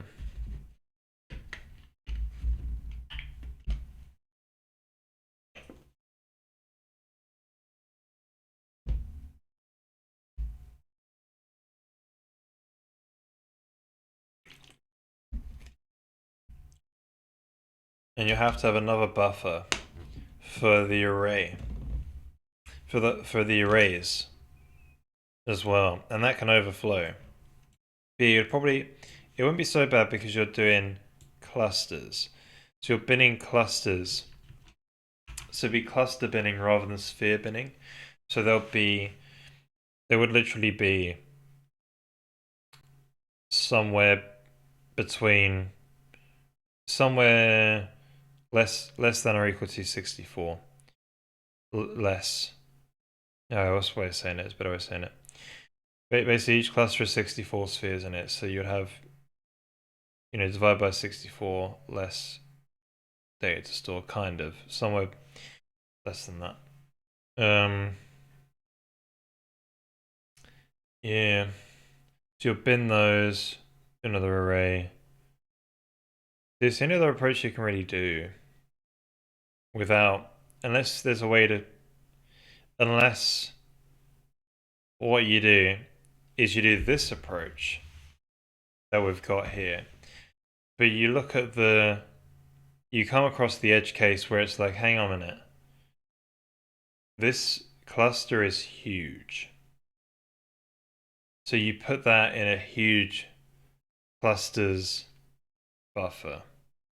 And then you will use the other strategy which we've just been over,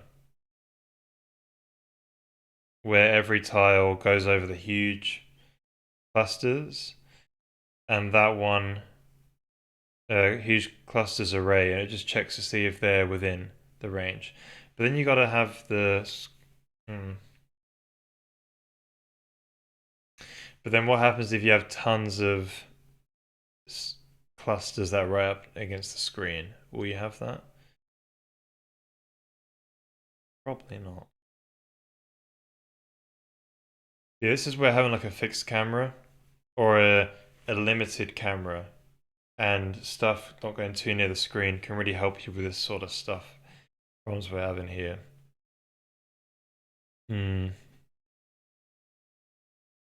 But yeah, I need to have a think about this. I probably will come up with a solution off stream, and then we'll implement that next stream. So yeah, I'll probably just call it a day here. But so at least we got the this prepare clusters LOD working, and we've been thinking about this tile stuff then. And good. So next stream will be on Tuesday, 6:30 p.m. GMT, something like that. Just check out the time. There's a schedule on Twitch if you're interested in that one. Just drop some links in the chat. So if you're interested in getting access to the code, there's a link in the Discord. So if you sub via Ko-Fi or via Twitch, you can get access to the code and have a look through.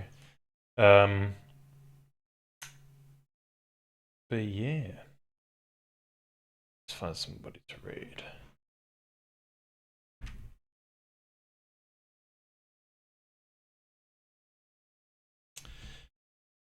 Where is ICC?